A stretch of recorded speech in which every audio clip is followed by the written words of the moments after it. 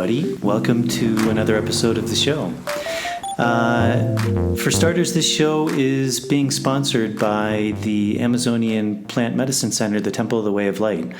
Ever since I started the show, I had been thinking about sponsorship, but I really wanted to make sure that whoever I found was really in alignment with kind of my values, my integrity, the integrity of the guests I have on. And it made a kind of a really natural fit. It made a lot of sense to have the place that I've worked at for a long time be one of the sponsors of the show. The more I do this work, very often people ask me where I would recommend that people go to work with plant medicine, where it's a safe environment, an environment where there's a really high level of integrity, where there's really good work. And without fail, the first answer I always give is if people are able to make it to Peru, then I would highly recommend the Temple of the Way of Light. I personally have worked there for a number of years. I've really seen the organization grow. And it's a really beautiful place to go deep into this work. So for anyone who maybe has never drunk these medicines before or who has and is looking to go deeper into their process, that's always the place I recommend. They work within the Shipibo lineage, which is a lineage that really has a very strong history and knowledge of working with these plants. The workshops are 12 days. There's 6 ceremonies, so it's quite an intensive process. You're working with 4 Shipibo curanderos or healers, so you really have an access to almost like 4 different libraries worth of medicine. The facilitators who work there are highly skilled in and of themselves. They kind of act as a bridge between the Shipibo and the guests who come down. There's yoga teachers who teach pre-ceremony classes, and there's just really an amazing support staff to really allow the guests to go into a very deep process. So, like I said, if you're interested in working with this medicine, and you're looking for a place to go, then that's really the place I recommend, the Temple of the Way of Light. So if you'd like more information about them, you can go on their website, the templeofthewayoflight.org. I'll put a link in the show notes. It's a little bit of a long name. Hopefully they're going to be starting workshops again here in Peru, I believe the 3rd of March of next year, so March 3rd, 2021. 333 if you're into numbers. So thank you very much to the Temple for sponsoring this show. I really appreciate it. In this episode, I spoke with my friend Brian Best, and this is an epic podcast. It's by far the longest one I've done. I think we went 4.5 hours, and I felt like we didn't even get halfway through all we could have spoken about. So almost assuredly, there'll be a part 2 coming. I know 4.5 hours is a long time, but maybe you can break it up into 2 parts. Kind of the first half, we spoke a lot about Brian's history, what brought him to this medicine, the NGO he started, which is called Alianza Arcana, which does really amazing work within the Shipibo community. And then the second half, we really got more deeply into plants and medicines and Icaros and Shipibo language. He's a really fascinating guy. I have a tremendous amount of respect for Brian. I kind of knew this show would go a long time. I didn't quite expect 4.5 hours, but I'm not surprised at all. Of all the people I know, he has the most knowledge of the Shipibo culture. He married into it. He's been living with Shipibo for the last 15 years. He speaks fluent Shipibo. We didn't really get a chance to talk about it in this episode, but he actually went back to university and rewrote the Shipibo English-Spanish dictionary, which is just an amazing feat and accomplishment. And just hearing him speak about the Shipibo language and Icaros, it's really amazing. For anyone who's interested in this work, there's a tremendous depth and a real. It's a science, and not only is it science, it's an art, and there's a beauty in the language and breaking it down and how it's working, and he speaks to that really beautifully. So I think you guys will get a lot out of this episode. It was definitely one of my favorites. So that's Brian. And yes, like always, if you're able to support the show, Patreon is always a really good option. It's one of my favorite things now when the little Patreon bell goes off and there's a new subscriber. It really helps to support me, to support this show, to support the people I interview. And it's a really good way of giving and also receiving something back. So there's different tiers on Patreon and you get different benefits like early access to shows, bonus material, Q&As. So it's a really good format. And if you're not able to do that, subscribing to the show is a really big help. If you're able to go on YouTube, hit the subscribe button, turn on that little bell next to it, the notification bell, like the videos. That's a really big help. It may seem like a really small thing, but it really helps to get the show out. And with the audio version, if you're able to go on Apple Podcasts, also subscribe to the show, leave a starred rating and a review. That's also a really big help. So for everyone who has done that, thank you very much. To all the Patreon supporters, thank you very much. I deeply appreciate it. And without further ado, here is my 4.5-hour epic conversation with Brian Best.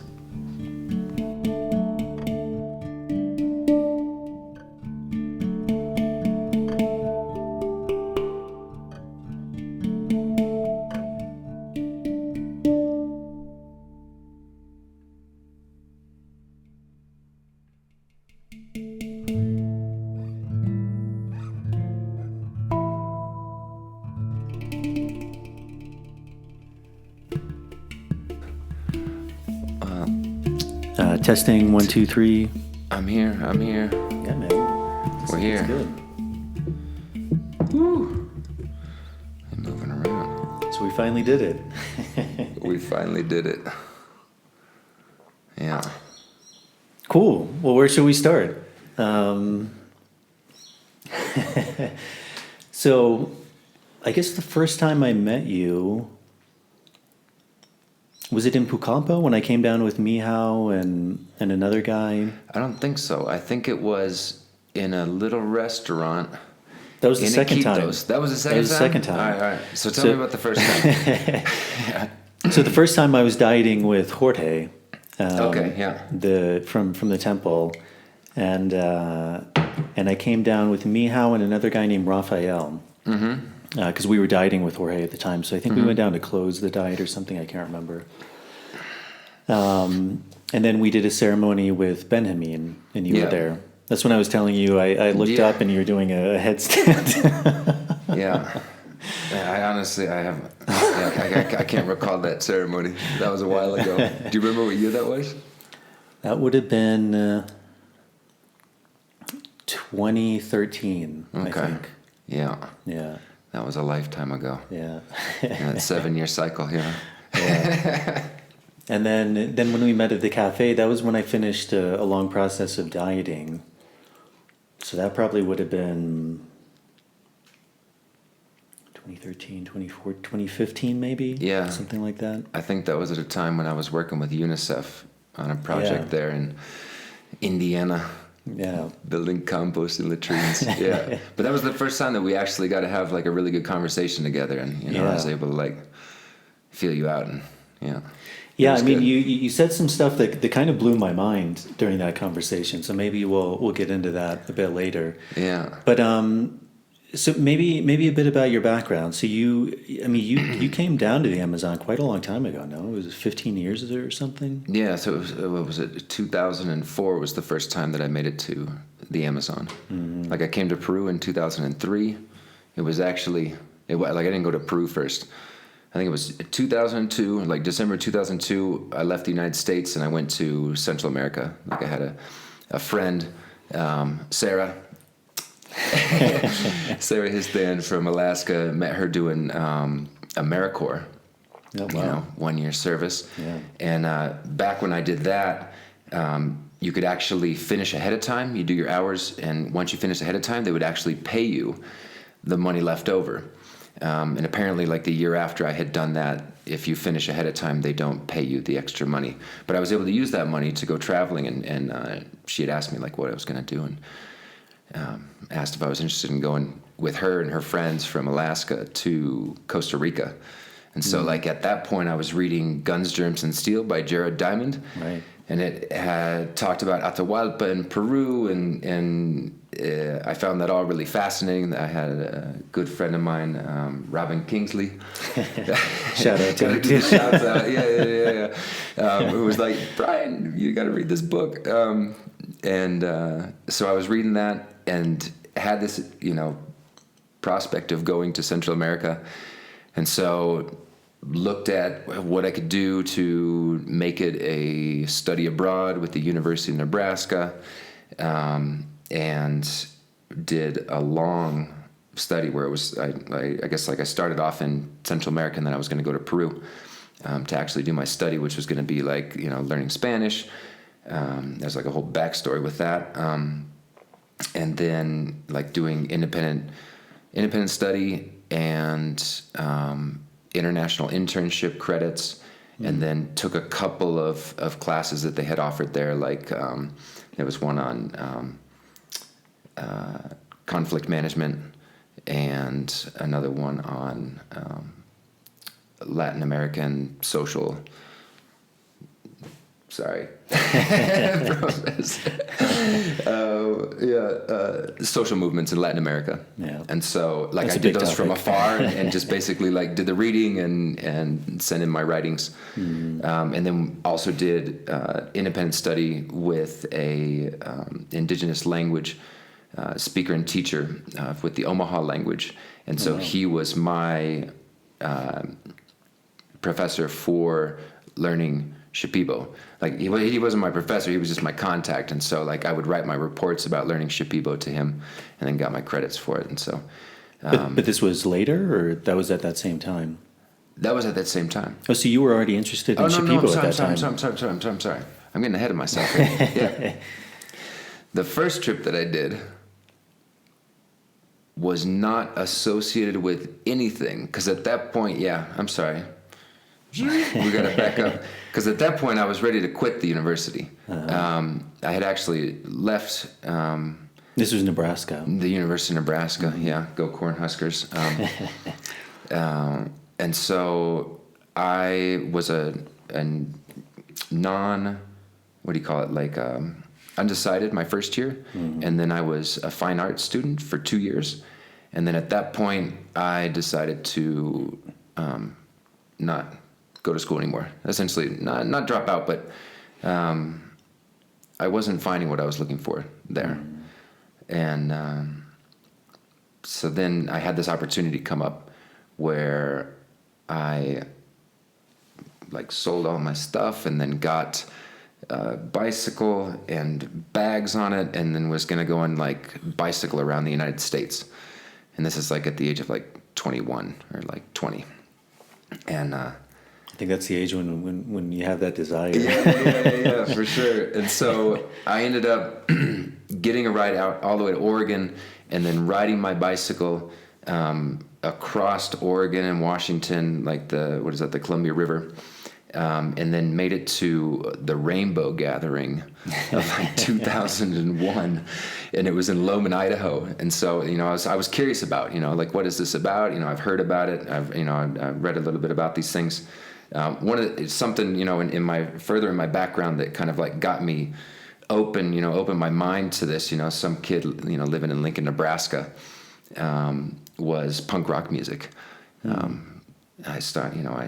think it was I had my father, he'd given me a Nirvana tape when like the Nevermind first came out, and he came to visit us. Like that's a long story too. That's cool. We didn't live together. That's cool. Your dad gave you that. Yeah, and so he came for a visit one time when we were going out to like my grandparents' cabin, and he was like, "Hey, you got to listen to this. This is like the latest thing."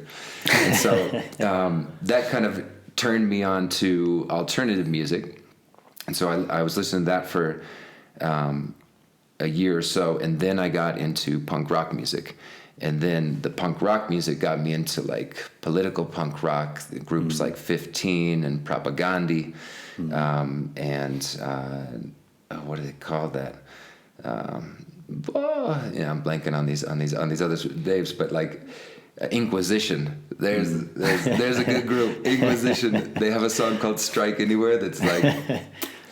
So it was like, I got all these ideas about maybe the way that the world is, like living in the United States, all the consumerism and you know, the 9-to-5 jobs, and, you know, like get a career, and, you know, this is what life is. These gave me messages that maybe, you know, there's something else out there. Mm-hmm. And so at the point that I took this trip on my bike, it was really that point of trying to discover what else is out there. And so, you know, that was like my dive into like hippiehood, mm-hmm. and see like, okay, so, you know, what is this all about? You know, like, there's some interesting things here. But I went to that rainbow gathering and was a little bit turned off by the waste management, which is really funny because then it ties into like the work that I ended up doing in Peru and what I've been doing, you know, for the longest time. You know, I've been building compost in latrines, and, you know, had this big waste management project with USAID when we first started Alianza Arcana, which is the NGO that was born out of a collaboration with the Temple of the Way of Light and Matthew Watherston, and yeah. I think I remember reading something about Burning Man. I'm probably going to mess up the exact statistic, but it's something like during Burning Man, the average person is consuming like 6 times the average consumption of the average American, which is already, you know, probably like 20 times the average consumption of the average person in the world. So Well, so let's go down this tangent a little bit. And I was actually thinking about this. I was like, are we going to talk about shit? Yeah, we should definitely talk about shit. Poop. Pui. Like, I love this word, the Shipibo word for it, pui. But so when I was there in Loman, Idaho, they had dug these trenches where you go and do your thing, and then you put a little bit of dirt on top of it, and just, you know, throw your paper down in there. And I remember seeing that and thinking, the way that those trenches are built, with the amount of urine that's going in there and the amount of poop that's going in there, you know, it's like you cover it up every time you deposit it, but it's gonna, you know, it's like a layer of like soft, mushy soil that's going to be there afterwards. And so where my mind went was thinking about a deer running through the forest and stepping into it and breaking its leg. And like at that point I was like, man, we got to rethink this. But I mean, this is just like my internal process. But it was hilarious how it all came to head, where first time I went to Peru, let me think about this. Yeah, it was the first time I went to Peru. At the very tail end of my visit, after going to Costa Rica and Nicaragua and Panama, I then came here to Cusco and went to like a Mauta language school, and they had offered an opportunity to work as a volunteer in the jungle. And so me, you know, 22, I'm like, oh, you know, yeah, that's cool. I want to do that. And so it was down in Madre de Dios, right on the border with Bolivia, in the Bawa Sonene Reserve, in the community of Sonene. And these are Eseja that live there. And so, let me think about this. I've lost my train of thought. So, Oosh, how did I get to there? Well, you work in... I mean, you were just talking about your journeys, and then you end up in the jungle in Bolivia. Oh. But you're also... I mean, because when I met you, one of the projects you were working on at the temple was actually compost, which sounds like a small thing, but it's actually... Yeah, it's a vital. Okay. Yeah. Yes. This is okay. Thank you. My mind has relapses. I could actually go into a little story on that. There's a funny story there. Wolf Parkinson White, you know, if anybody wants to look it up. But I met a Shipibo man, and so he invited me to his community. This was Marcial Numa Peso, you know, a really great guy, who was working with this organization called AñA, which is the Asociación para la Niñez y su Ambiente. And so when I went to the community, the very first night that I got there, like he had actually come out to Sonene to visit us and see the project that AñA was doing, because they were going to be doing an investment in their community, because somebody had donated some money, and then they were able to match funds with money from the United Nations Development Program.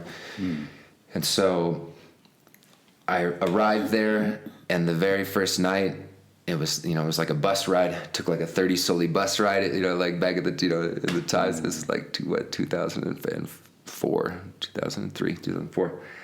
And so I arrived there, and so finally at night, it's like it drops, because like the whole bus ride, you just like kind of holding it.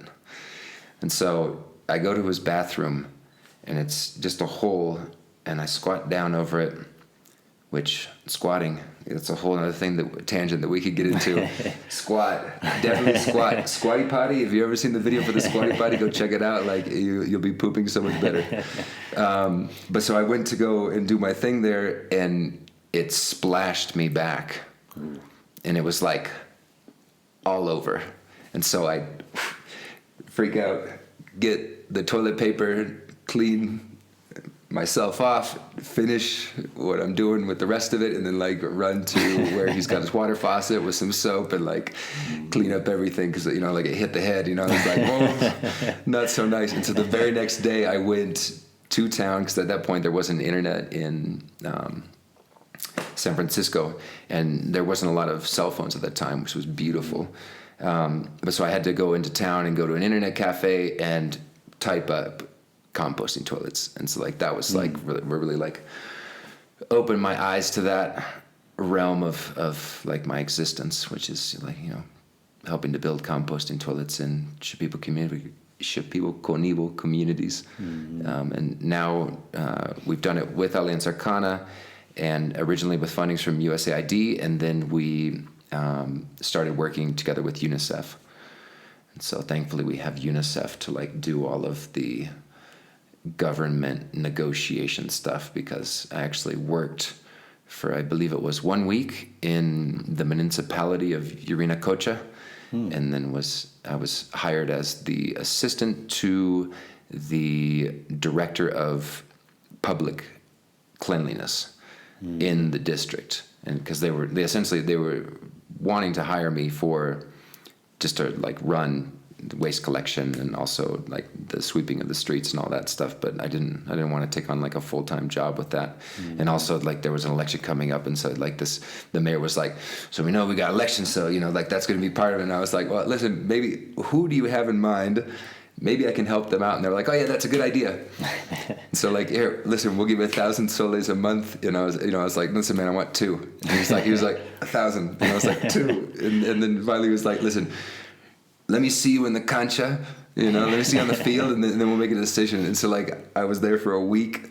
The very second day that I was there, I went into the office of budgets, and I asked them for a copy of this large budget that was over 1 million soles a year for the waste management within the entire district, because I've been working in this waste management project for multiple years at that point, and was trying to find a way to make it economically viable. And I knew that the municipality had the resources to make it possible to have waste management and, the ecological waste management that we were developing function within all of the indigenous communities, the Shipibo communities that are Shipibo Conibo communities that are there, but then also the mestizo communities. And so I asked for that, and then I did a couple days of going around in the garbage truck and like seeing them do the collection and seeing how it goes, and then going all the way out to the dump and seeing what that looks like, which was, there's a whole nother story there that's completely crazy about the amount of money that was invested into it, and then it just like fell apart. That was a project with Ciudad Saludable, which was another NGO that I volunteered with initially.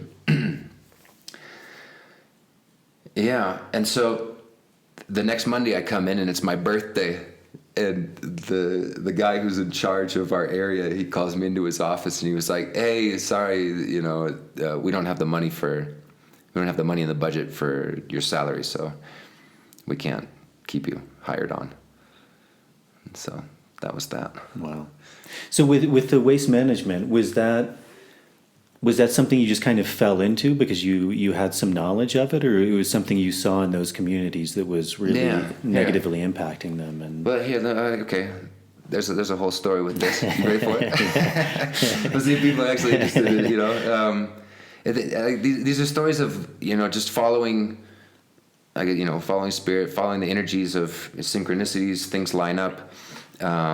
Because it's ultimately in the big picture. It's kind of fascinating because it's what kind of brought you to this work too. It's what drew me to being here, and when I was walking, not when I was walking around, but when I was walking around Central America, I noticed a lot of garbage, and I actually took pictures. And this is like taking pictures with film. You have to go and develop this stuff. This is 2003, 2002, 2 and 3, and I had pictures of garbage, and I remember crossing the border from Ecuador into Peru, in Tumbes, and there's a river there, and it was so full of garbage. Like, I don't know if you've passed through that border, but I mean, like, it's for people who have passed that border, like, and they know about the garbage that's there. And so when I went to Sonene, I was there as a volunteer, doing art within the schools, and I'd been an art student, and then teaching English, of course. And one day they had their anniversary, and it was like 15-year anniversary. They'd only been formalized for 15 years. And what I was told when I first went there was that I was the first white person to go and stay with them since they'd set this community up. And it was essentially like a group of semi-nomadic families that had multiple homes. That like they had their dry season home, and then they had their wet season home. And the state got them all to come together because they wanted to protect the Bawasonene reserve.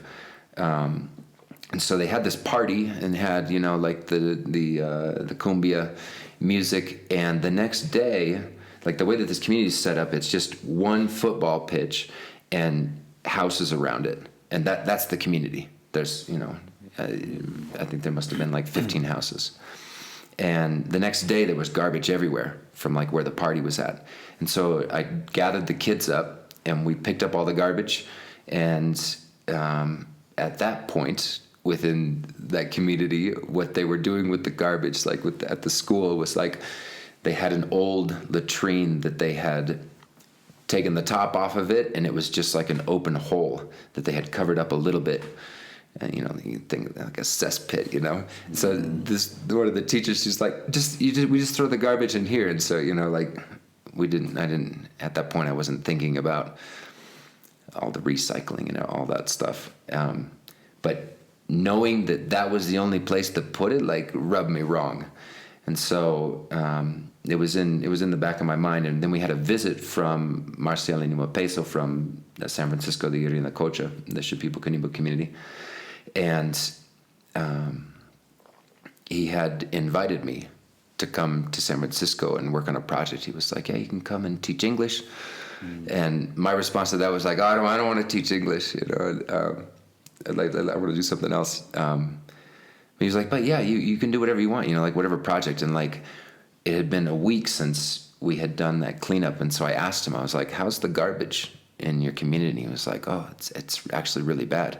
You should come and help us with that." And so then that became what I was going to do. And then it was what I did. Like I ended up actually leaving Sonene, and I went all the way up to Ecuador to visit some friends. And then I went into Colombia and visited Medellin, Colombia, for at least a month. Yeah, went to Pablo Escobar's grave.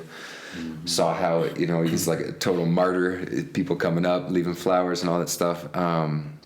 So like I did that kind of traveling stuff, and then returned back to Peru to go to San Francisco with the objective of staying there. I think it was like 2 or 3 months, and work on garbage.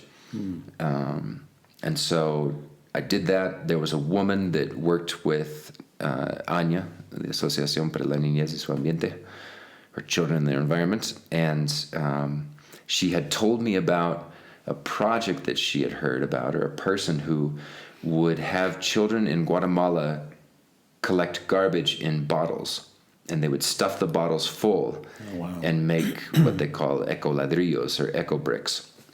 And so she told me about this, and she was like, you should try and do this here. And so that we initiated it with that, and had like Cine San Francisco, and like the first actually we didn't do Cine San Francisco until I had actually come back, because I was there for a couple of months, did some cleanups, and then had to return to the States. Eventually it'd been 15 months at that point.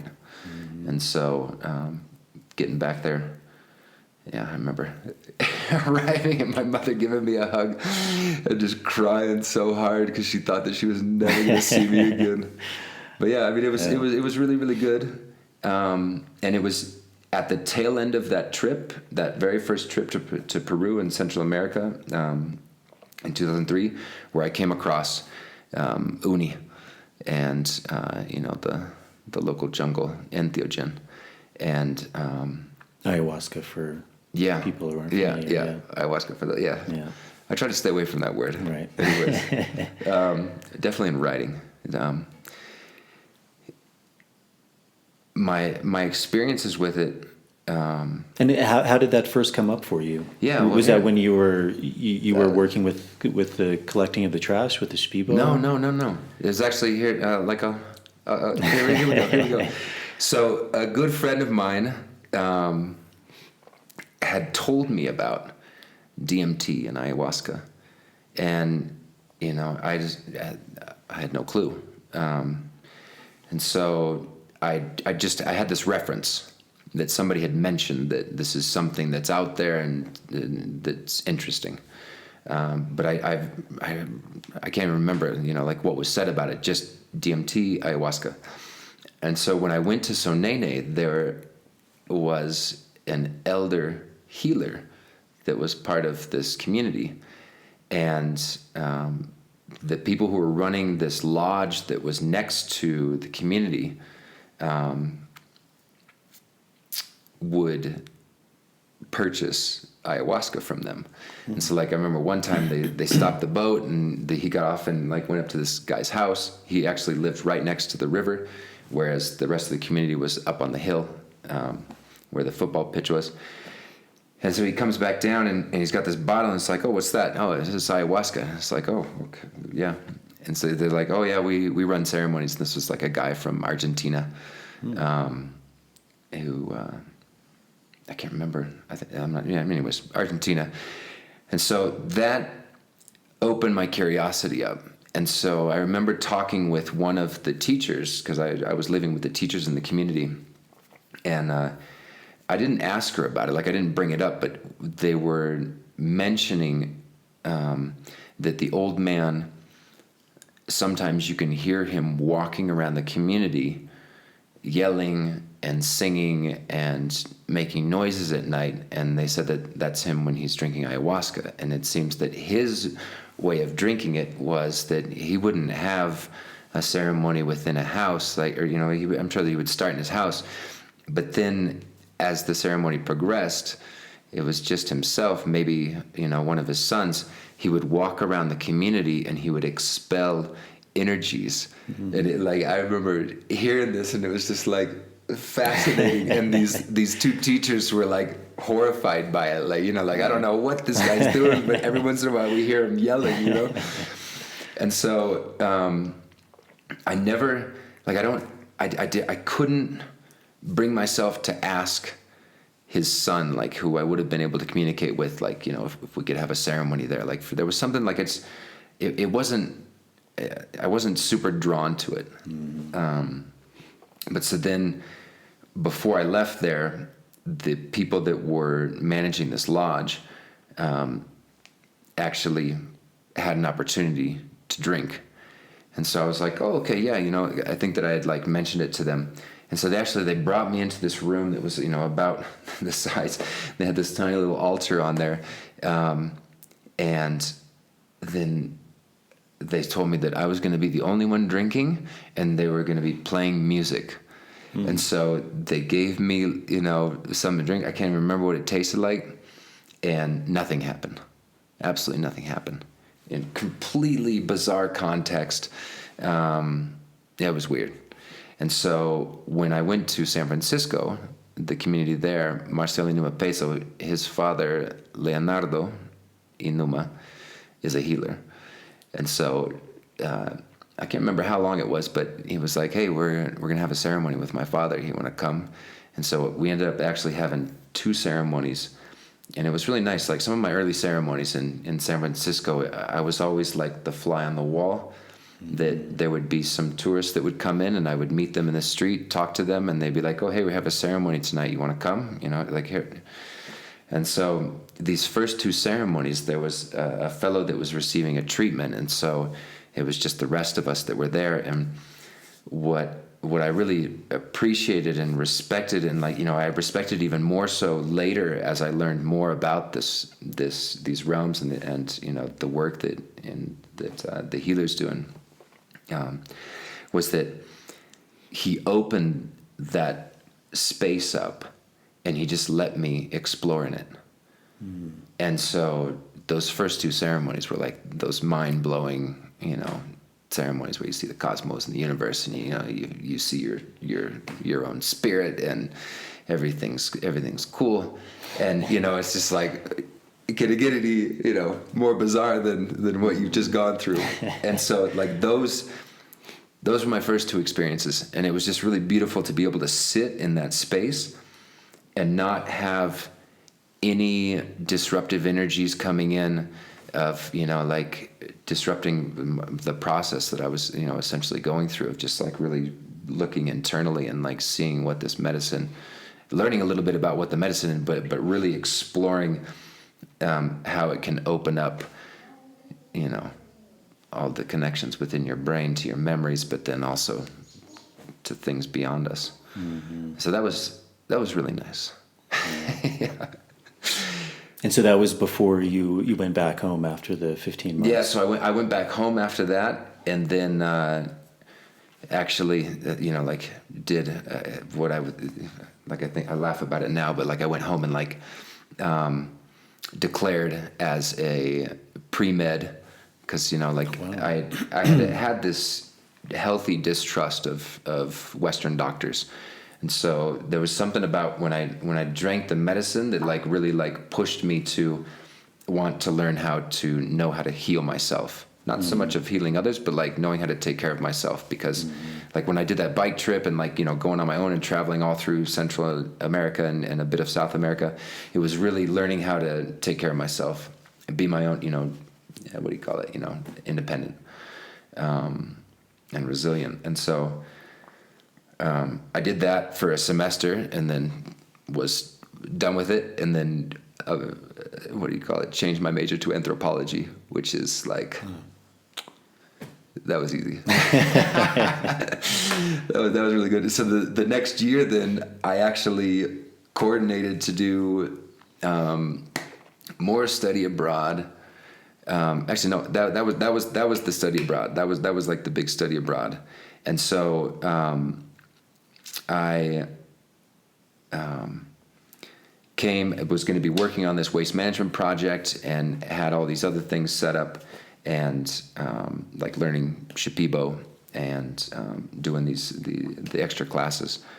And so then came and stayed for the entire school year. I guess like it was like the spring and then the next fall.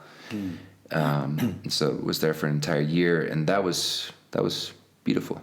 And that was like accredited through your university? Accredited through my university, got like the majority of my anthropology credits, like everything outside of the 3 core classes, which is, I can't even remember these. There's like a history class, you know, was it prehistory, medical anthropology, or like physical anthropology, and yeah, I love academics. Something else. Something else.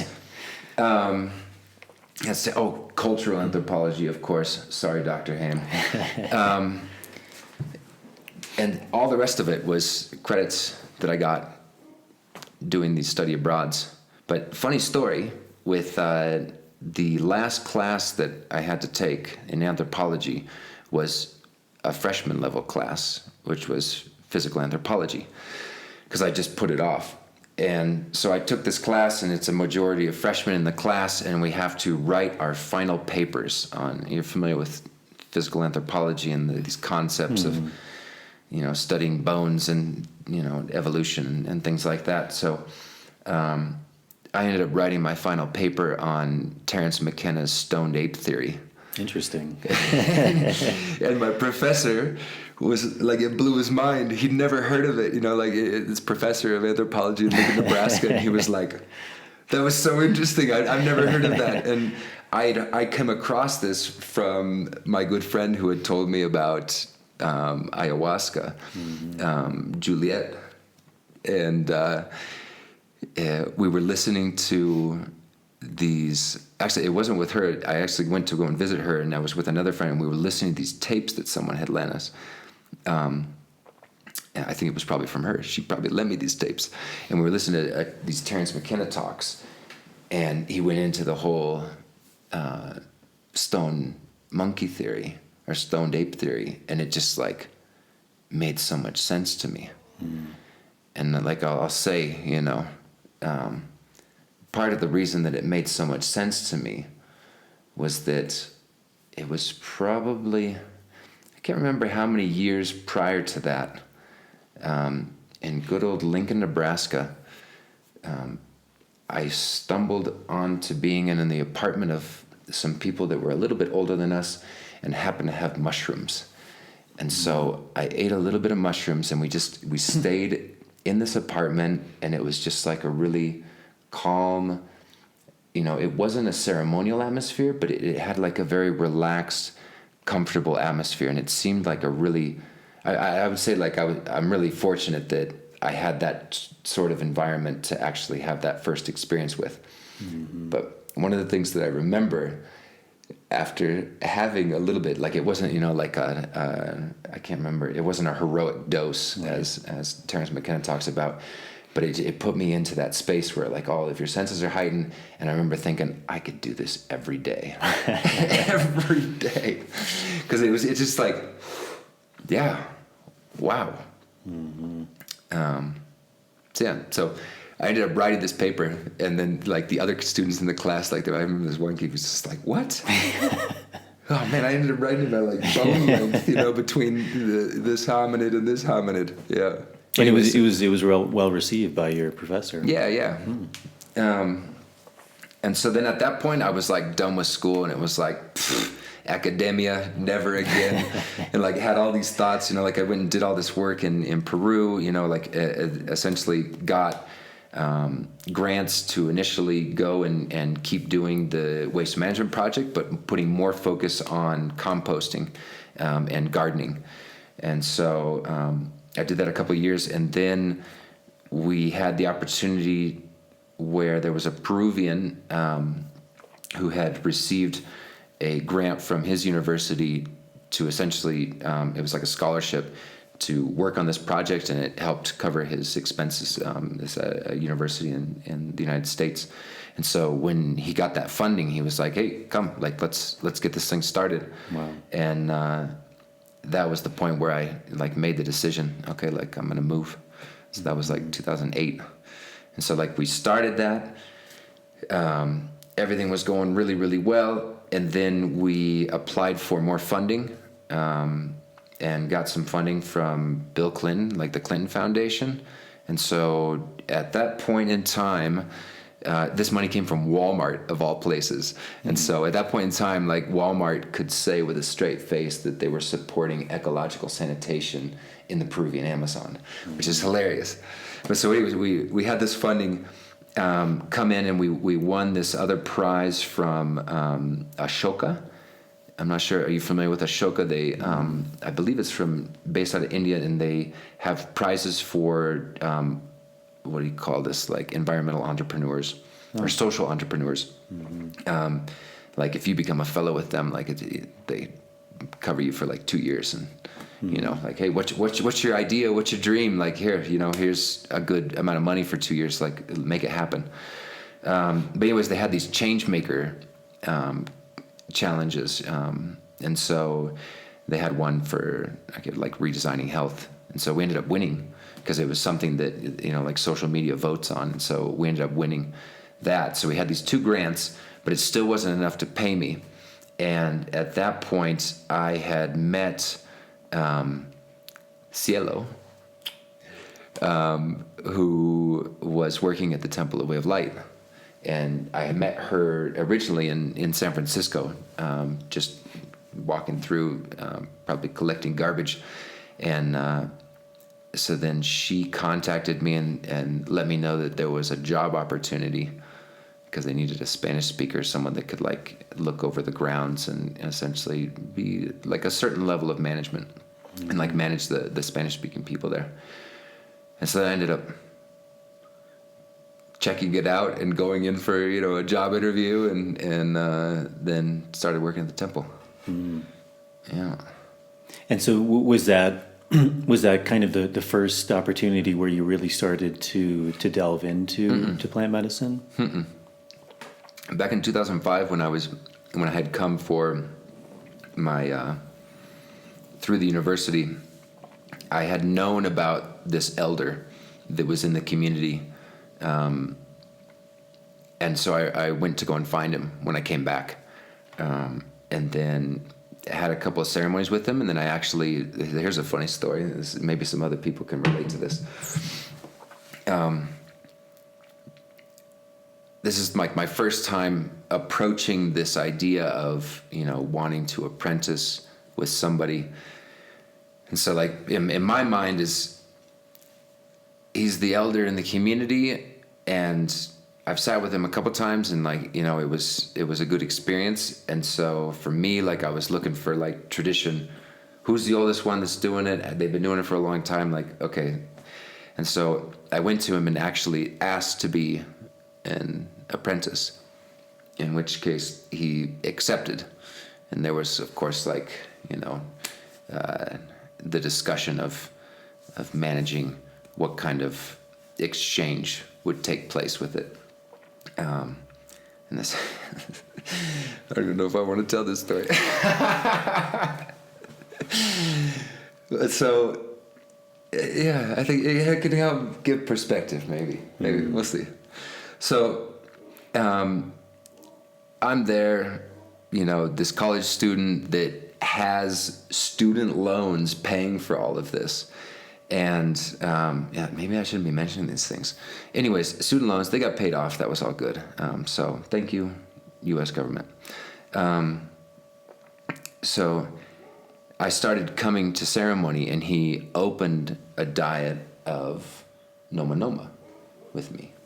And he was the one who suggested, it's like, I don't know what to start with. Noma Noma, that's a good one to start with. Which, I had no idea what it was about. I just was following his guidance. Somewhat blindly.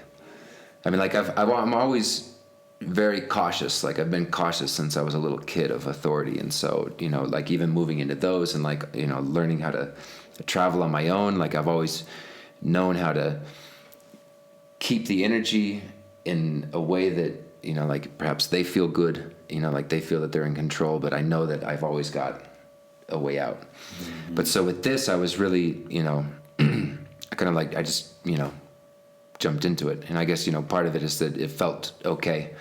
But so I opened this diet up and wasn't staying at his place like I was staying at the other place that I was at. And so it was not a traditional diet where you're in isolation. I'm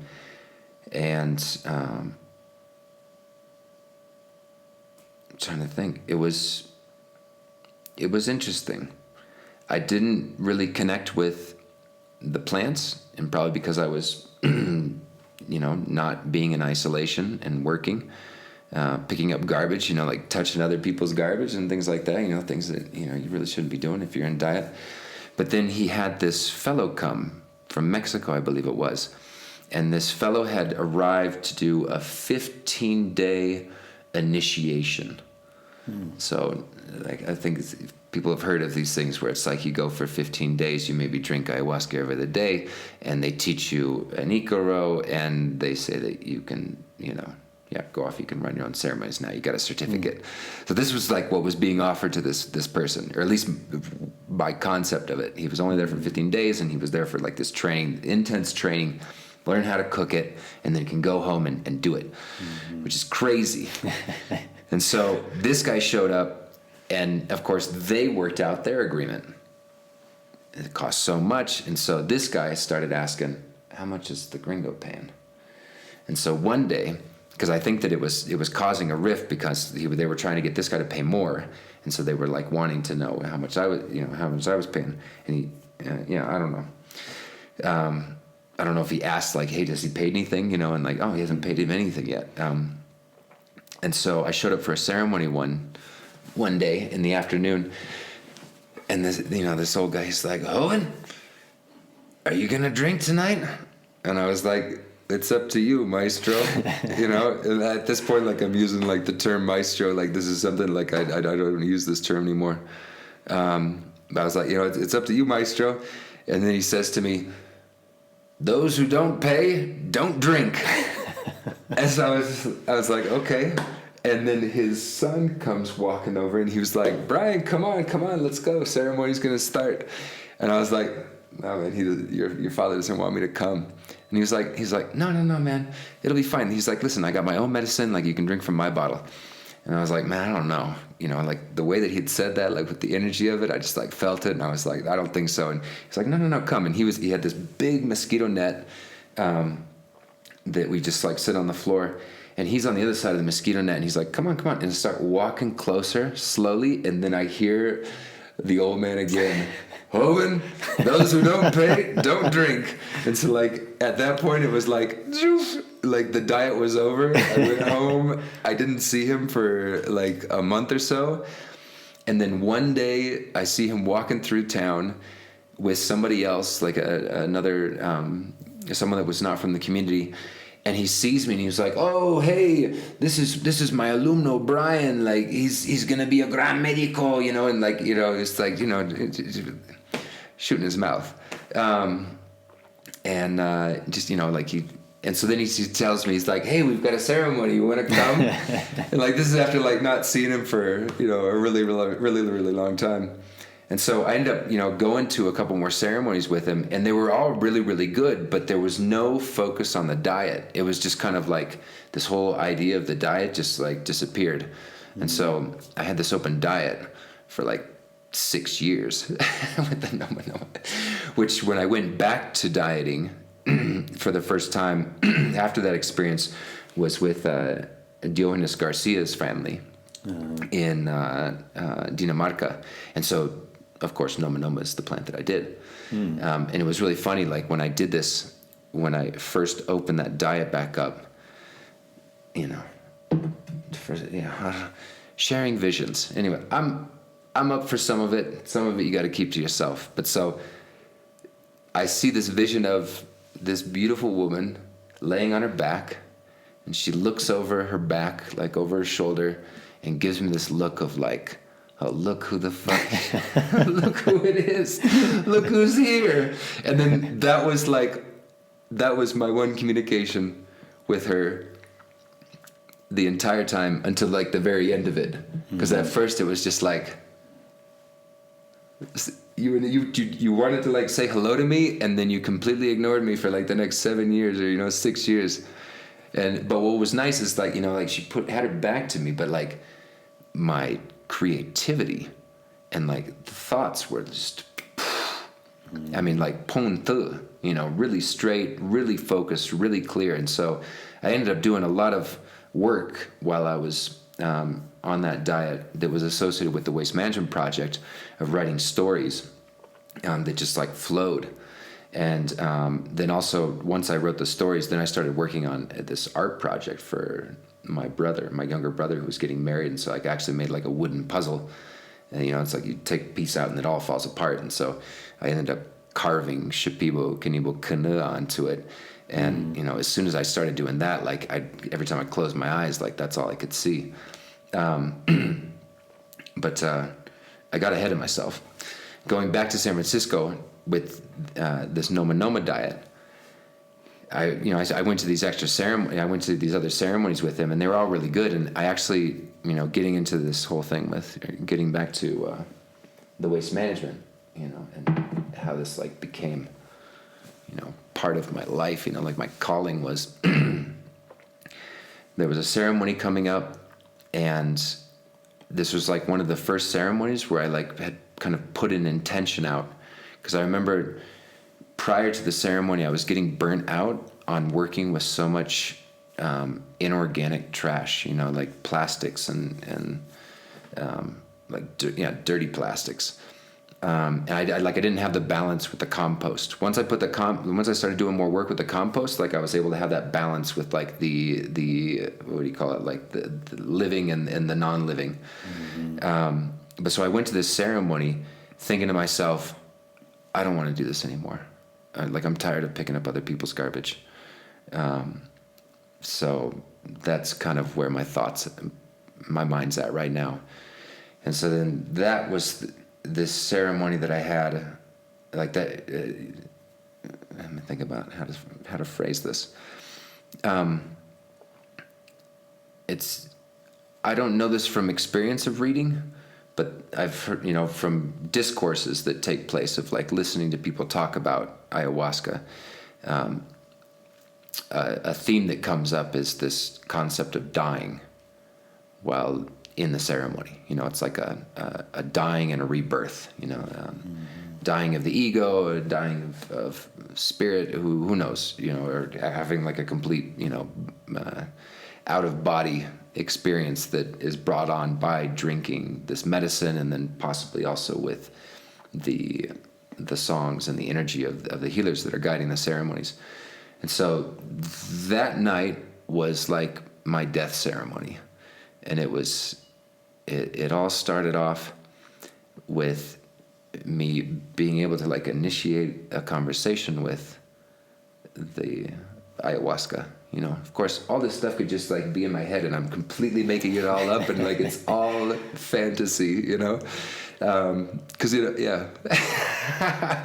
So I come into it, and I was able to have a non-verbal but like telepathic dialogue with ayahuasca, and like with myself personally with ceremony, like all communication is telepathic. Like I don't have audio communication. I know that I've talked with others, and like they've said that they have audio communication, but like mine it's telepathic, where it's just like mind, like reading mind. And so it basically put out, listen, you've really found your niche with this garbage, because like it was something that, it's a problem and nobody was addressing it. And you were traveling around, and you had no, responsibilities, and you had no anchors anywhere, and you've arrived here and you can work on this, and you have a drive to do it. You have an interest to do it. So like, this is your niche. You've found your niche. You should do your niche, like people strive, it starts their whole lives to like find like, oh, this is my calling. But then of course, you think like, oh, my calling's to pick up garbage, and then, like get into compost, get into toilets. So at that point, it said to me, if you're not gonna, like you've followed these connections, these synchronicities, like look at the photos that you took, look at, everything that's taken place to where you are now, that you should keep doing that. But if you're not going to do that, what are you going to do? And the response was, you're going to go home and lay down on the couch and watch TV. And this poem from a friend of mine, Zane Zimmelman, wonderful man. I haven't seen him in many, many years, but like childhood friend. We had a poetry class together in the university, and he wrote this poem about like clocking in and clocking out. And the one thing, it was all about like working the grind. And at the very end of the poem, it was horizontal on the couch, mind on the shelf. And so like that line stuck with me like until this very day, like this concept of just turning yourself off, because like you can do so much more, but you can also choose to do less if you want to. And so when I was presented this by this spirit of the Nishi or the Kawa, the ayahuasca or the chacruna, it was like, oh, if I'm going to do that, like, it was actually said to me, it was more like, if you're going to do that, you might as well kill yourself. Mm-hmm. And then it was death after death after death. And like I went through, I think it was 6 different deaths of suicides where I went through the action of the suicide, and then my soul came out of the body and was able to, so I went through the action. So you think about going through the action, like, okay, I'm going to jump. You could, and I could feel the falling and then feel hitting the ground and like take some poison. I could feel it going in there. I could feel it starting to like tear my body apart, bullet in the head, cutting myself, bleeding out, drowning, all these different things. And each time I would feel the pain of it, and then I would be pulled out, and I would see the reaction to it. And, people coming, oh, look, like, dude just killed himself. And so each time it was like, no, I don't want to do that. And so then it was like, all right, hang yourself. No, I don't want to do that. All right, poison, all right, a gunshot, like take one to the head. And so it went through this succession of them. And then at the end of it, it was like, okay, like myself, like I made a decision, and I made like a contract with whoever that, no, I'll work on this. I'll do this. Like it was essentially put out there for me. It was something that I could do. I'll do it. And so that was like when I made the decision to like really commit myself to that project. And that was one of that was a pretty wild ceremony.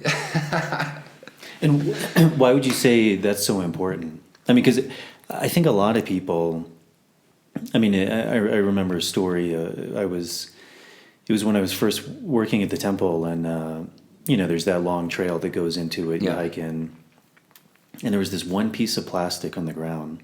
Yeah. And one of the guests, she saw it, and she got so angry.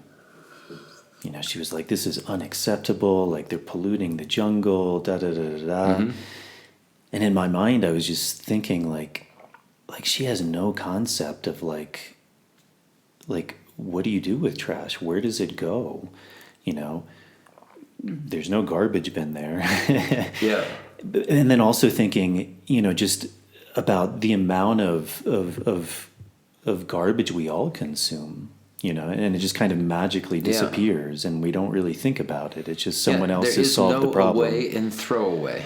Yeah. So it always goes somewhere, and like usually what happens is it goes onto your neighbor's backyards, or it goes to the marginal lands where people who have less economic opportunity live. Mm-hmm. And so, it gets dumped in their backyard. Yeah.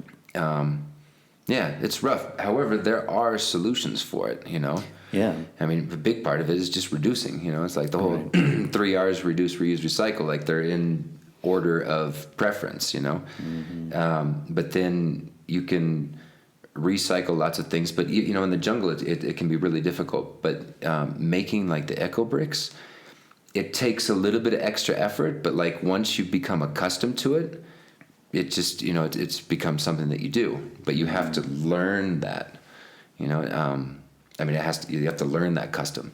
I think another fascinating thing is what you're talking about is like an empty plastic bottle, water bottle with plastic garbage. All of your plastic garbage. I think another fascinating thing about that is like you really see like this is what I'm using. Mm-hmm. Like all of this stuff begins to accumulate.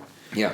It makes it somehow more real than when you can just see. Yeah. Now I can actually reduce, and so we don't fill the bottle up as fast. Right.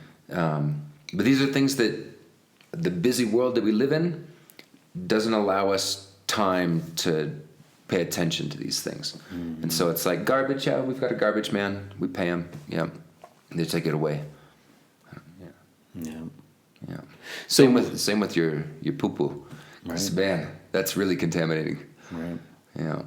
And there's lots of easy solutions for it. So was it just with that idea, you saw the impact that garbage and sanitation was having in these communities, and you had this idea that like, I actually may have a solution to this, like I may be able to help with that, and that's going to have a certain impact in these communities. Like it's going to ameliorate it. It's going to provide a better standard of living. It's going to take care of the earth. However, it was an idea that I had brought up to this friend from the community, and he helped me develop it. And so we worked together on creating an integrated solution for doing source separation within the homes, and creating a collection service where they would collect organic garbage 3 days a week, because that was the majority in weight and volume of the garbage. And then we would collect the recyclables one day, like on a Tuesday, and we would collect the non-recyclable things on a Thursday. So it was like Monday, Wednesday, Friday is your organic garbage. And we had a whole system set up, and we had the municipality, the local municipality of Viracocha paying the salaries of these people to do this work, which is really beautiful. But then like politics got involved, and they haven't paid for that service for quite a while now. And at the beginning, the temple was, with the donations that were coming from the temple to Alianza Arcana, a lot of it was going to paying these collectors in, I believe it was 11 different communities. When we were doing the project with you got an ant right there. An ant. With USAID. And so as soon as we stopped funding, like we were working on getting the municipalities to, it's like you set it up, you set up the project, you set up the service, and then we do the training, and then we show the municipality, like, this is how it works, this is how it operates. All you need is a budget to keep these people working. They're already trained. Just, get them signed up through the municipality. And we had an agreement that we had gone way upriver to Iparia to go and talk with the mayor. And he said that he was going to do it, and then ended up backing out of it. And like, that's a lot of the politics that goes on here. Is there's a lot of saying and not a lot of doing. And so ultimately, there was no more funding for it, and the municipality like stopped funding the original project that was in San Francisco that had been going on the longest. But these concepts with it were that, you can increase the health of the community, and they're not immediate things that you see in terms of health. However, picking up a community or picking up the garbage in a community has an immediate response, and it immediately affects the view of the community. And that was something that was really helpful in getting community involvement, because we would organize a big cleanup, and then we would pick up all the garbage, and they would actually see like, oh, yeah, actually it does look better like this. But it was one thing that was interesting. The first time that we did a major cleanup in San Francisco, like the very first one ever, we had let everybody know, like, okay, everybody's going to be getting up early in the morning. We've got this whole project that's linked up with Clean Up the World, this Australian organization that before Alianza Arcana was an organization. Like, I contacted Clean Up the World and said, hey, we've got this waste management project going on called No Nibu Potati, which is like the name for like our garbage can, like the place where we throw our garbage. And they gave us bags and publicity for it and whatnot. So I went out in the morning to go and see how things were going, and everybody was out with their machetes, like cutting the grass and like moving the grass off to the sides and like keeping the street nice and clean. But like all the garbage was mixed in the grass. And I remember a couple of different places that I would stop, and they're like, hey, how does it look? How does it look? And it's like, well, it looks good, except there's the garbage here. And they were like, oh, you want us to pick that up? because like at that moment, like there wasn't a connection that was garbage, or like, it was just part of, like the leaf litter, because, they just threw these things on the ground, and, oftentimes they would collect it around a tree the same way that they would take all of their organic materials and they put it around the tree, and it actually helps the tree. Mm-hmm. But then they started getting this influx of plastic and other products, like batteries and things like that, and throwing these things around the tree as well. And so a lot of the cleanups that we would do would be going into someone's backyard and digging out everything that was there. So, yeah. So which came first, the temple or Alianza Arcana for you? The temple. The temple, okay. Yeah, because when I got the invitation to go to the temple, I was told that they one of their goals was to create an NGO that can be funded through the work with the temple. Mm-hmm. And so I worked there for about a year, and then no, that was at least a year. So it was in December of 2010. Matthew had come to me and was like, hey, like, let's do this now. We've got, there was a guest who had come and stayed with us, named Dr. Paul Roberts, much love to him, who was really interested in helping out. And like, that was like the, how do you say, like the catalyst to like get things moving, along with, along with oil exploration coming into the Temple of the Way of Light territory. Mm-hmm. And so it was interesting how like like these synchronicities, they just lined up. And I don't know if they ever told you the story about how these people were doing seismic testing, and so one day they just cut a line all the way into the temple land. Mm-hmm. And one of the guards was like, hold up, like, you can't come through here, and then like let me know about it. And then we had like that opened up all of the eco-social justice work that Alianza Arcana was doing there in Iquitos, like helping out the different federations there, and connecting with Sarah Kermans. Mm-hmm. And then has then progressed, or transitioned to Chaikuni, that is doing this work. Mm-hmm. And it all started with that, with like this cutting the line in. And one of the interesting things about this line that was cut in was that there was something really, like there is something really special about the land that the temple's on, and there were hardly any mosquitoes. And it was like the walk-in would be like full of mosquitoes, but then once you got on the land, it was beautiful. But then when they cut this line in, you essentially have the mosquitoes following you in. And it was like this corridor. Wow. And then we had this infestation of mosquitoes for a while. And it took it to the point where like it had to be sprayed, like they had to like get them in. And it was... the logic on it was that they cut this line and there was a corridor for these mosquitoes to get in. Yeah. So yeah, I mean, that was bad news on top of other bad news.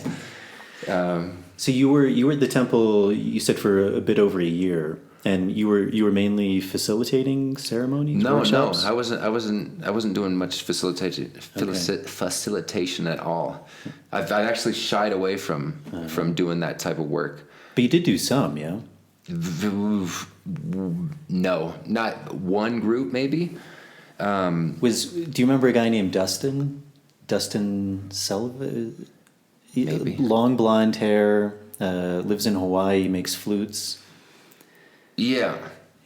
Was he in one of your... Yeah. So the thing is that I was part of the groups, but I wasn't facilitating the groups. Okay. We had we had one group that came that like I needed to help out with, like they were going to be their own facilitators. Mm-hmm. And it seems that they were actually expecting a lot more from me. And it was really funny because they had a what do you call that? They did like a review of their experience there, and the review that they had of me was that the facilitator Brian is more interested in composting toilets than ayahuasca. And I was like, right on, spot on. It was like the only thing that was true from within like the criticisms that were put in that. But it was an extremely negative thing. Well, it was really funny because he came back, I think as a work exchange. This is Dustin. Dustin, yeah. Yeah.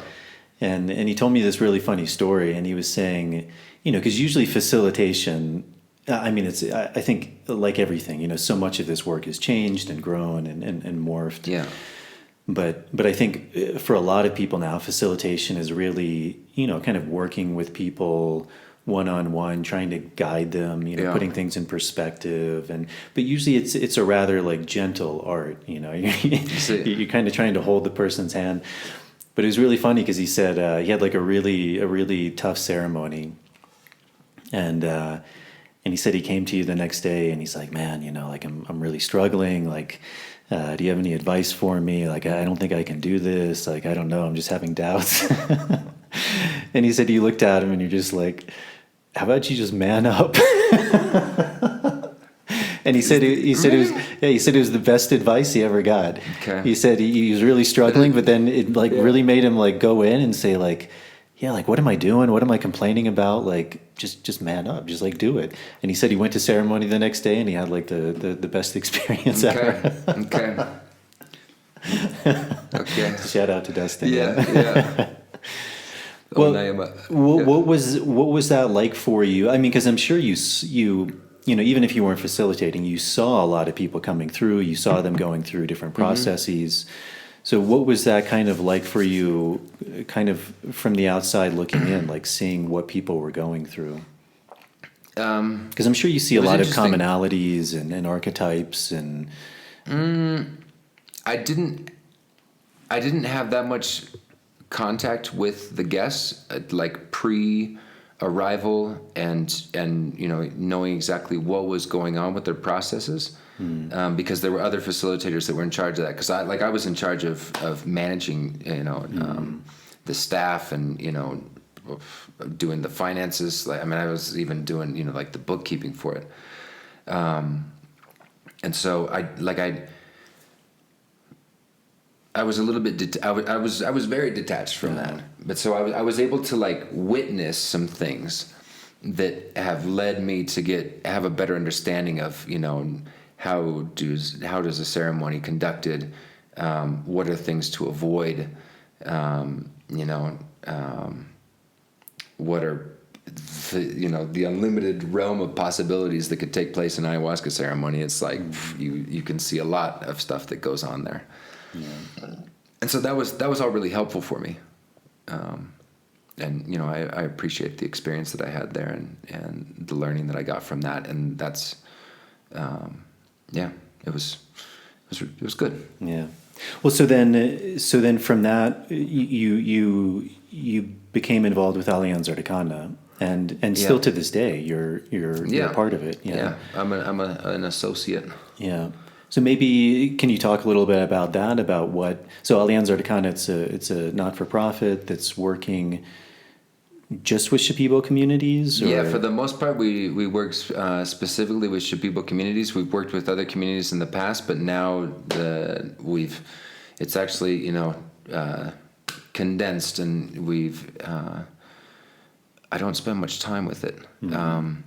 I help out with things that I can, but originally we were doing, we had like my project, which was the waste management, and then we had a intercultural education project, which was Dr. Paul's, and then there was the work that was going on in Iquitos, and so like each person had their work, and then with the school, we then started doing agriculture.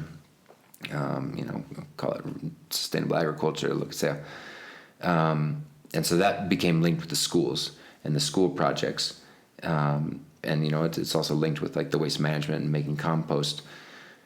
But then over the years, got grants and then didn't get grants. Had lots of volunteers that came through. You know, it really depended on, you know, these amazing people who came and really shared their lives with us and donated all this time to help the work that we were doing. And so there were some really key volunteers there, with like Luke Smith and Lily Hollis there, and Amanda Garrett as well. So like she was like our first volunteer, and that was absolutely beautiful. Like we would not have had like the liftoff that we had without her. You know, like she had come to Peru through a Fulbright and was working in a community where someone from San Francisco had a family member that lived there, and so then they knew the people in San Francisco, and so then she met these people in San Francisco and then heard about the waste management project because it was the same family. And so then that's what put us in contact. And so then like when we got these funds from like, you know, Walmart and Bill Clinton, she then took on the responsibility of administering those funds in the community of Nuevo Huaypa. And so like that started up before Alianza Arcana even became a thing. But so then once we started Alianza Arcana, then she was, you know, one of the first employees there. And yeah, that, you know, it was really beautiful. And so over the years, like, you know, they come and then they go, you know, unfortunately, and come and go. And so it would add, you know, ebbs and flows, you know, like the river. And currently we have more Peruvians working with us. The entire board of directors is all Shipibo Conibo. Like I was the president for years, and then thankfully I was able to step away from that finally, you know, like have somebody that could, you know, that knows all of these different things, and, you know, they can take care of it themselves. And so like random things come up and I provide support for that. But then meanwhile, we still have the waste management, or not waste management, but the ecological sanitation. And so we still do that with UNICEF. And we're in the process of waiting on a grant to come. It's just been really difficult with the pandemic. And so they've been trying to get money to us, and it was supposed to be coming in September and then October, and now we're in November, and, you know, we'll see what happens. But like they have all the paperwork for it, and we're just waiting for it. And so the idea there is to build these composting latrines that include a bathing platform and a rainwater collector in the community of Nuevo Ceilán, which is in Masisea, which is upriver from Pucallpa. And last year they had worked on a project to do this, build these same structures in San Rafael, which is in the same district of Masisea, which is where you can find Dinamarca, or Santa Rosa de Dinamarca. So you're married to a Shipibo woman. When did that happen? Was that was when did that happen? Well, I'm trying to like put the timeline together. You had already started Alianza at that point? We got married in Iquitos. Like she came with me in 2009 to go to the Temple of Light. Okay, so it was prior to that. Yeah. Okay. Like we met each other back in 2004.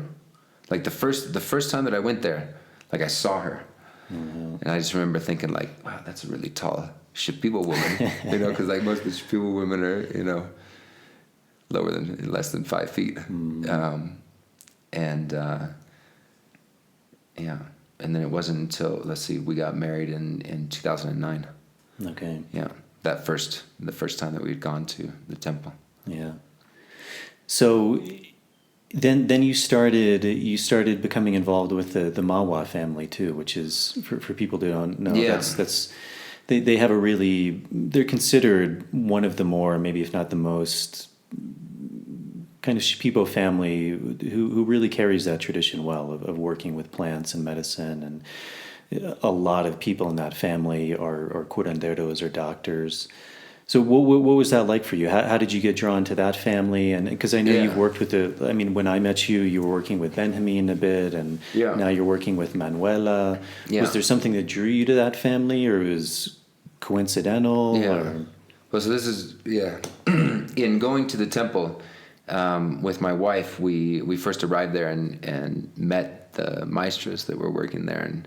And one of them happened to be Manuela Mawa. And so she asked who my wife was, like who her grandfather was, and she let her know, and she was like, "Oh, you're my granddaughter, like we're related."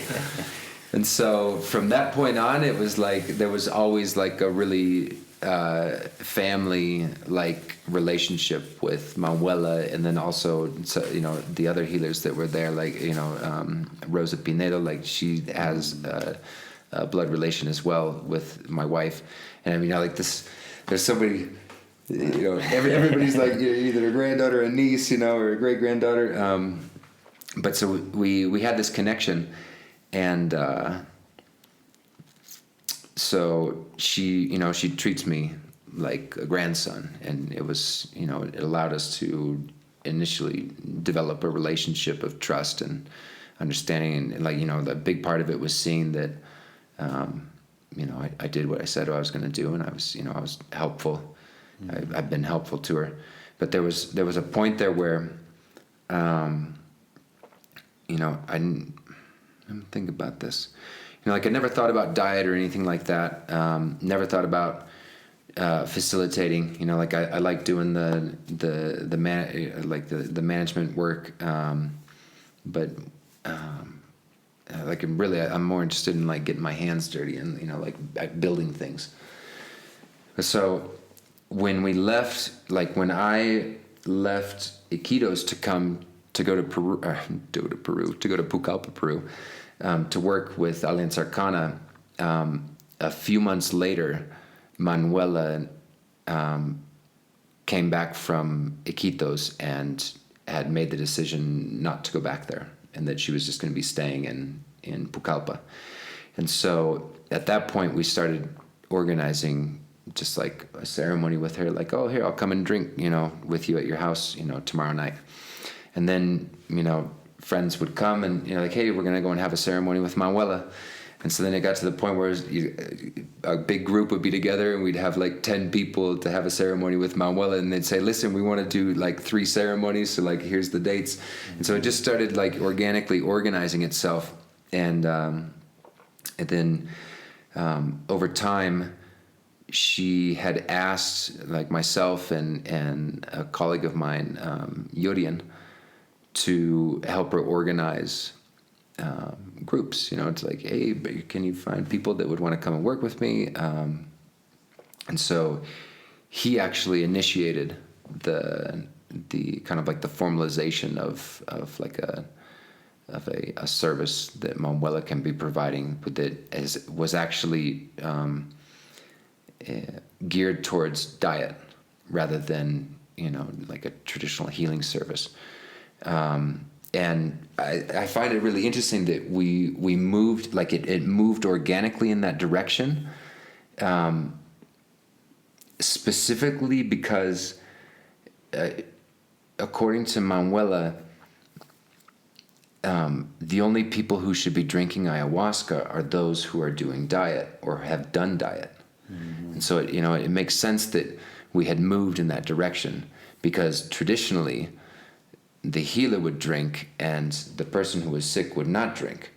And it was only, Western curiosity that brought them to like want to know, well, what are they doing? Oh, they drink this thing and it gives them visions. Like, I want to try that. Like, I've heard about things that give you visions. And so then they try it and then they write about it. And then other people are like, "Oh, hey, I want to try this."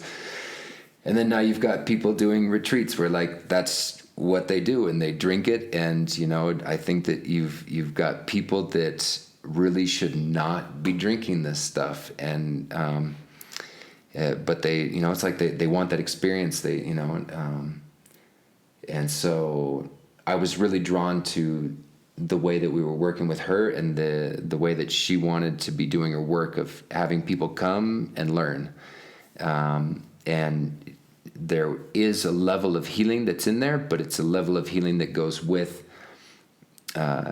making lasting connections with plant spirits, which is very different from coming in for a healing period of time, or I don't. This word dieta is also like a really convoluted. It's been used for multiple things, and everybody has a different definition of it, and so it's a how do you say, it's a difficult word, using that word dieta.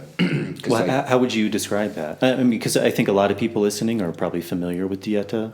Some may not be, but even some who maybe think they're familiar with it may have different ideas too. So well, dieta is a Spanish word that like diet, dieta, and it just became, in my view, it became the word to use a description of either going into this traditional practice of traditional learning, or a traditional practice of healing. Because, you are going to be taking a certain plant, and so then they talk about like, oh, you have to follow the dieta of that plant in order for it to work properly. And the difference between those dietas are immense. Like one of them is for learning, and the other one is for healing. But then there's a lot of crossover in there. But there's probably a lot of people that the healing dieta is something that they would be. How do I want to express this? They would be more open to that than doing the learning diet, because that's where heavy contracts and commitment comes in, and essentially the way that I look at it is just making a shift in your lifestyle, and the way that you carry yourself, and the food that you ingest, and the way that you interact with other people, and the way that you interact with yourself. But a lot of that is also associated with your healing, because a lot of those things are the causes of the illness that you have, and so you need to make those adjustments, and you need to hold them. So then you got all these concepts of like pre-dieta and post-dieta, and I'm in favor of saying something along the lines of like post-dieta is the rest of your life. Because dieta, like that learning dieta, it's lifelong. It's not a tourist experience. It's not like, oh, I'm going to come down and do dieta, and I've got 15 days and I'm going to come and connect with this plant or this plant. And then the next thing they're off to Cusco to go and do some other things, and maybe they're in Brazil and now they're doing other things, because then there's a lot of people that the mind's not in it. It's not in the right place, and that can be really challenging. That could be as I think, just as human beings, and working within these realms. I would say, I think we need to have an obligation to not fool these people, and not offer something that is like so sacred only for them to like go and drink a beer and hook up with someone in a discotheque a couple of days later. And so I know that there's I would say that the majority, like the overwhelming majority of people, like come into it with a respectful curiosity. However, like there are the tourist types, so you just got to be careful with them. Be able to filter those out. But so, I think I'll just say, like, I wanted to get back to like this concept of this drinking, who drinks and who doesn't drink. Just to tie that together. But so in working with Manuela and learning about the way that she does her work made me understand that this is true. Like, there's a lot of people that are like, even in this time of the pandemic, there's probably how many people? I would say there's at least a handful of people that are going to be drinking tonight that should not be drinking. I mean, like, I think it's pretty safe to say that, with like the limited amount of ceremonies that are going on. But then again, it's like, it depends on whose tradition you want to follow, and then also this concept of creating new traditions.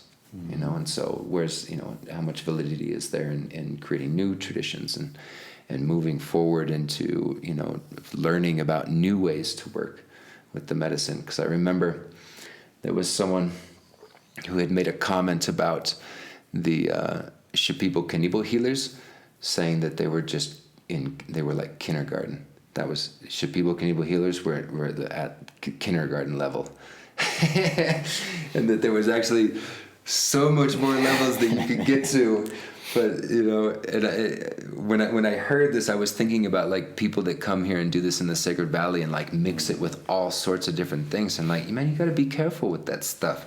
I mean, look at, within the news, you'll see people that have mixed things inappropriately and they paid, the ultimate price for it. And it's absolutely terrible.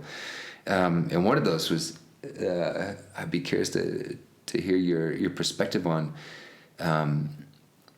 this overdose of tobacco that had taken place with taking it as a vomitivo, and then it seems that the person had actually passed away from this. But like, I don't know if it was actually an intoxication from it, because like if they were doing a vomitivo, I would think that they would have been drinking other water and have been clearing things out. But I mean, this is like, things that we hear, like, oh, there was someone in Iquitos that had gone off to the center and they'd given them a tobacco vomitivo and they passed away. Yeah, I mean, I think like you said, it's, when we're running workshops, that's when we're talking about post dieta. I mean, personally, that's something I always really emphasize is don't, be very respectful and don't cross medicines. Because from what I've seen, and, I think it's what you were talking about too. I mean, the times where I've heard of people really ending up in a bad way, I would say 95, maybe 100% of the time, it comes from just that. Not respecting the post-dieta, crossing, working with a bunch of plants. And, I often use the analogy of like pharmaceutical medicine. I mean, I'm not opposed to pharmaceutical medicine. It has its use. And a lot of pharmaceutical medicine is very strong. It's very powerful. And when you go to a doctor and the doctor's telling you, take this, but don't take this, this, and this, there's a reason for that. And it's the same thing with these plants. And yeah, like you were saying, I think it's also maybe that, I often don't like this word, but the Western mind, that there's kind of this grasping, like the more I can do, the more I'll receive. And that's kind of antithetical to a lot of this traditional process, which is, no, it's just like, it's simple, but it's just do the work, continue in that line. Yeah. I used to be a Boy Scout. Me too. Eagle Scout. I was one merit badge away from being a Life Scout, and it was my environmental science merit badge, and I didn't write my like 200 or 400 word essay for environmental science. Like, anyways, this concept of merit badges, like I think about that sometimes when I hear about going and wanting to do as many diets as possible in the shortest period of time, and it's like it's not so much a thing of actually making these connections, but it's more of like a badge of honor, like, oh look, I've done the diet for this long, and what I've come to understand is that it's quantity over quality. What you can do in, even quality, 10 days. Quality over quantity. Wait, quantity over quality? Yeah. Okay, man. No, yeah, it is quality. No. Yeah. It is quality over quantity. What you can achieve in 10 days of like deep isolation and proper guidance is more than what could be possibly attained in like 3 months if you don't have that proper guidance, or like 3 months of doing these modern diets of, renting a space that's in the city, or it's, maybe it's outside, but then you have to travel to where the ceremonies are at, and you're interacting, you're going to the market. These things all disrupt the connection that you're trying to make. And so, the way that we work with Manuela now is really finding a way to create the most safe and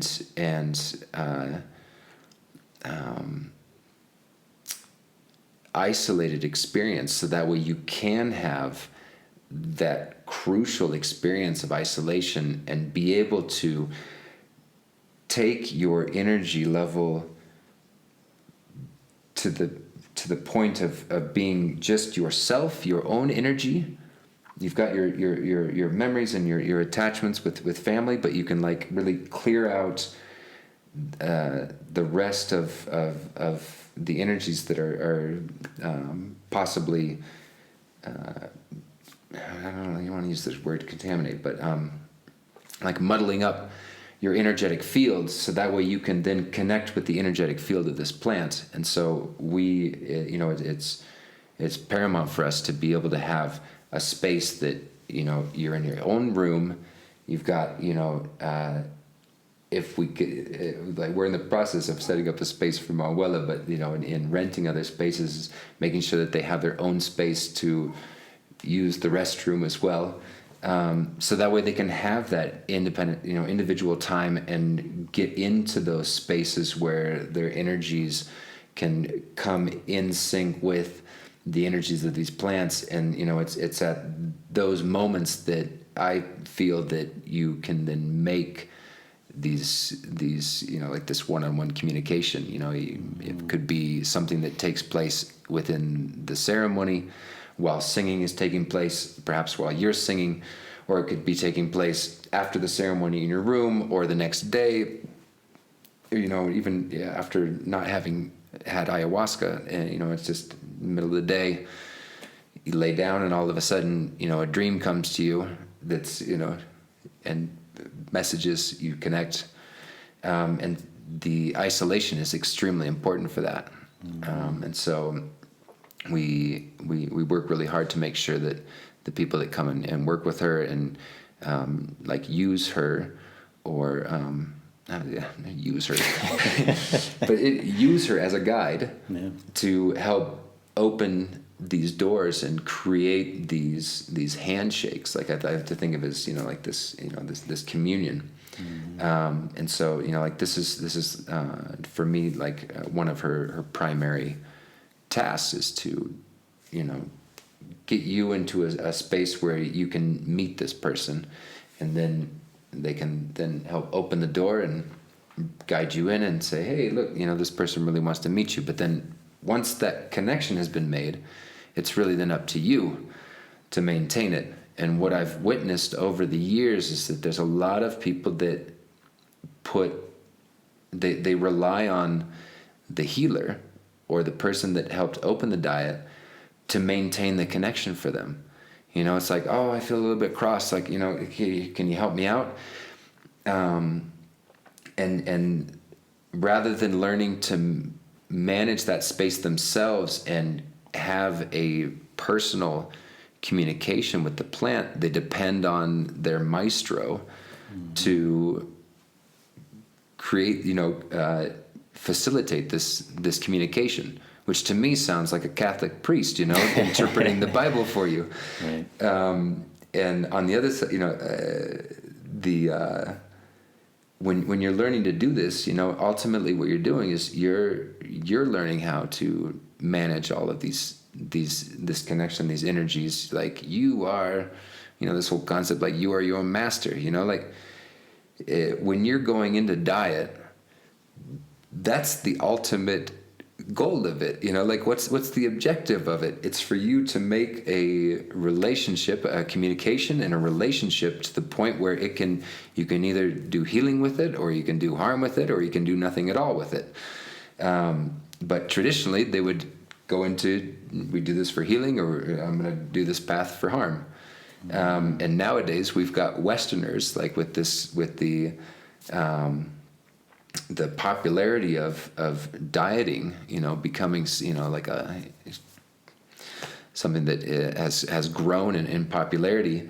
I think that we end up then getting people that they do a diet and then they don't do anything with it, and this actually goes into this concept that is really beautiful from the late Dr. Paul Roberts, who, when he actually wrote about this on his blog, Conversations with Don Machinga. Read that. It's got some interesting stuff in there. And he was mentioning one of the diets that he had gone into, and was talking about how his ceremonies would always start with like this like mix of weird and seemingly irrelevant visions that could be from like work, or from television, from society, and it was oftentimes like would just like fly by, and it was like he couldn't even like try and like put together, why is this image going with this image, and he referred to these as trashy visions. And this was like, like the initial space with the ayahuasca, that it would open this up, and he felt that this was like the subconscious kind of being cleansed. Mm-hmm. And so for him, it would be like a very visual cleansing of the subconscious.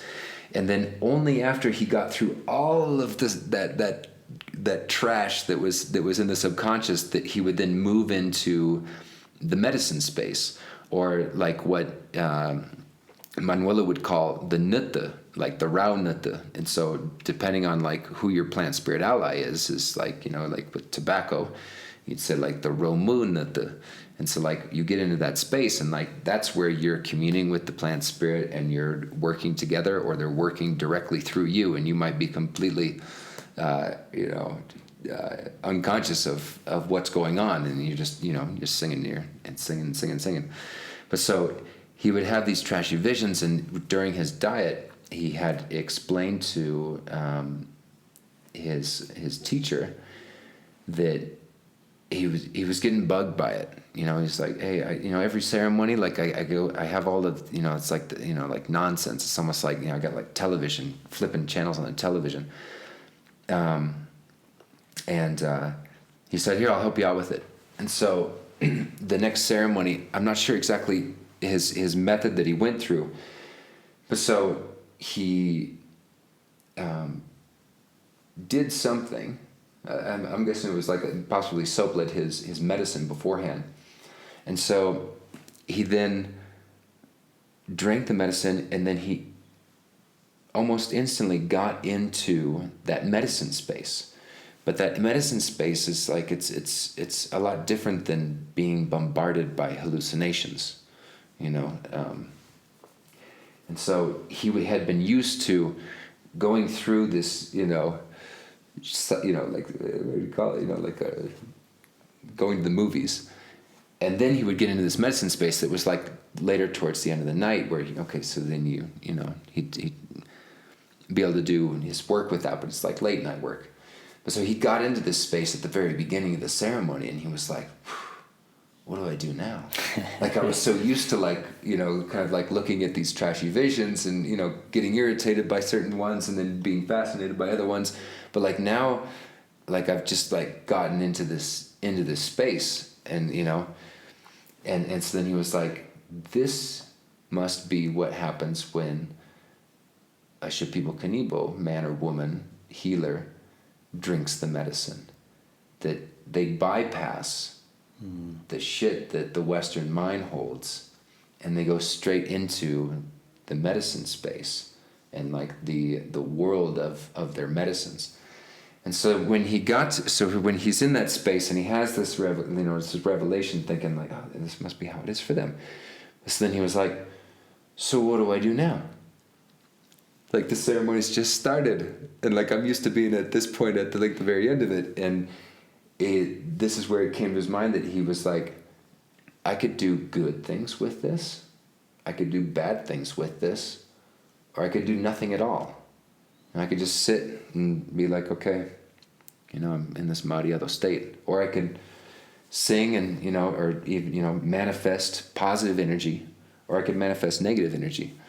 And it was really beautiful that he then reflected that back on his life.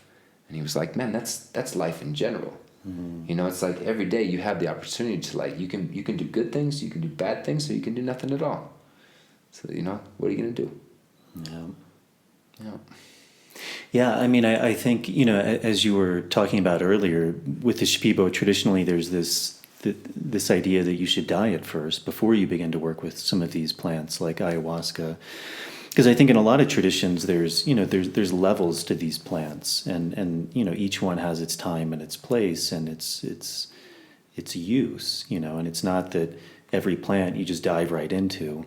And I think I was telling you the other day, the Tubu guy, the Colombian guy, before they work with any plant, there's always a story. You have to tell the story. You have to know the story. Because without the story, you're just using something indiscriminately. You don't have a knowledge of it.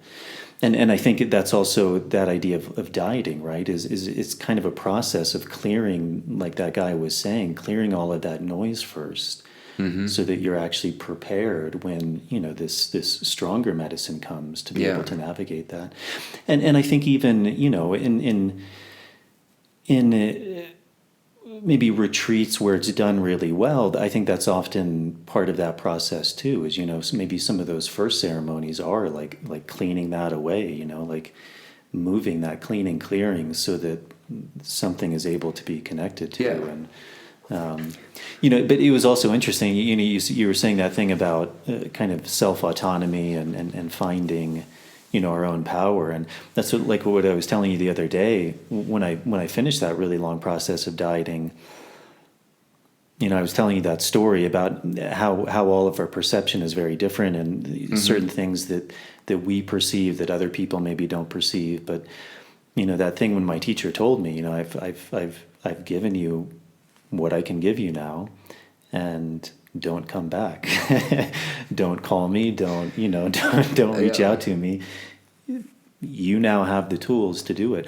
And that was very scary, in a way, because I'm like, I don't know what the fuck I'm doing. I mean, I've just finished this long process, but there is something about that, like each step of the way going into that, and then through failing, through learning, we actually have that self-knowledge of, oh, okay, now I know this in a way that's coming from, not because he told me or that's what this tradition says.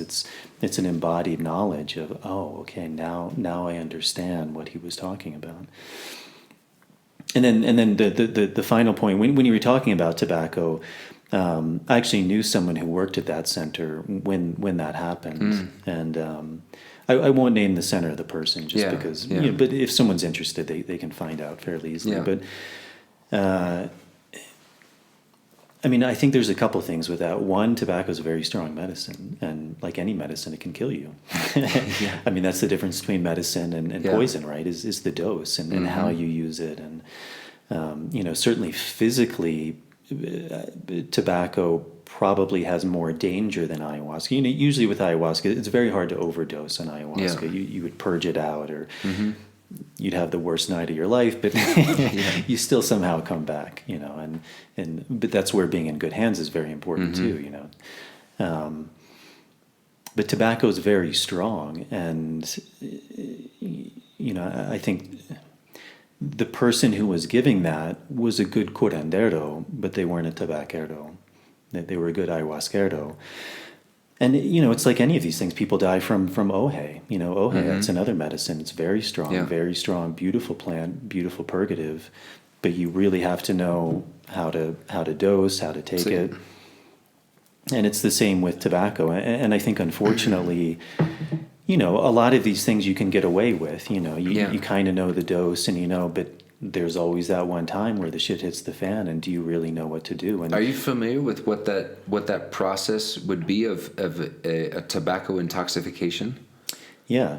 I mean, so tobacco, a lot of people do take it as a purgative. Yeah. They drink a small quantity, and then you drink a lot of water, Yeah, of and course. you purge. But like anything, things can go wrong. Mm-hmm. And when things go wrong, do you know, much like in an ayahuasca ceremony, Mm-hmm. do you know how to bring up the medicine? Do you know how to take it down? Do you know how to chupar something out? Mm-hmm. So it's the same thing with that. The main thing I think that happened there, through talking to my friend who was facilitating at the time, was the guy was on other substances. And again, that's why the dieta is very important. If someone says don't take these things when you're working with this plant, this is the pre-dieta for keeping track of all the dietas. Yeah. But yes, it is very important. Yeah, and if you have these And other being strong truthful medicines and forthcoming about what you've taken Absolutely. and what you're doing. Absolutely. And, according to my friend, basically whatever this guy took probably would have sent him over the edge. And it caused that. Yeah. Oh, yeah. And it's unfortunate, Mostly, but these things are also a reality. And that's why it's, Yeah.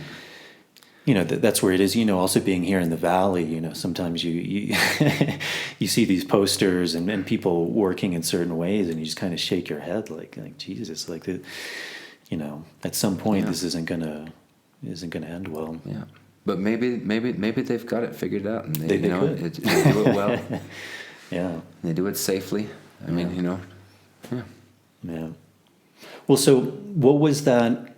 So you started dieting with this elder Shipibo guy, and then you went to Diogenes, who's I also know him. Yeah. I have a lot of respect for him.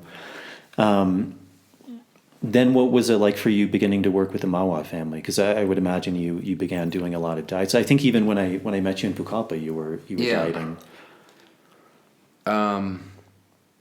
It was completely different because it was like this kind of modern, none of them had a center, except for going to Gilberto's house. And going to Gilberto's house, I mean, that was like going to Gilberto's house, and he had, his dining area that they would just drop a mosquito net down. Like those first two ceremonies that I had ever in the jungle, no mosquito net. And it was amazing. Like when I would go into the medicine space, no mosquitoes would bite me. Right. And then when I would come back from it, so we at Gilberto's place, he would put a mosquito net down. Now he's got a big maloca there. But it was very intimate and very kind of unstructured and informal. And for me, like I did really well in that environment. Part of it was that I'd been living with the Shipibo, working on these waste management projects for quite some time, and had started to learn the language and was able to communicate. But I know that type of experience for someone without that type of background can be really, really challenging. And we've seen with people who come in and they want to essentially, like they don't want to pay a lot of money because like they've like one of the things that they hear with Gilberto's place is that it can be really, really cheap, and so they go there, but then what they receive is like he'll talk to you, what it seems like. He talks to you at the beginning, figure out what's going on, what plant you want, and then you go into it. And there's not a lot of guidance unless you can speak Shipibo, or you essentially paying somebody to help translate things for you and help give you guidance, essentially paid facilitation. Because there's a lot of people that go there and choose not to have the facilitation. And then I've heard that while they're there, then they actually talk to the facilitators there and, actually need that type of guidance. Because I think, it's there's not a lot of people who can do that type of work without having some sort of guidance. And a important part of that, to be able to do it without, an outsider, a third party providing that support, is knowing how to communicate with them.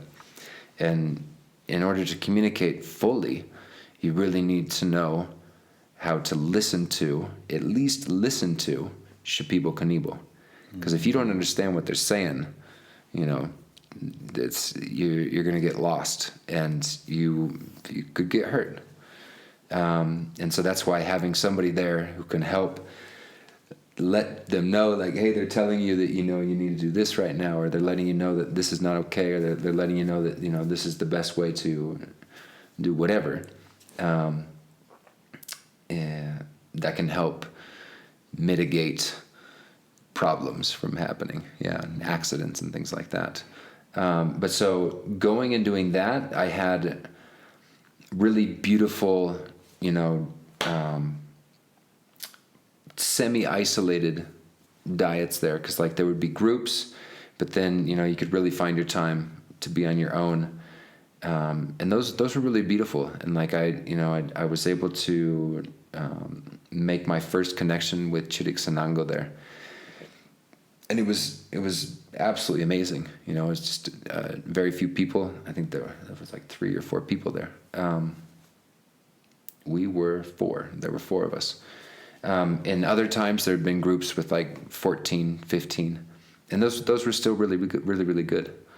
And then the work with Manuela, and also Benjamin, would be these informal arrangements of this like group of friends and like fellow dieters, dieteros in Pucallpa, that would come together and say, hey, I'm going to be here at this time. Okay, I'm going to be here at this time. Like, okay, so like let's schedule to have Benjamin available for a month or 2 weeks. And so then they would go and do diet, and some of them would stay in, at the location where we would have the ceremonies. Otherwise, they would stay someplace in town.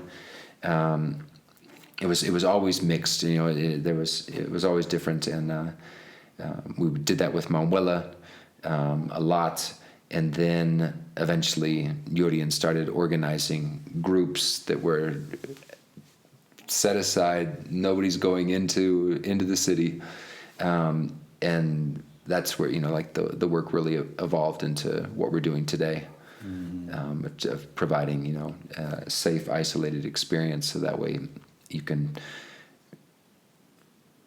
have the best opportunity possible to make a true connection with these plants, and be able to learn how to navigate that space and navigate that relationship. And a big part of it is singing. Yeah. Because one of the things that Manuela says is, if you don't, she said, this is her father told this to her. Her uncles also said this all the time, was, if you don't sing, you won't learn anything.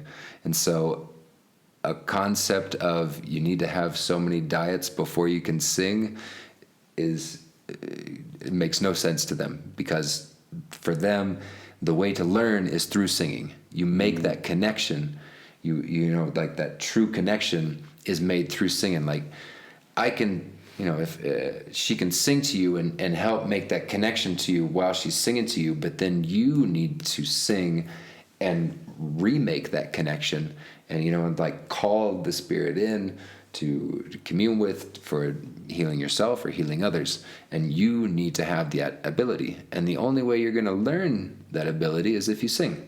And so she actually will tell people, the very first time that they drink ayahuasca, we've had people who've come and done diet, and this has also been something that's talked about, whether or not people should jump into doing a diet without ever drinking ayahuasca. And that's the way it was traditionally done, like with not for everybody, for like with Manuela, it was a case where she knew that she was going to be dieting in the future, and she wanted to drink the ayahuasca. And it was really, I guess the story with her in her first ceremony was that like the time that she was 10 until she was 13, she kept on asking her father, Manuel Mawa, if she could come and join the ceremony, and that she wanted to drink and wanted to see what it was all about, and had this like huge amount of interest in it. And he would always say, no, like you're going to freak out and scream. You're going to cry. And so every time he would just like shut her down. And then finally, when she was 13, he allowed her to come to one of the ceremonies. And Manuela was like super excited about it, and like, was like, listen, I'm not going to scream. I know what I need to do. Like, I got to sing. And so like, she just started singing, and she hadn't done any diet at that point. And so she's just singing these masha songs that are like these traditional, different type of ceremony that they would do during the day within the Shipibo communities. And so she just started singing her masha songs. And she said that her father was laughing about it. You just like look at his daughter, who for 3 years had been begging to drink, and now here she is singing these, like these songs of joy, which are all, it's good to, within the ikaros, like when a healer is working, they will actually mix different types of songs together, with like the masha and the shirobua, and then like the real healing elements, because what they're trying to do is do a complete healing, where bring their energy in, identify and like call it out by name, the invasive energy, clear that energy out, and then fill that energy, or like refill that space with love and joy. And so that's where you get like these traditional like welcoming songs of, where it's like beauty and like, hey, it's so good, like we have good thoughts, and today's a good day. And like these are, like the lyrics go into, it's like simple like that. It's like this beautiful simplicity. But so within an ikaro, they can have so many different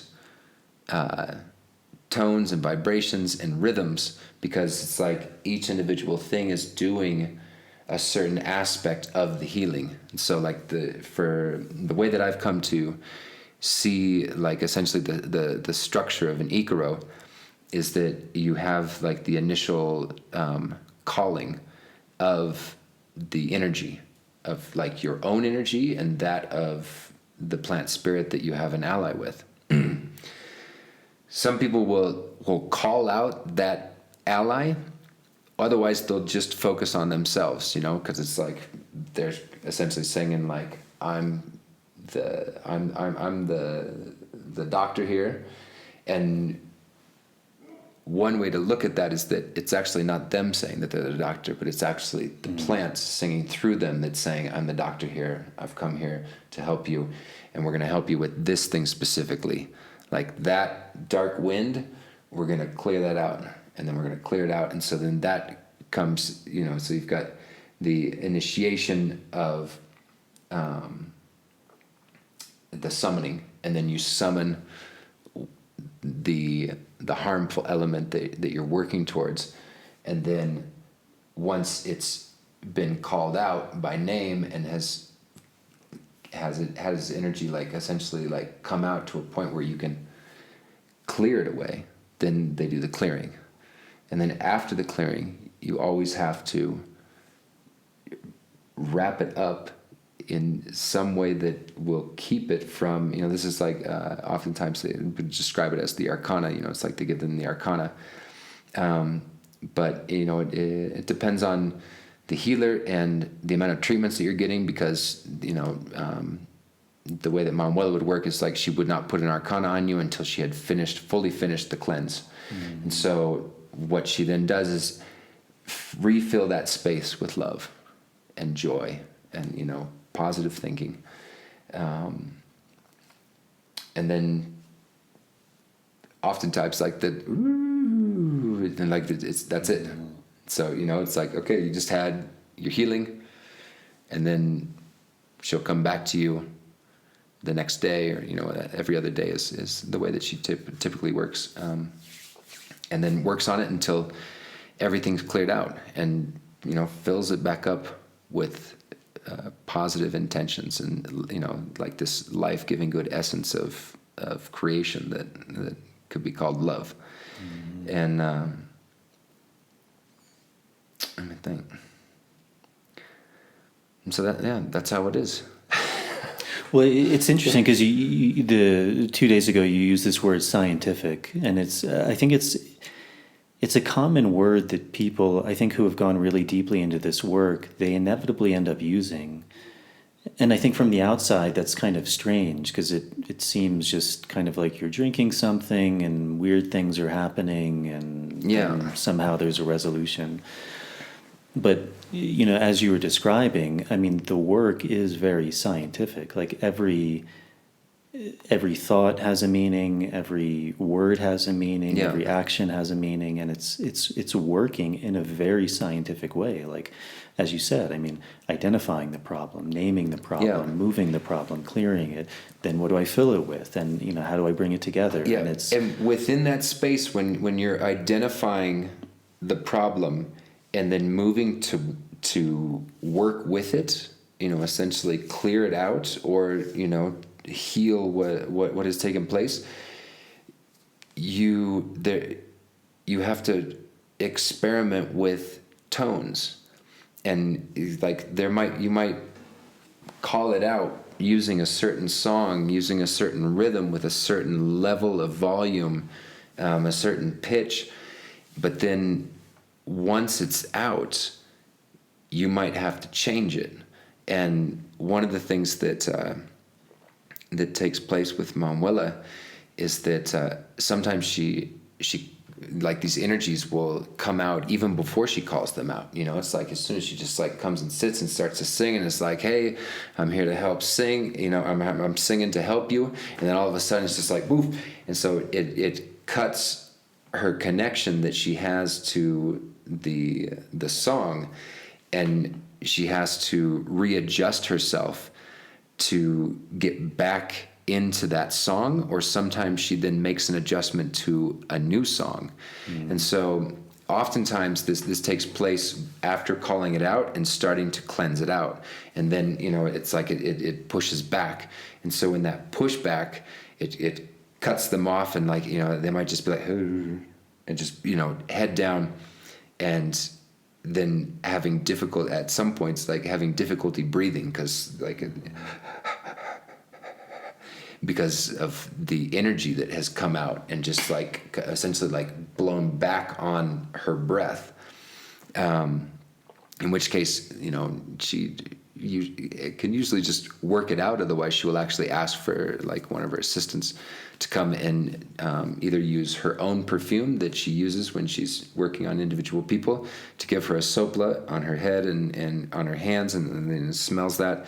Otherwise come in and with your pipe and give her a sopla with the tobacco, and it helps like clear that energy that had shocked her and allows her to reset. And so then when she moves in to start singing again, there's a moment where sometimes she'll try to get back into the exact same rhythm, and it can take a couple of tries. And so like she makes it's like she makes these adjustments on like a radio dial, and it like does this like kung kung kung kung kung kung kung, and it's a ways of like kind of like allowing the vocal cords to get back into the space that it was at, where it was holding that energy. And then sometimes like she goes into a completely different melody, and with volume, and everything's completely different about it, because the way that energy came out, she's like, okay, what I was singing just prior is no longer going to work, and I need to do this now.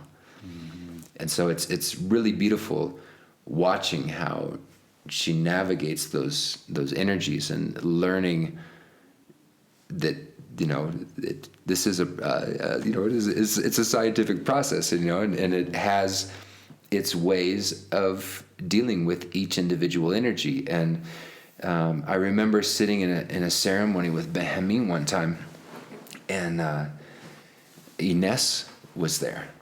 This was like a ceremony with, we've had like these beautiful, so many different like informal ceremonies where you just show up and like all of a sudden like, whoa, Ines is here too.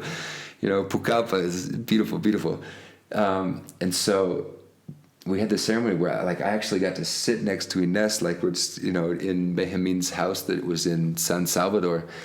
And that was like a super intense ceremony as well. And like in one of these ceremonies where like I was learning about singing and the power of the voice, and Ines, her voice is so fine and so high. It's like she's out of all of the women Shipibo healers,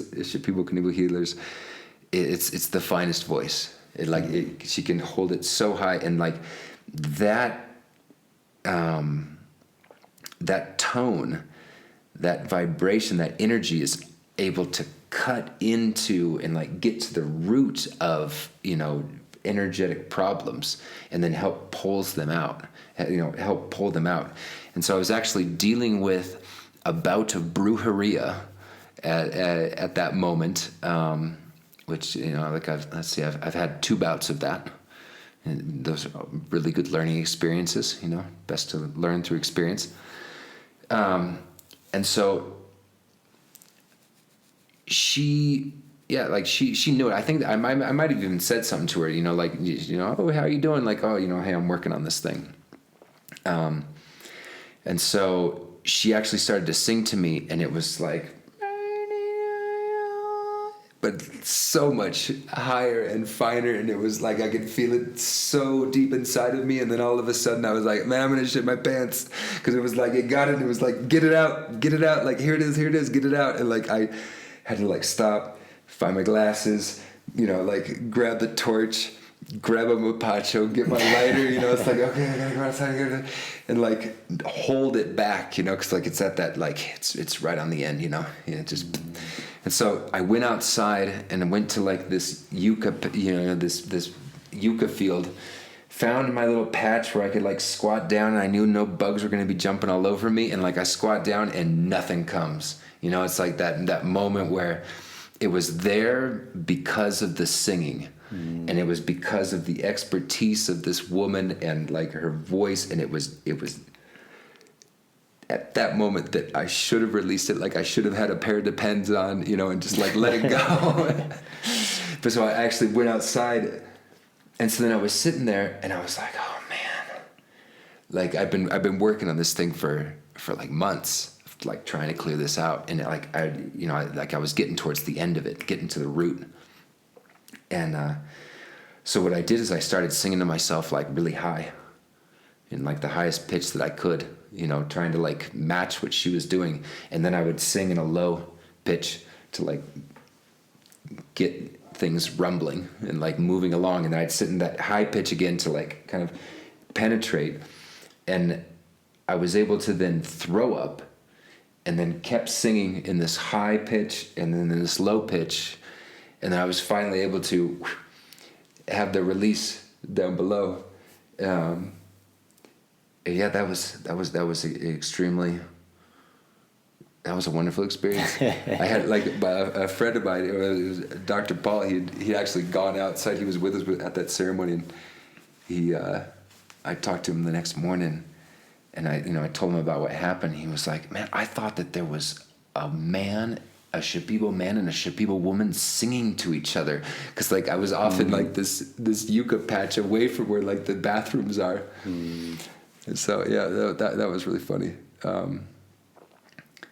But so the technology of it is extremely sensitive to the type of energy that it is that you're trying to expel or move or manipulate, and the tones and volumes, the energy that's coming out of your mouth. And with your breath, because like a lot of energies you can just move away with your breath. You're like, just let it go. And like a lot of people hear that in ceremonies, and I think that this is one of the things that people need to learn like right away, especially like if you want to be drinking ayahuasca, and especially if you're going to be drinking diet, and this is something that people can use even without doing any sort of medicine work. It's just like, how do you keep, invasive energies, harmful energies, destructive energies, how do you keep them away from you? It's like you have a bad thought come to your head and you just like blow it away. Like that physical action of doing that, will actually cut that energy off. And like the same in the ceremony space. So like these energies come up and you can feel them, and you just let them go. And sometimes like they're like really big energies, and I'm sure that there's been ceremonies there at the temple where it's like almost all of them are just like like something big comes in, and then everybody's just like, get it out of here, get it out of here. Oh, yeah, okay, sorry about that. But this concept of blowing it away, like it's so simple, but effective. I mean, it works so well in ceremony, and it even works so well outside of ceremony. And like when, like getting into concepts of like Shipibo Kanibo reality, but you've got essentially like good and bad. There is this duality within what I have come to understand within their cosmology and worldview. And so these energies are around, and you can easily keep the harmful energies away by just blowing it away. And so like a simple example with myself is, like I have like a bad thought comes into my mind.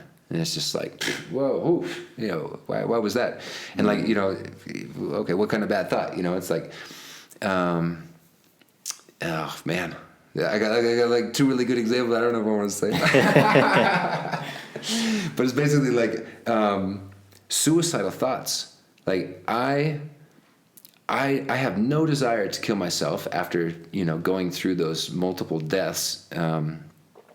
I have no desire to kill myself. However, whenever I find myself in a situation where death could be present, if like just like the move of this, if I step off that, my mind goes there. It's it's like it's not that like I want to, it's like, oh, there's this big dog right here outside. Maybe if I go over there and provoke it, it'll come and like eat me. I mean, so sometimes, especially like when I'm in places that are really high up and I'm looking down, it's like, oh, it's just that easy. And then it's just like, whoa, no. Like I don't want to think that. Why am I thinking that? And so, these another concept that brings up is like the stickiness of thoughts. And this is why, like dealing with depression and dealing with trauma, sadness, all of that stuff, it's difficult because these thoughts, like they are in a molecule of energy that then replicates itself, and it's like I say, sticky, and it it's difficult to peel that back and essentially say like no, like I'm not thinking about that. But like another instance of like things that come into my mind are I've been married for 11 years, happily married, and love my wife, Luz. And every once in a while, it's like you're walking around and you see somebody, and it makes you think like, wow, it's just like that that sense of attraction. And so when I feel that sense of attraction, then my mind goes to, oh, what could that mean? I always catch myself and like, no. I do not need to be thinking that. Especially like, like now that like I'm getting up in age, so, I'm 40 now. And so, like seeing young Shontako, like don't let your mind go in that space, I don't want to be like a creepy old man. Yeah. But so that blowing is extremely helpful. Mm-hmm. Yeah. Well, I mean, it's very interesting because, I mean, for me, these plants very much are medicines of the mind. Mm-hmm. And I think for so many of us, I mean, some of us were aware of it, but many times we're not, the mind, like you said, a thought comes up, and then that leads to another thought and another thought and another thought. And before we know it, we are in an altered state of reality. Yeah. We're literally living in a story. And where do they come from? Yeah. Yeah. Where do these thoughts come from? And that's such an interesting, way of dealing with it is if we can recognize that initial negative thought that comes up, if we can see that, blow it away or recognize that, it actually, it stops that chain of potentially destruction, and it's, I mean, similar things happened to me when I went on that hike with Uta the other day. There's this one place that was, really dodgy. I mean, it was all these shale rocks, and it was a straight drop. And I found myself almost like leaning into it because there was almost this like this curiosity and this fear of all of a sudden like thoughts stopped. Yeah. But then that thought comes and it's just like, oh, just a little bit further, and I felt like my foot slip, and I had to pull myself back. It was almost like being drawn into it out of both a strange fear and a curiosity. Yeah. But then it was exactly that thing. I had to no, and then like what the hell? What? I think where's the expression? What the hell? Like that's. You got like this hellish, ocha energy coming into your head. Like this is what the Shipibo call ocha. And this is, it's a harmful energy. You've got like life-giving good energy, and then you've got like this harmful energy, and that's destructive to life. And it's like there's this balance between it, and those destructive energies, like they want to exist. And so they put themselves out there. Where do they come from? Like, I have no clue. I haven't gotten any insight on that. I'm more drawn to this idea that it is more of this singularity with, like a circle, where, like something good for you could be really bad for me, but on the opposite side, something good for you could be really the opposite of that. And so I'm kind of drawn to that, the oneness of it, and like there's this whole concept, it's all one, Dr. Bronner's. So read all about that while you're taking a shower. But this concept, like this, with this duality with the Shipibo Kanibo of the Ocha Nata and the Hakun Nata is something that I was really drawn to, as it seemed to make sense to me, and seeing the nature of here I'm going to go into like too many generalizations here, because like this is difficult to describe. Well, it's interesting because when I met you that second time, and I correct me if I get this wrong, because I could be completely wrong with this, but this is at the restaurant in Iquitos. Exactly. Yeah. You said something that really moved me, and even like coming from the U.S., for example, I think so much of the beauty of like what the founding fathers, or these Enlightenment principles, one of the really beautiful things was there was actually this reverence of nature, this idea that truth could be seen through observation and experience, and an aliveness of nature. And I think that's sometimes we've kind of gotten away from that in a way. You're talking about the university. I mean, even these ideas of like postmodernism and things, nothing is true, nothing is real. And so it was really beautiful, and I think it was what you said was hakun nata, and you were talking about language and this idea that hakun means good on the surface level, but on a deeper level it means that which is true, and on a deeper level, like that which gives life, or that which serves nature. Yeah. And then, there's the opposite of that. Like not good is that which is not true, and not serving nature. Hakun ma. And then this word nata, which I think you were saying, because often people translate it as like day, like, hey, good day or something, and, or world. Or world. But that you were also saying that it it could mean world or universe, or even on maybe dimension, a deeper level, dimension, or this ever eternal present moment. Yeah. So like what's beautiful about it is it encapsulates both space and time. With everything that you're in. It's also the word that they use for environment, and it's so wonderful that they've got this one, 2 syllables to encapsulate all of that. And so, I mean, it's a really powerful word, and you hear it a lot in the Icaros, nutta, nutta, ani nutta kana ya, like everything. Yeah, but that's where I find, also language, which we'll probably get into more later, just so fascinating and so powerful. Because even in our own language, when you look at the etymology of certain words, it's beautiful. It's amazing, like the power that a word has. And something I'd also like to talk to you more about is the songs. But, even that idea where you're saying like hakunna tu, like, if one really ponders that, like this ever eternal present moment, this universe, this dimension is good because it's true. It gives force to life. Yeah.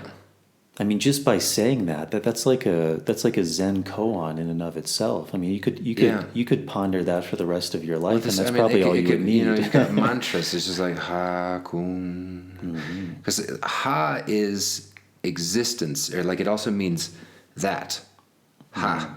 To me, in thinking about this, like going into these spaces with the medicine and also, academic spaces, like it made me think that perhaps this was the very first word that they spoke. Like as they were generating this language, it was like ha, ha, ha, ha.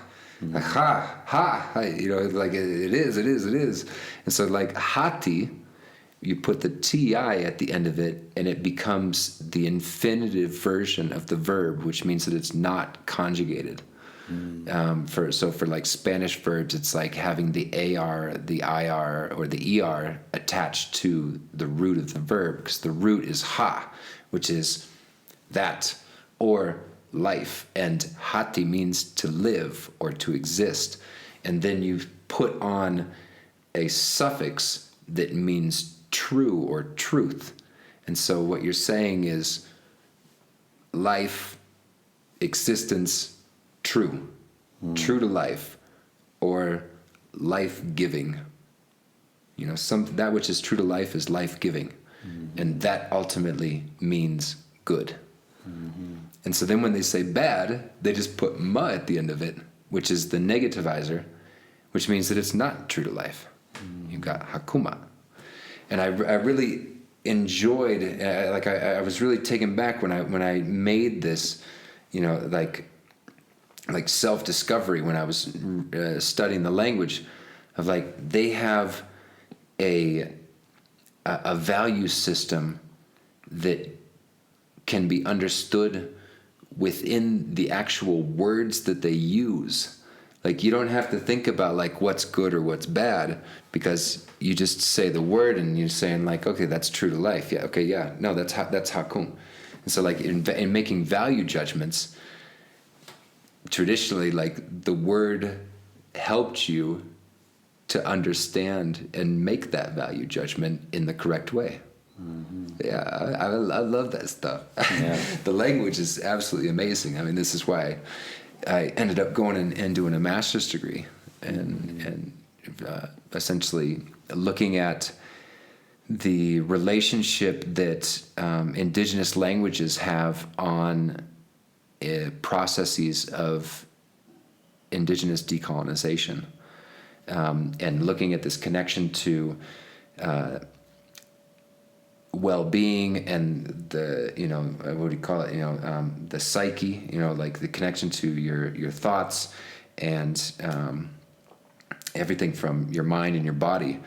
There's so much that is linked to the language that you speak and the words that you choose to use, which like they call your lexicon. So it's like you've got like these are the words that you always use. It's like I'm sure you got like family members that like they got these sayings, and so like that's part of their lexicon. And so when you're doing work on I guess like self work on trying to come into a balance of not doing harm to yourself or doing to others, a really key thing to look at is also like what is the language that you use, and how does saying these words, how could they potentially affect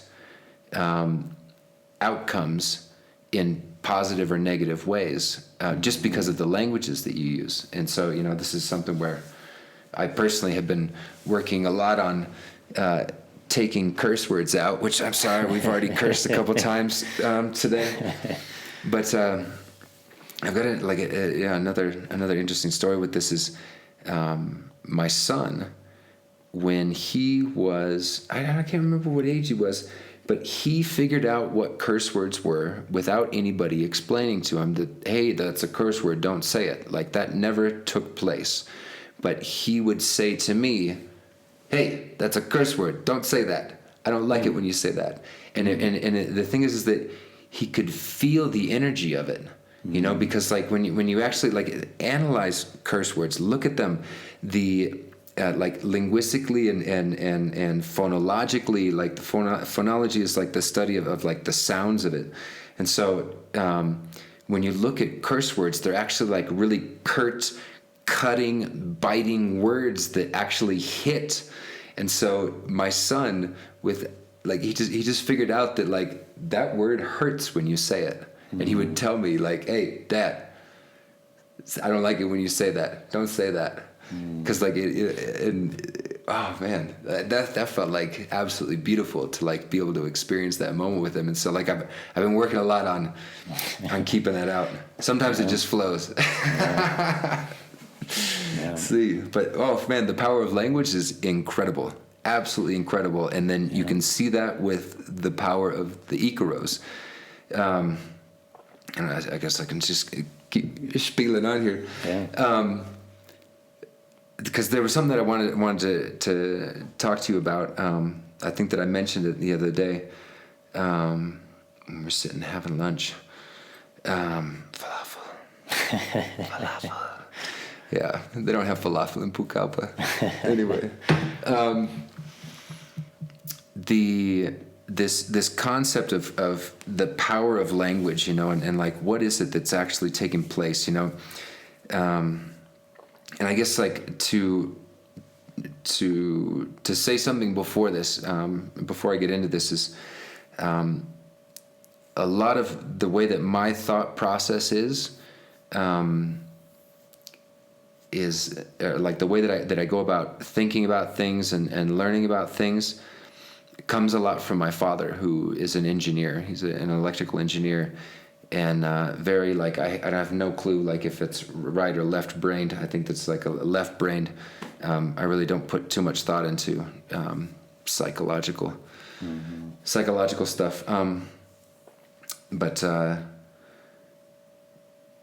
he's very scientific, and so in doing this, coming down and living here in Peru and learning about all these things and doing this work, I've always tried to find ways of how I can express these ideas and express what's going on to him, hoping that someday he would actually want to sit down and have a conversation about it. Because like we've opened it up a couple of times, but like the very first time that it came up, he was like, "It's just another drug. It's escapism." That's the quote right there. It's escapism, which I think that a lot of people that have done ayahuasca would get a big giggle out of, because it can be the complete opposite. Well, it's a common thing. I mean, I even used to have those kind of thoughts, and I mean, obviously, once you begin working with something, it shifts that perspective. But I mean, I think an even fascinating thing with that too is, as they begin to kind of study how these plants are working more, and I'm not an expert, so I could be talking complete bullshit, but but that essentially, we have these receptors in our brain, in our body, and that essentially these plants, it's almost like putting a key in a keyhole. So yes, something from the outside is coming in and activating these things. But the fact that we have a keyhole you don't have a keyhole if it's not meant to be turned. Yeah. So, and it's not only the substance, right? I mean, something, I mean, that's something I talk a lot about in kind of the opening talk is, we have such a weird relationship in how we put things in boxes, like this is a drug, but this is a medicine, but this the doctor gave me, but this is legal, or this is illegal, but this is a food, but no, it's a medicine, but it's bad or it's good. These are all things we just made up. I mean, everything, it comes from some source and it has some purpose. But, even this idea that they almost like our consciousness or our thoughts are stagnant. I mean, I think a lot of people think that without really going into that and realizing that nothing in nature is stagnant. Like everything is constantly moving and changing and growing. I mean, that's what makes something alive. When something is dying, it's in a state of entropy, that the very nature of being alive is a process of change, of growth, of evolution. And I think, our mind is the same way, and our mind is never stagnant. It's in a constant state of change of consciousness, whether we're talking right now versus if we were having a fight. It would be a very different, Unless it's on the shelf while you're watching the TV, if we're making love to someone, a very different state of consciousness. If I'm sitting meditating, if I'm driving my car, I mean, it's constantly changing. The dream space. That's something people don't think about a lot. I mean, that is a highly, highly altered state of consciousness. And I think there's a reason that in many shamanic traditions, they relate this work to dream work, because essentially that's what we're going into. And yet, we spend a third of our lives in this state that we almost ignore. We just take it for granted. And so kind of a long story short, but I think a lot of people have that idea, it's escapism, but everything is escapism. There's nothing that's not escapism. Everything is altering us somehow. It's just, how do we choose to do that? To what means are we doing that? For what purpose? So the question is, where do you put your focus? Right. And hopefully it's doing good things and not bad things and not doing anything at all. Indeed. Gracias. So to get back to this. So my father would, I love him. I love you, Dad.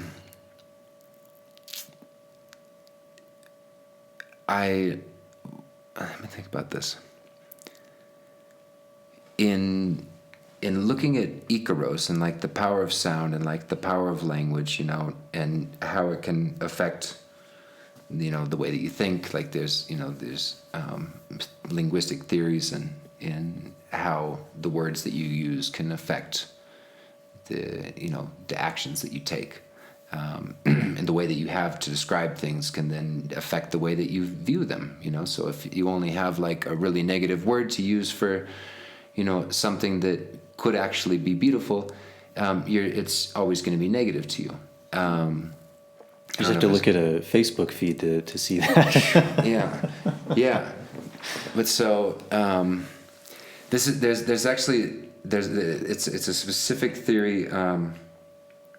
The what is it? Sapir-Whorf hypothesis, and like it's contentious within linguistics crowds, but it was actually the focus. It was like one of the plot lines of this alien movie, called Arrival, that came out back in like 2016, I believe.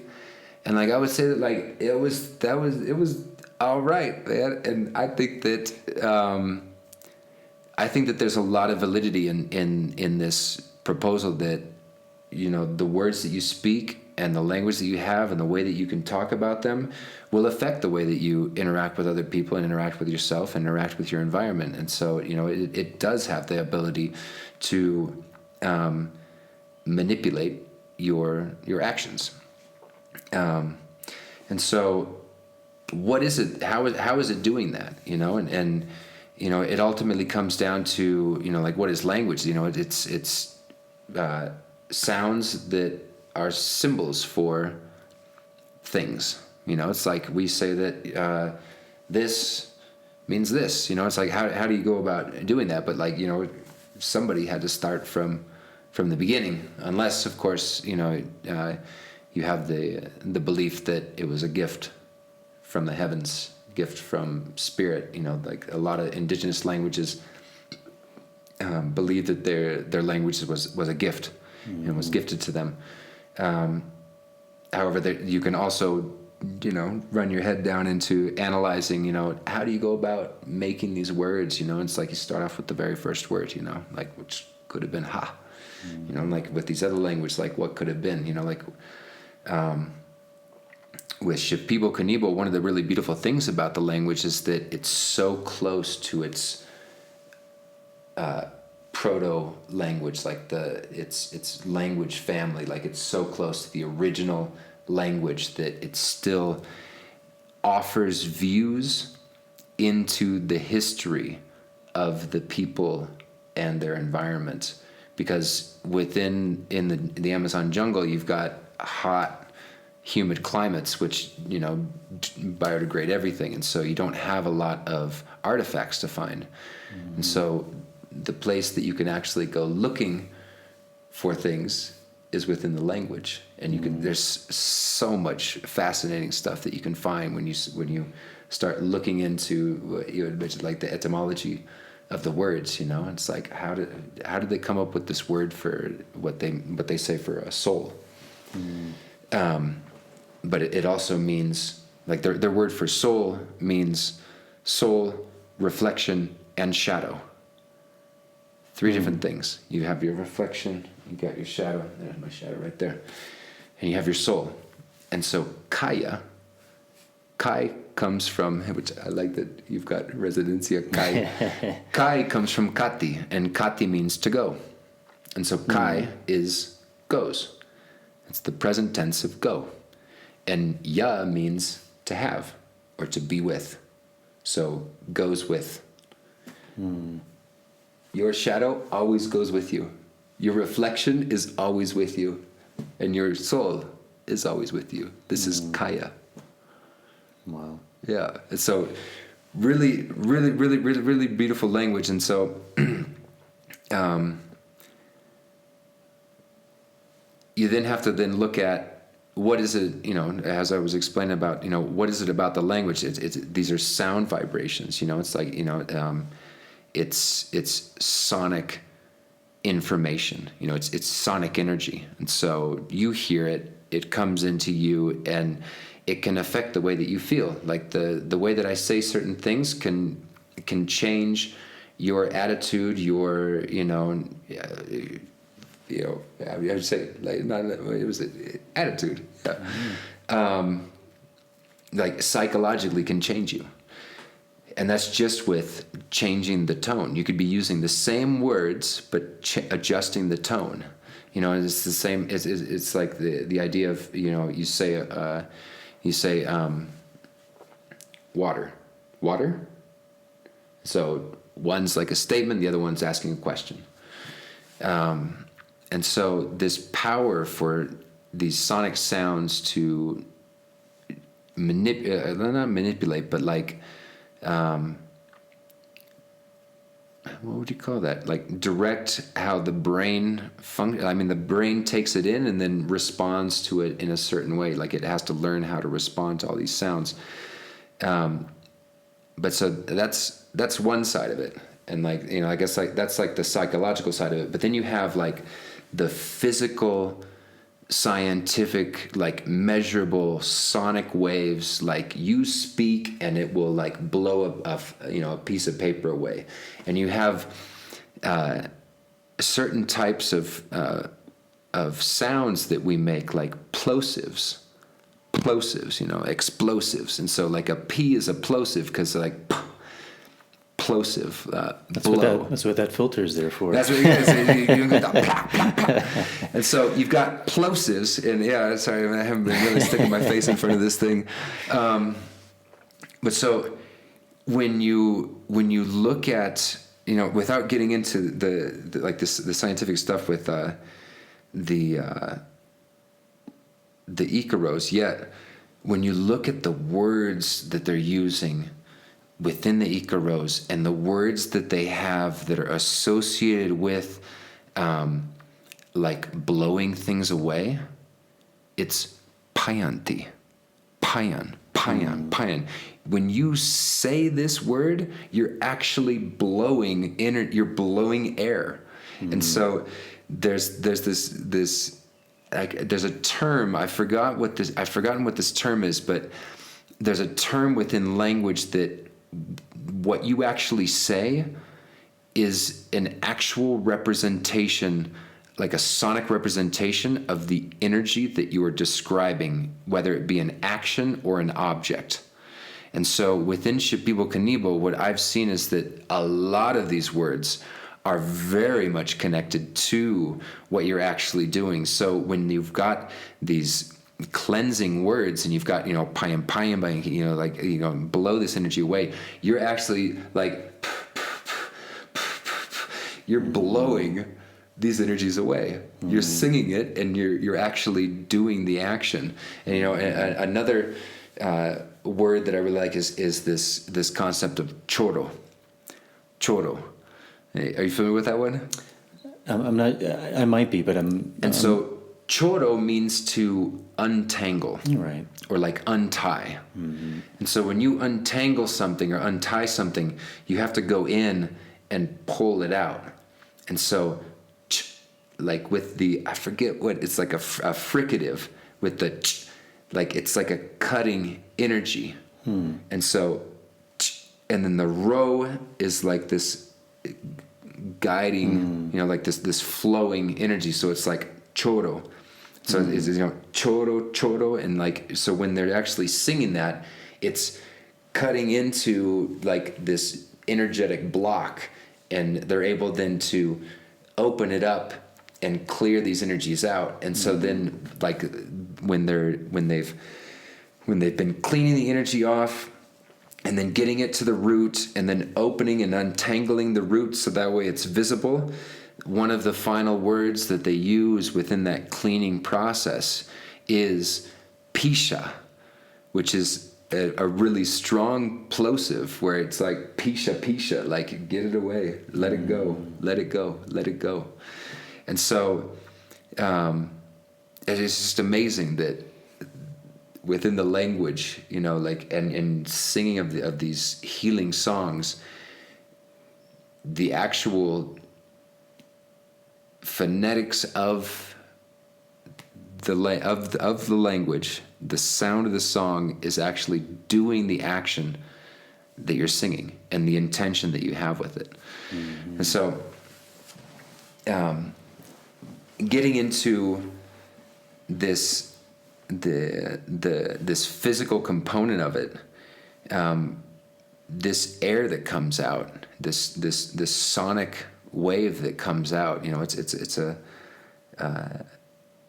it's sound, it's sonic energy. And there is a man named, I think it's Bernard Brebeck de Mori. You wrote a really good article on sonic sounds and silent substances. Check this, like, from what I was able to like find online, and with like the limited amount of like academic research that I actually want to do with this brain, I came across this article. He's a, what would you call it? Like a musicologist. He studies music and traditional music and anthropology, and has written a lot of articles. And he's actually got a really kind of funny article that is what is it, like, indigenous view of Western use of ayahuasca, and like. It's interesting. If you haven't read that one, you should look it up. Like, one thing that was like really made me laugh was that he has this one little section, like it's just split up into small sections, and it's called My Gringo. And this concept of like each of these families, like they a traveler comes, and then it becomes like their gringo, and then they become extremely protective over their gringo, and they don't want them, sharing space with other people. And like I've actually experienced that, and so when I read that, it made me laugh a lot. But he wrote this article, Sonic Substances and Silent Sounds, and it was extremely beautiful the way that he went about trying, and I would say, like on some side, successfully describing how Icaros could feasibly work if we could have the right technology to actually be able to measure it. It's like, I think like with that article right there that he wrote, it would be like the proposal for asking for like, $1 million to create this instrument that can measure silent sounds. And so he begins this article off by talking about how sound moves. And he uses a guitar and the plucking of the strings and how the sound moves through the guitar and how it then moves through the wood, and then goes into discussing how sound can then travel through solid substances. But like stuff like this stuff, it doesn't travel so well. But if it has liquid in it, it can move in there and travel very, very well. And when the sound first goes in, it has a vibration that is audibly, what do you call it? Yeah, visible. Auditory. Yeah, auditory. Audibly auditory. Like you can hear it. Is that why? Just as a side note, is that why they say in the jungle sound travels so well? Is because of the humidity? The humidity, yeah. But that's water essentially. Yes, water. Liquid. Yeah. Interesting. Because it moves those water molecules, and everything's connected. It's like there's this energetic connection that's through everything, and like this is what the Shipibo Kanibo call the kano. That's a whole other thing we can get into. Maybe the next time we meet up.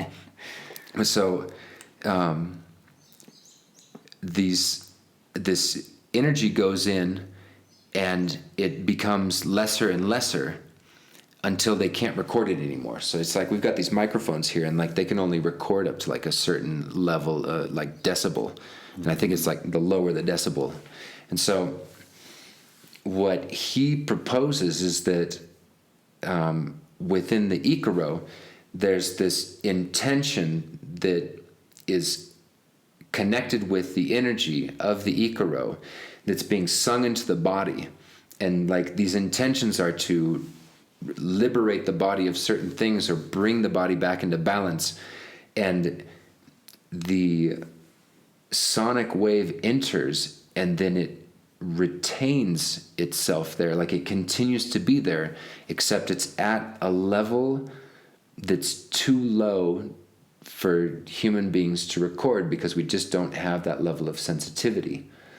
However, our bodies and our cells have that level of sensitivity, and so they're able to essentially adjust themselves to that vibration and continue to hold that vibration.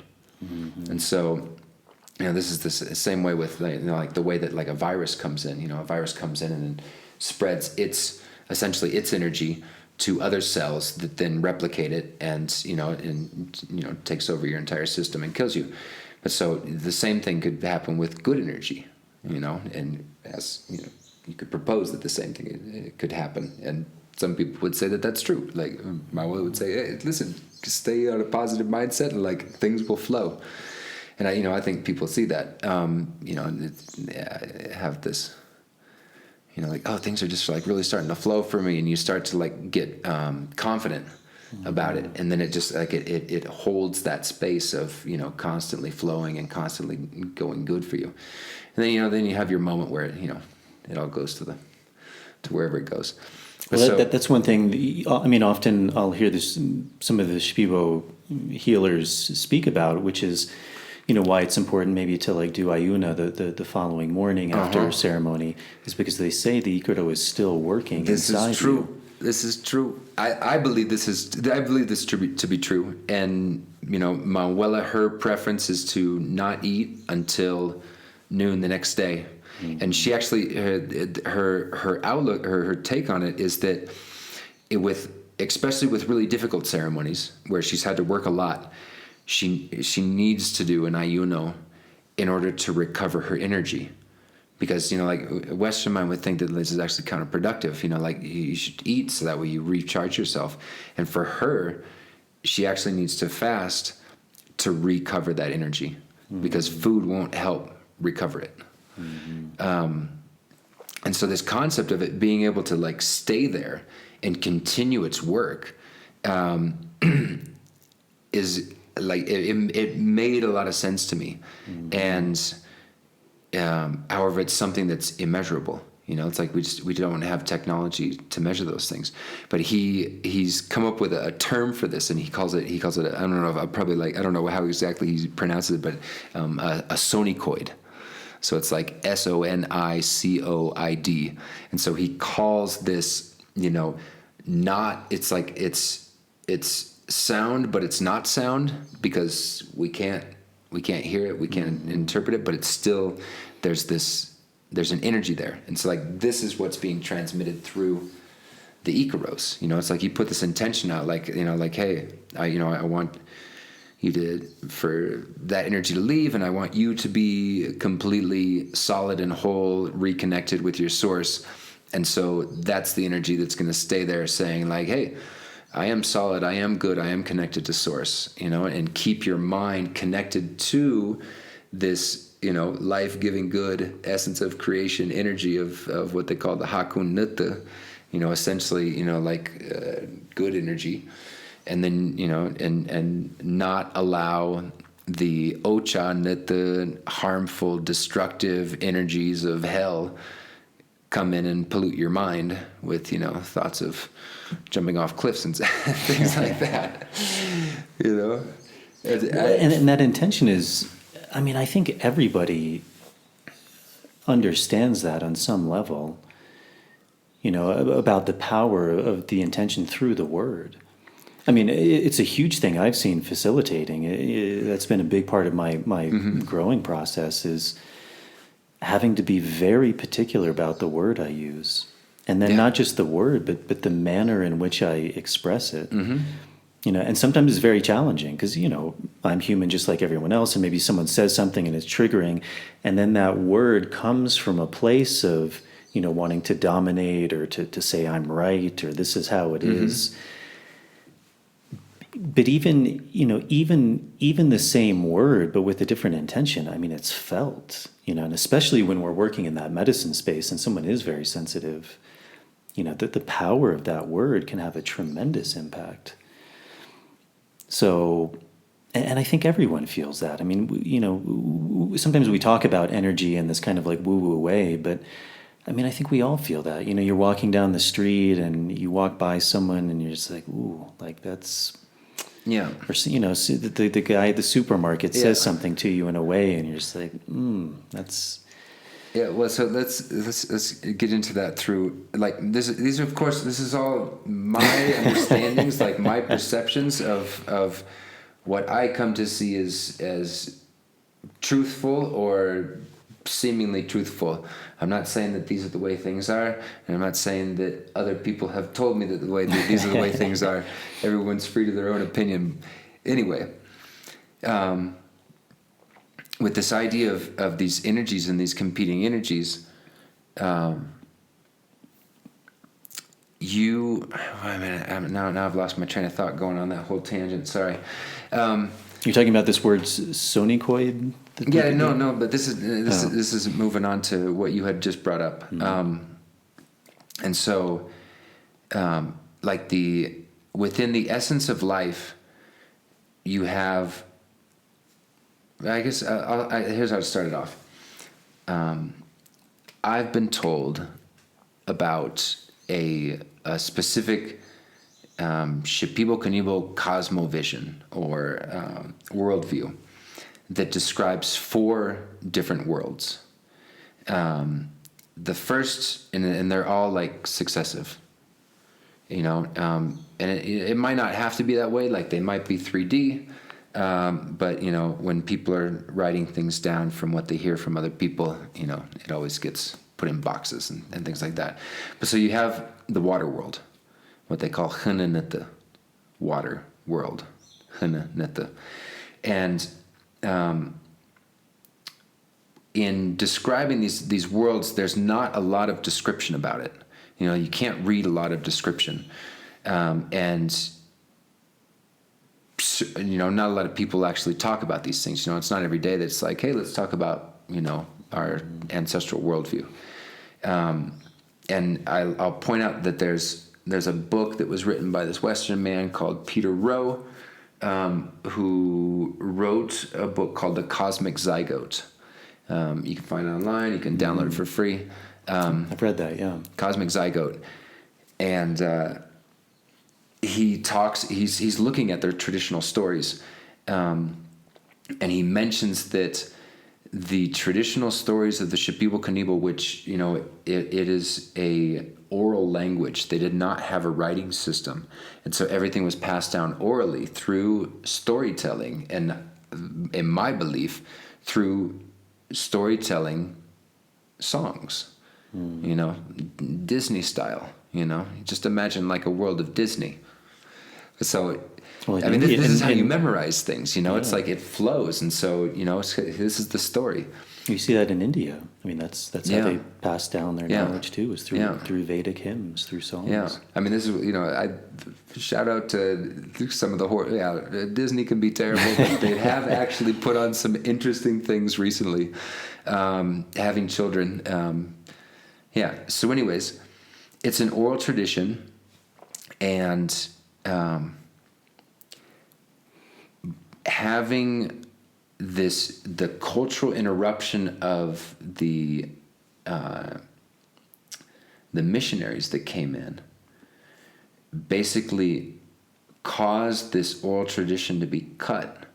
And when it became cut, you started to have less and less details in the stories. Like people would still, share certain things, but then you less every time they tell it, there's something less added to it. Yeah.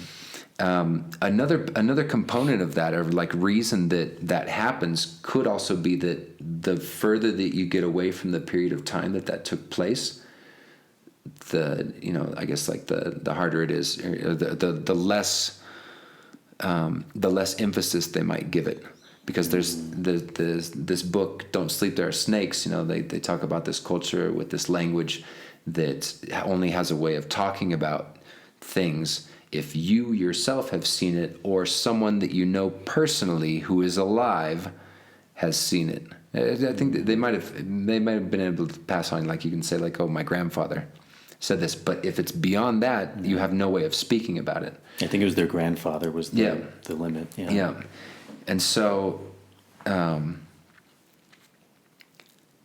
in these pitiful remnants of what he calls the pitiful, like the oral tradition is a pitiful remnants of what it originally was.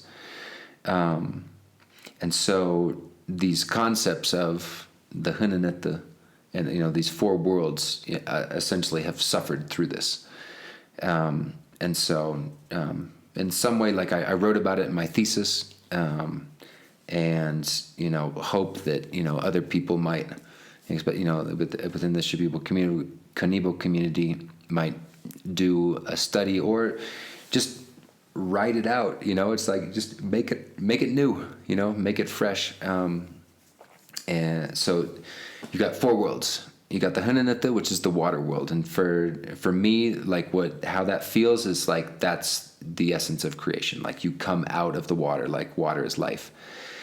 So that's at the lowest level. Then you have our world, what they call Nonete, our world, and that's where we all live, and like everything's here, and like there's portals to the water world as well. Everything within our existence is part of Nonete.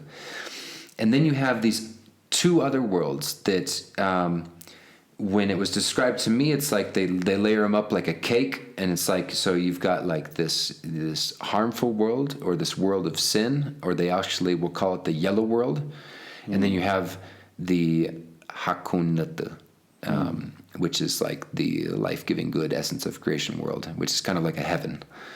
And so these two worlds, they say that the yellow world, like they say panshin panshin being yellow, and they also say ocha nata, and ocha is harm, or the missionaries translated as sin. Which, shout out to the ILV and all of those linguists that did that amazing work, but then also check yourself with the other side of it. But in all honesty, if they wouldn't have done that work, where would we be at now? It's how do we call it? It's like one of those issues where, who knows? The thing is, that's why it's not good to dwell in the past, and stay in the present and move forward.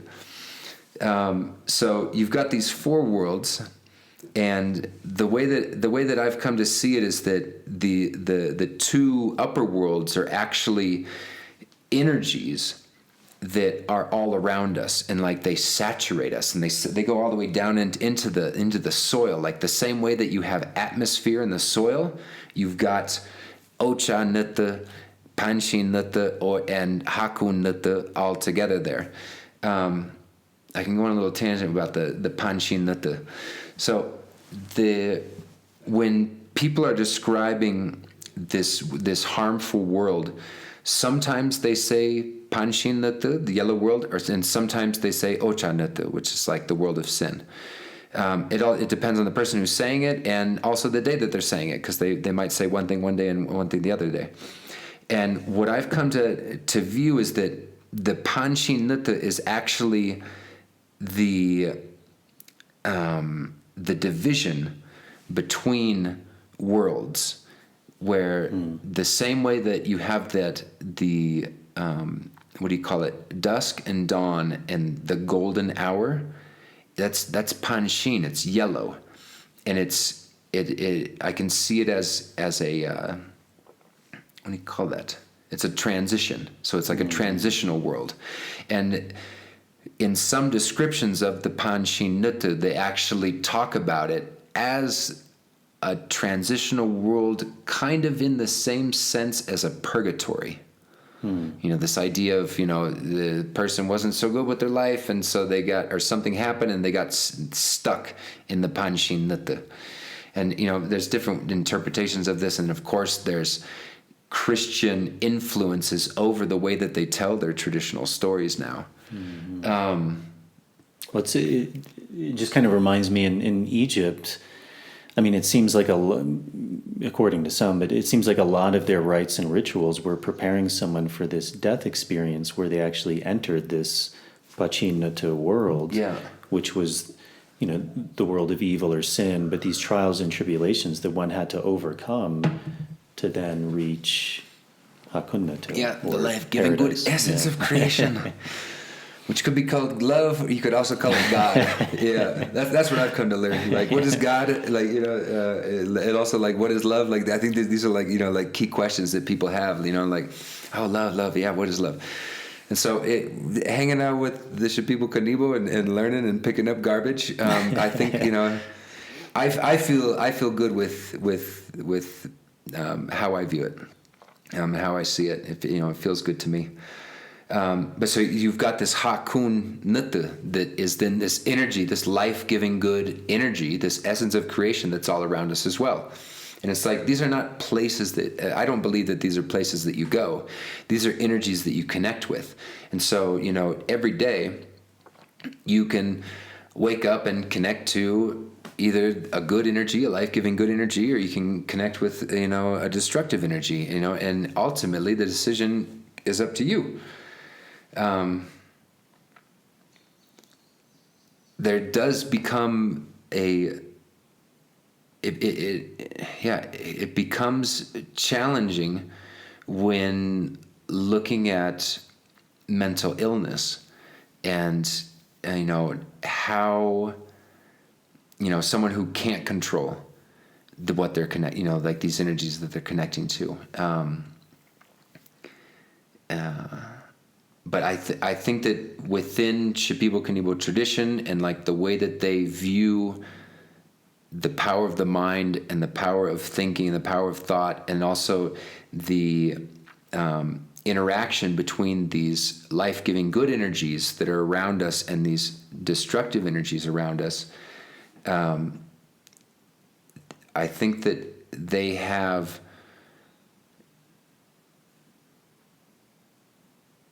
wisdom that can help the rest of the world with like the mental illness that's taking place, large amounts of mental illness and low mental health that's taking place. And a lot of it is just the mindset of the world that you live in and the environment that you partake in, and also the words that you use. I mean, it's amazing how all of these things are so interconnected. And so, yeah, I just like opened up way too many boxes there. I had to get back on track to. So, in dealing with these energies, what I've come to understand is, you've got this life-giving good energy, and you've got this harmful destructive energy, and it really depends on where you put your energy to. And from my own personal experience, the more energy that you put into one, the more it will reciprocate back. And so if you don't put any energy into the negative stuff, the more I would say, if I'll take that one back. Take that one. Redact that. Yeah. The more energy that you put into positive things, the more that you can connect with these positive things. When something negative takes place, what's important is to be able to judge exactly, depending on what took place, how to respond to it. And so, in many things, you need to be, essentially not respond to negativity with negativity. Some exceptions of this come in the form of, mourning, like the processes of mourning and sadness, and how to deal with the energy of sadness. And what I've learned from the Shipibo Kanibo is,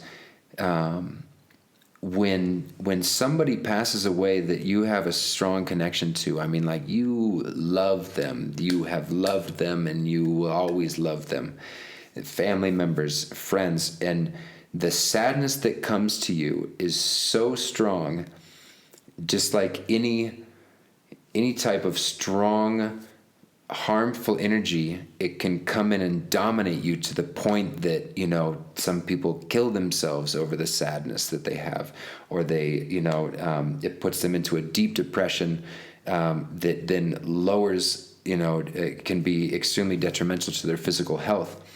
And so what I've found that the Shipibo have discovered is like a method for dealing with trauma and sadness, and it's wailing. Like when someone passes away, they wail.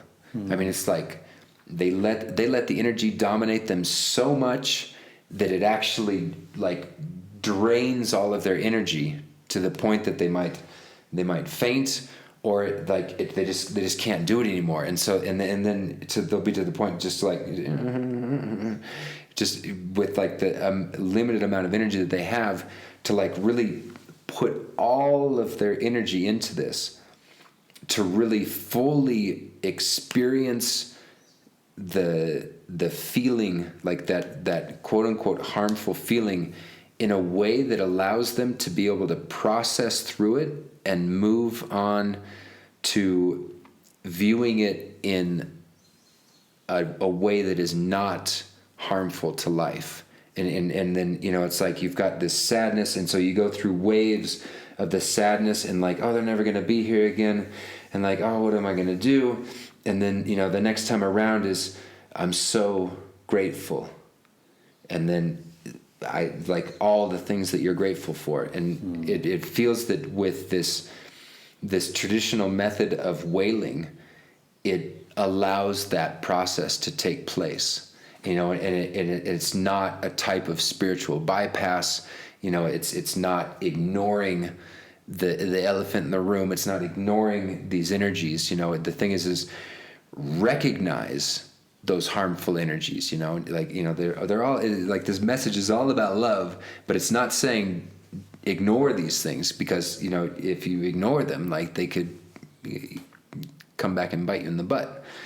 And so the thing is address them in the ways that they need to be addressed, so that way you can move through them and put them, you know, essentially, you know, like recycle them into positivity.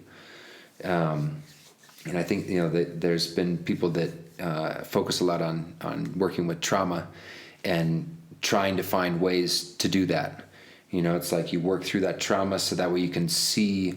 To me, it feels like a very Taoist way of looking at it, like, you know, essentially like the silver lining. You know, like when I first read the Tao of Pooh and the Day of Piglet,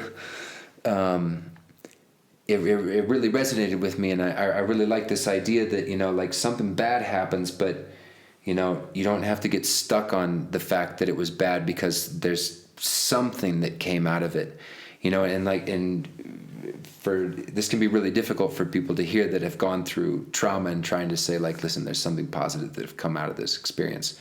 I mean, like, if you get slapped, you know, like, what the, like, how could you say that anything?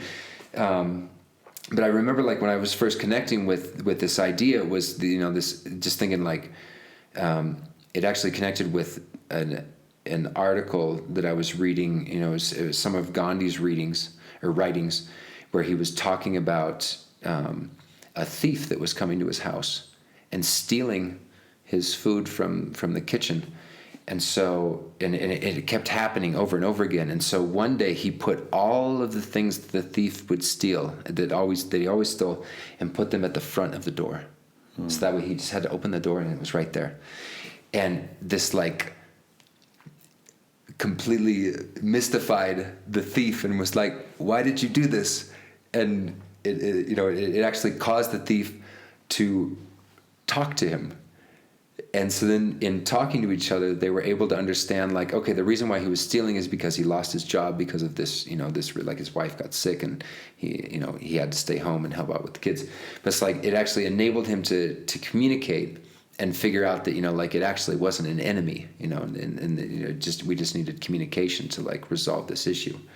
But in thinking about that and relating it to this idea of finding the silver lining with Taoism, is that, you know, I always put it with, like, you lose something and, like, you don't have to worry about it anymore. Like, okay, yeah, like, I'm upset that, like, I had my computer stolen, but now I don't have to, like, worry about those things that were on there. I can just, like, let them go, you know, or, like, you know, having things stolen is like a release of burden, because in all honesty, possessions are a lot of responsibility. Yeah. What also reminded me, I mean, it's interesting you use that word Taoism, because one of the lines in the Tao Te Ching, when you're talking about, you know, which energy do we feed? Yeah. Is this idea that it says something like the Tao is like an infinite well. The more you use it, the more it gives. Mm-hmm. Which is so counterintuitive to kind of the world we usually think of the more I take of something, the less there is. Mm-hmm. But the Taoist view is actually the opposite, that the more I take from this well of the Tao, the more it gives. Yeah, I agree with that. I've seen positive benefits from that. Yeah, that makes complete sense. Wow, so where are we? Okay, so I think that was, you know, a pretty good description. Like, I mean, this, you know, the ideas of, like, these worlds and, like, how they work. these energies, navigating these energies, because then you get into the Icaros in these songs. So going back to the Icaros and like the sonicoids that they leave behind.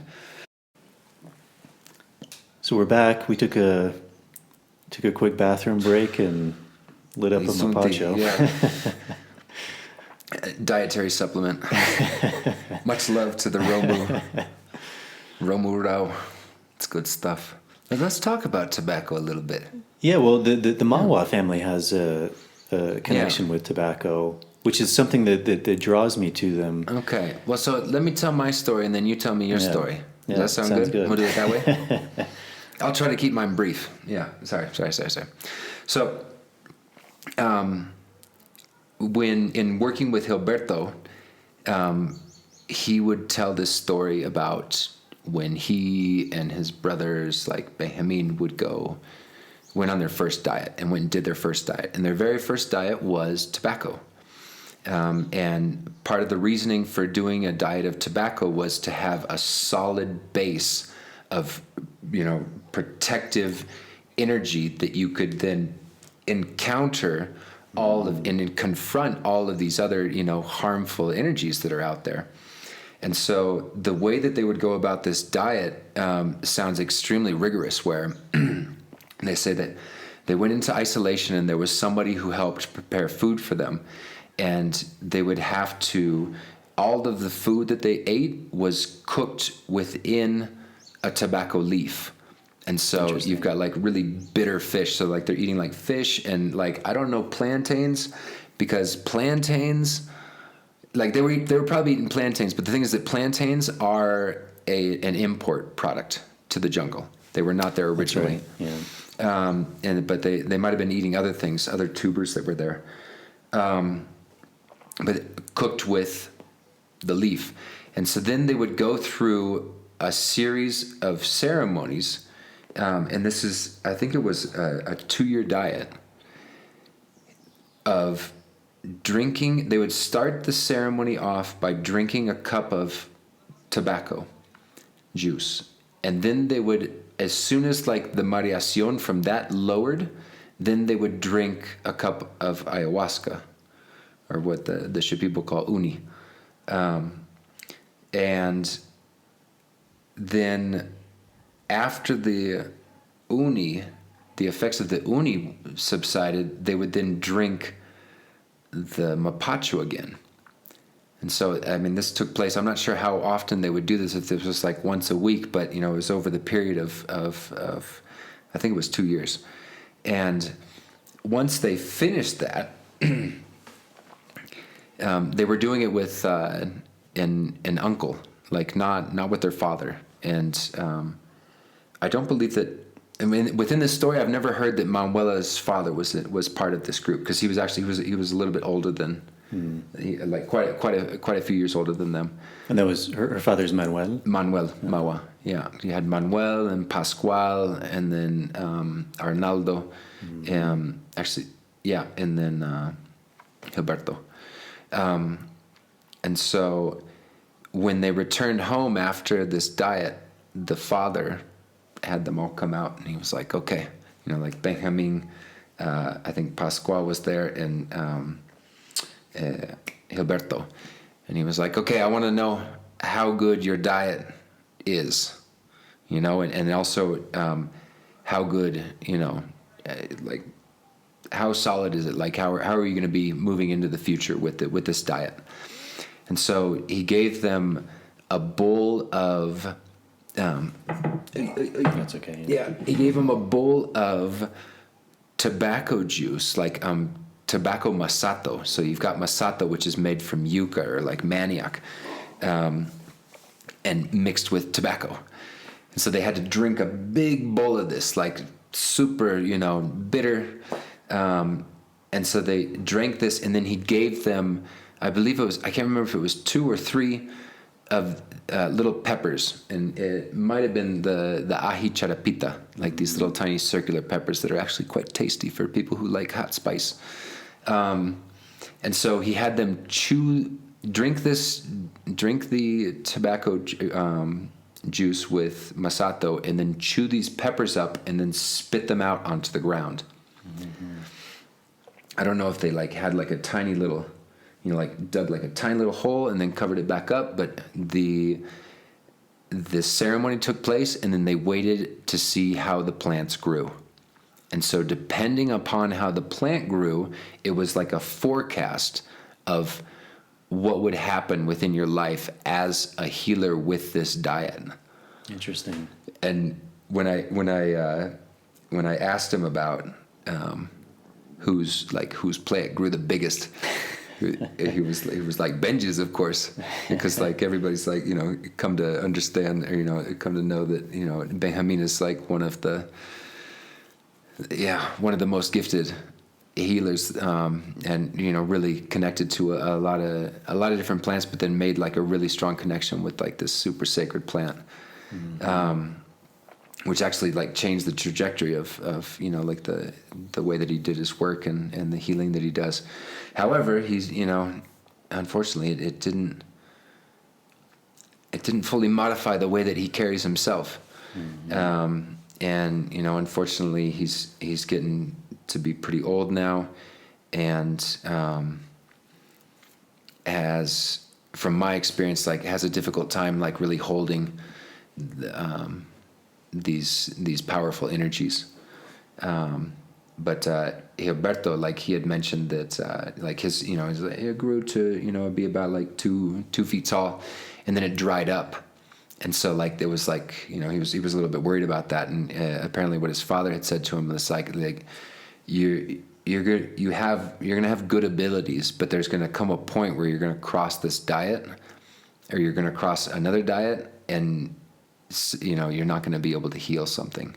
Mm-hmm. And the way that I've heard this story is that it was actually his son that he wasn't able to heal, and there was a specific plant that he needed to use to heal his son, but since he had crossed the diet with the plant would not make the agreement to heal his son. Mm. This is what I've heard. I don't know if there's any truth in that. It seems like a little malicious from the plant's point of view, but who knows? Like that might be the way it is. Like if you can't hold that energy, then you're not going to be able to do that healing. And it might have been a thing where the plant was like, "Listen, I'm really sorry. Like if you wouldn't have crossed it, like I would have been able to, flow through your veins, and and I'd be flowing through your voice right now and healing your son." Mm. So yeah, that's what I've heard about tobacco, and in terms of Manuela, she's actually never done a tobacco diet. However, her father passed his connection to tobacco onto her. And so Manuela does like these traditional suckings, or the chupas, by using tobacco, swallowing it, and then regurgitating a ball of phlegm that holds the energy of this thing called a maridi, and is able to extract things from people. However, it is not. No offense, Manuel, I love you.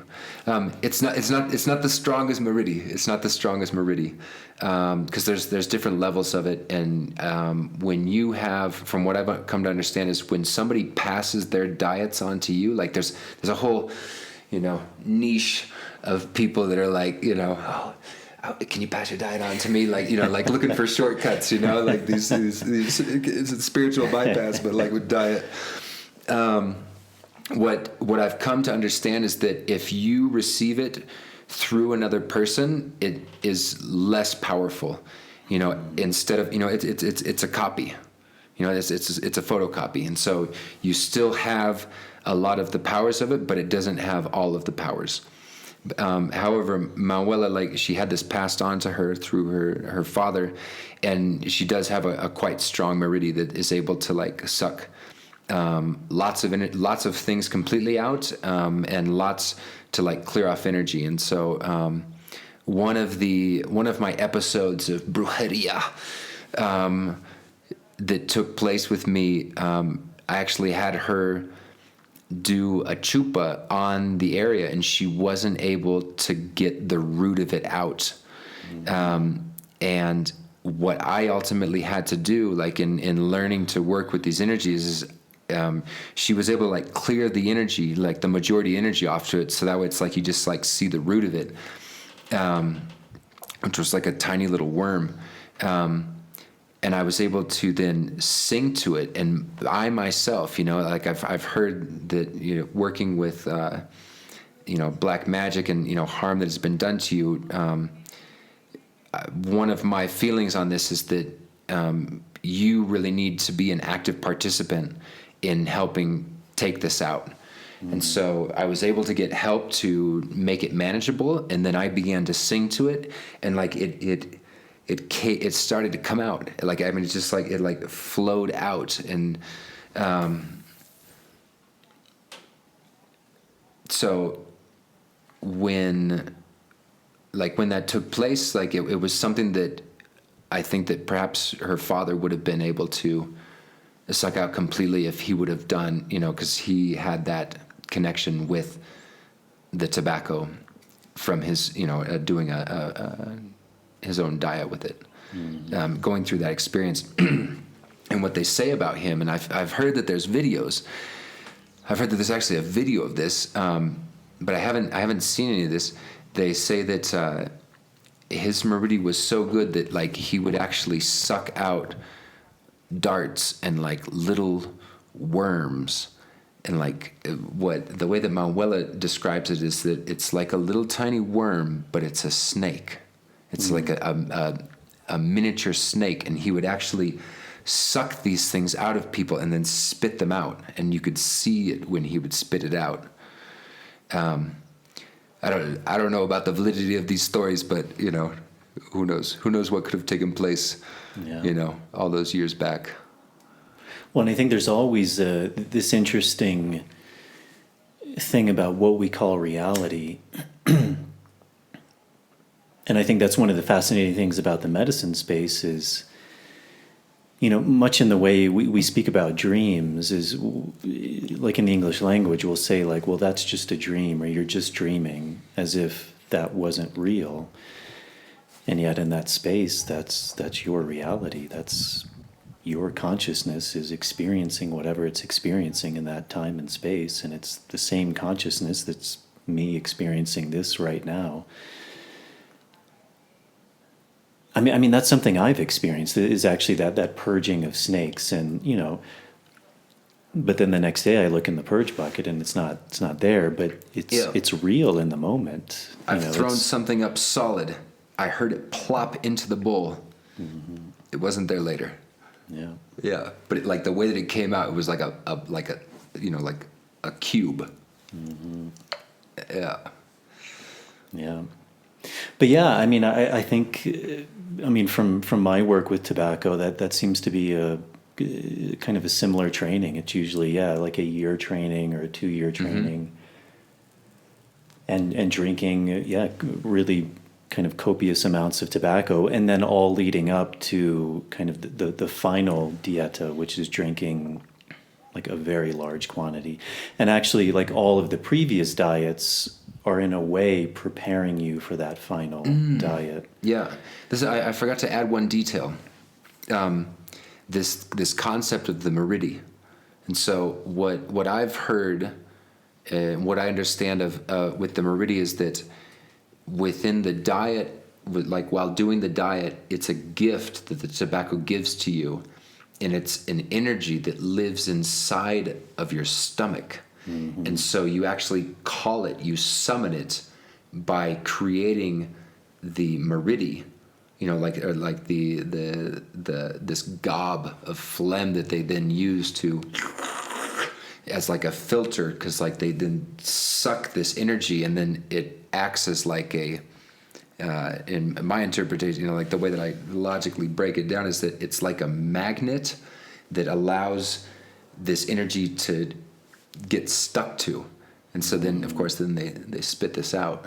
But so what I've been told is that this is one of the gifts that they give you upon completion of a good sama, or a good diet with, like a complete diet with the plant. Mm-hmm.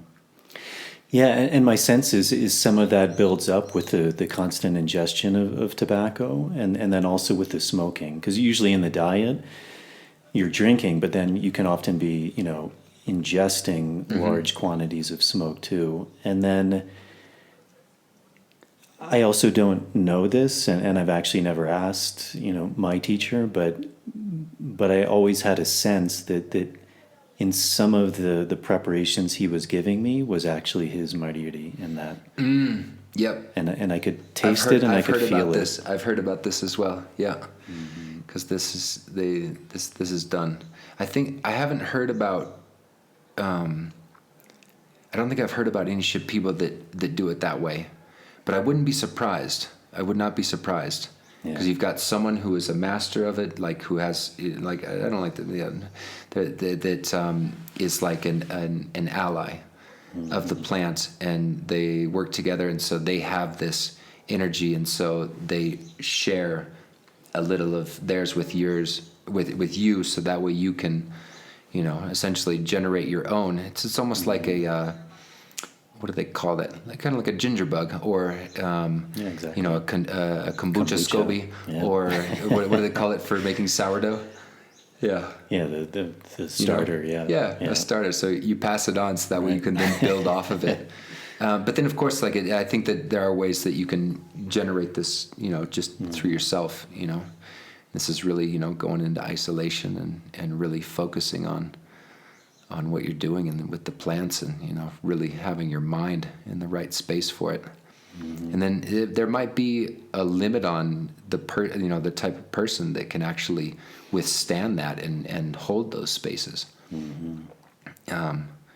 Just to interrupt you a little bit more, was like this concept with Benji, who I have the utmost respect for and much love for, and one of essentially my second diet that I ever did, I opened it with him. And it was mind blowing. It was like that was an opening. Yeah, that was, I can't deny what just took place there. But this, it's, how is, he has had issues with alcohol for quite some time, to the point where they had actually said that he's dieted, what do you call that, bujna, dieted sugarcane alcohol. And so he would actually come to ceremony shit-faced, just smashed. And we had this one ceremony where he came in and he was smashed. He'd gone out drinking with his wife, Antonia. And much love, and I hope much love. But what was amazing was the ceremony was about to start, and he finally showed up, and it was oh man, Benji's drunk. And so he kind of sat there, and then somebody gave him the bottle of uni to do the kushon, the blessing, and he was okay, and he was, and then it'd get a nudge, and so he somehow, with a couple of nudges, he worked through giving the sopla to the medicine, and then everybody drank this medicine that was a liquor sopla. And so, I'm sure, some people are already thinking oh man, that would be horrible. I would never do that. How disrespectful, or, something like that. I'd say just you're in that situation, and I'd heard that this has happened before. And so I just went with it. And, we drank. I had a really good mariación, and someone else started singing first, and he didn't sing for at least he passed out and was snoring, and he was out for maybe 3 or 4 hours, but then he sat up, and then all of a sudden you get the whistle, and then he started singing, and then it just rose up. He connected into the kano of his teachers, and his teacher plants. And it was one of the most powerful ceremonies that I've ever had in my entire life. I mean, like, he was able to raise that level coming from that state of drunkenness. And that just like really blew my mind. But on the downside of that is that you can see that it's like really affected him physically, because his brother who passed away recently was a lot older than him, but was actually more functional. Whereas nowadays Benji, like, it's really difficult for him to get around. But he's got people that still work with him, and he still does beautiful work. But it's just it's not at the same level every time that it was prior. Just like maybe like 4 years ago. And in discussing this, like, the reason why I mention this story, is not to belittle him or like say that like look at what's going on here, is that looking at the reason why he drinks. And this is something that has come up with other healers, and difficulties with alcohol. And what it made me think is that in doing this work and manipulating and combating and fighting against these some of them are quite demonic energies, can be really stressful on the healer. And I remember, like, there's this concept of the healer's burden. I think you've heard this, like, it's this idea, like, there's this story that this healer has the ability to heal somebody, but in healing them, it will kill the healer. And so what I'd heard about Benji is that he's got this bag that was given to him, like within diet, within, in these spaces of isolation and communing with these spirits, he was gifted a bag that is actually inside of himself, and this bag is reserved solely for energies that are so malignant that you are unable to release them back out into the world. And so they actually take it on and hold this energy so it doesn't hurt anybody else.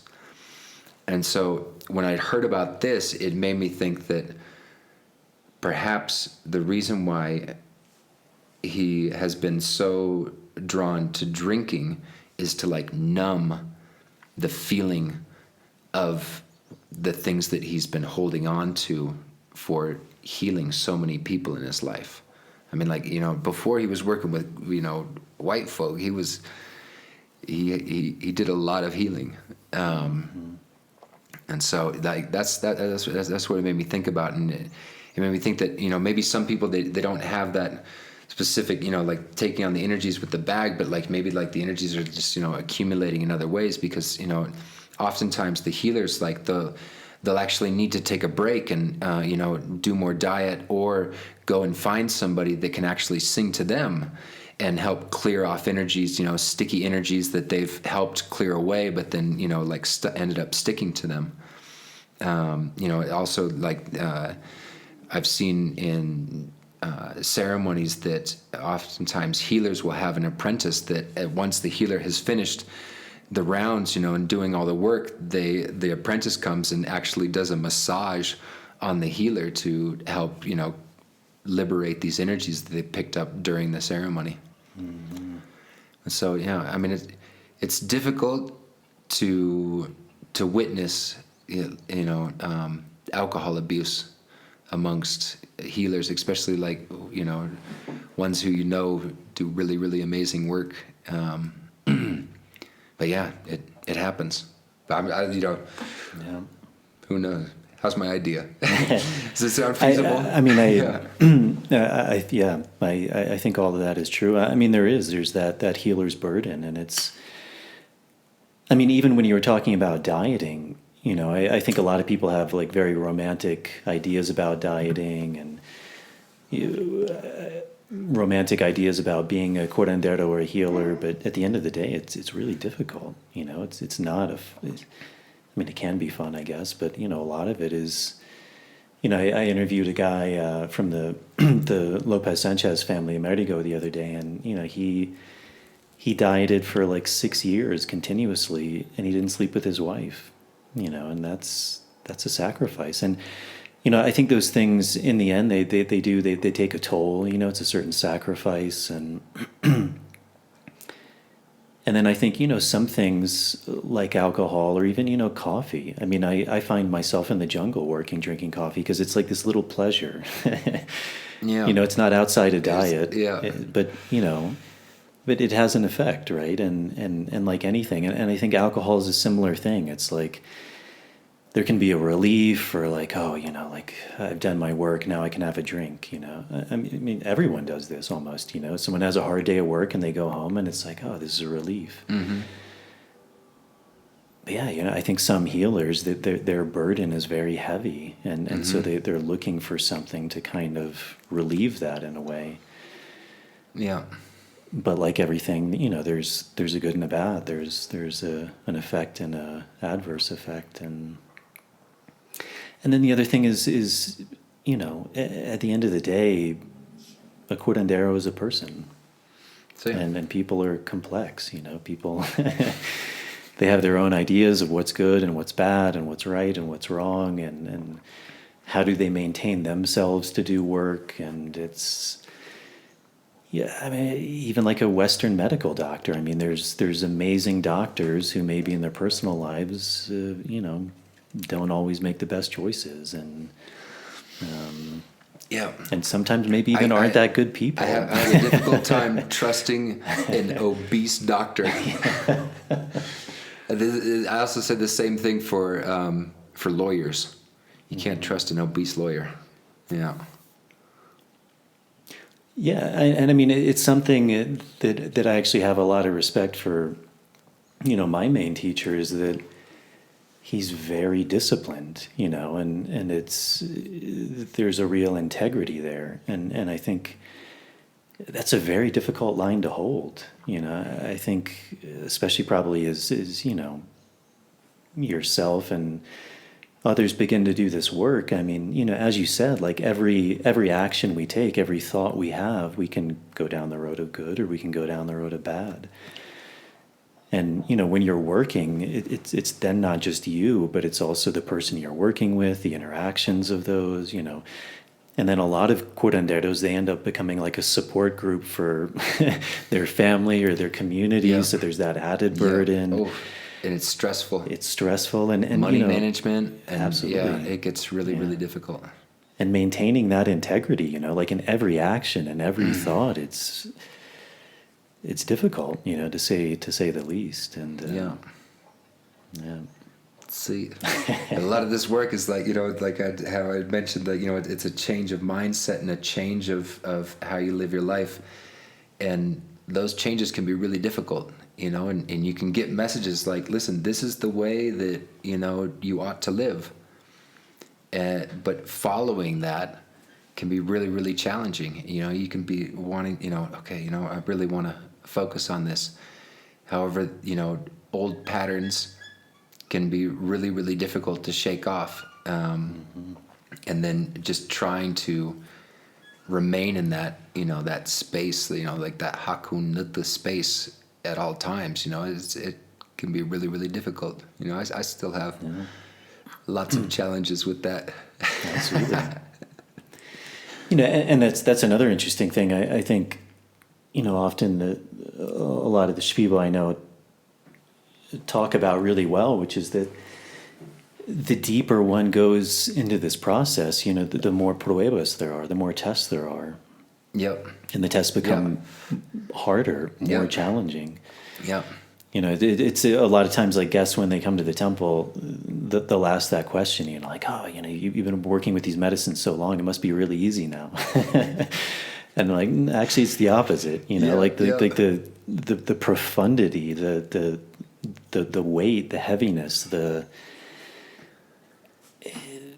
what is opened up, it just gets deeper and deeper. And, like being able to navigate that space, to kind of ride that wave it gets challenging. There are some things, I think, connecting can get easier from my experience, and you can need less medicine. Yeah. However, it never gets easier to drink the medicine, and it always gets worse and worse. And so like, oh, you drank this so many times, it must go down really easy. No.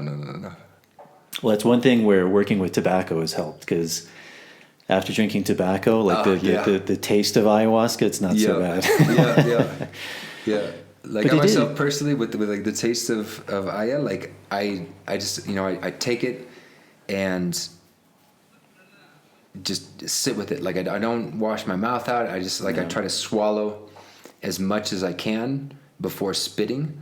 And I find that if you just sit with the what it is, it's like take it all in, and so that includes the flavor as well. Yeah. And just hold that space with it, and then it goes away, and like it doesn't become a major issue. Still every once in a while you get like the the shakes. There's always that come. Yeah. But I think that's very symbolic too, because like we were saying, I mean, reality is good and it's true, and that medicine tastes like that for a reason. Like it doesn't taste like peaches and roses. Otherwise everyone would drink it, and that's part of it, is actually like sitting with that.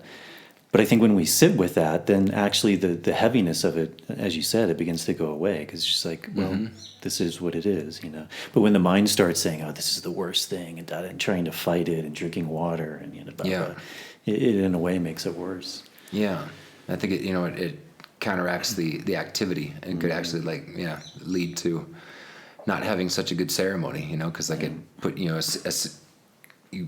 enter into the ceremony with like this sense of doubt, and like you don't, when you enter into a ceremony, like you need to come completely open and focused on your intentions, and like I'm not one for putting out intentions, but focusing on like the intention, like, hey, I'm here, I'm doing this work, and it is work, and staying focused with that, and not allowing doubt and kind of negative thoughts come in, because then that could very easily influence the way that you then go with the ceremony. And like that, I would say that this is especially for people who drink the medicine that have not had diet, and don't plan to diet, but they are drinking the medicine in this kind of non-traditional way. It's like be careful with it, and make sure that you, before you drink it, put all of those energies aside, like lay them, put them to bed, like let them know that, okay, I feel that. And now we're just going to set it off, because we're not going to bring it into this space. Mm-hmm.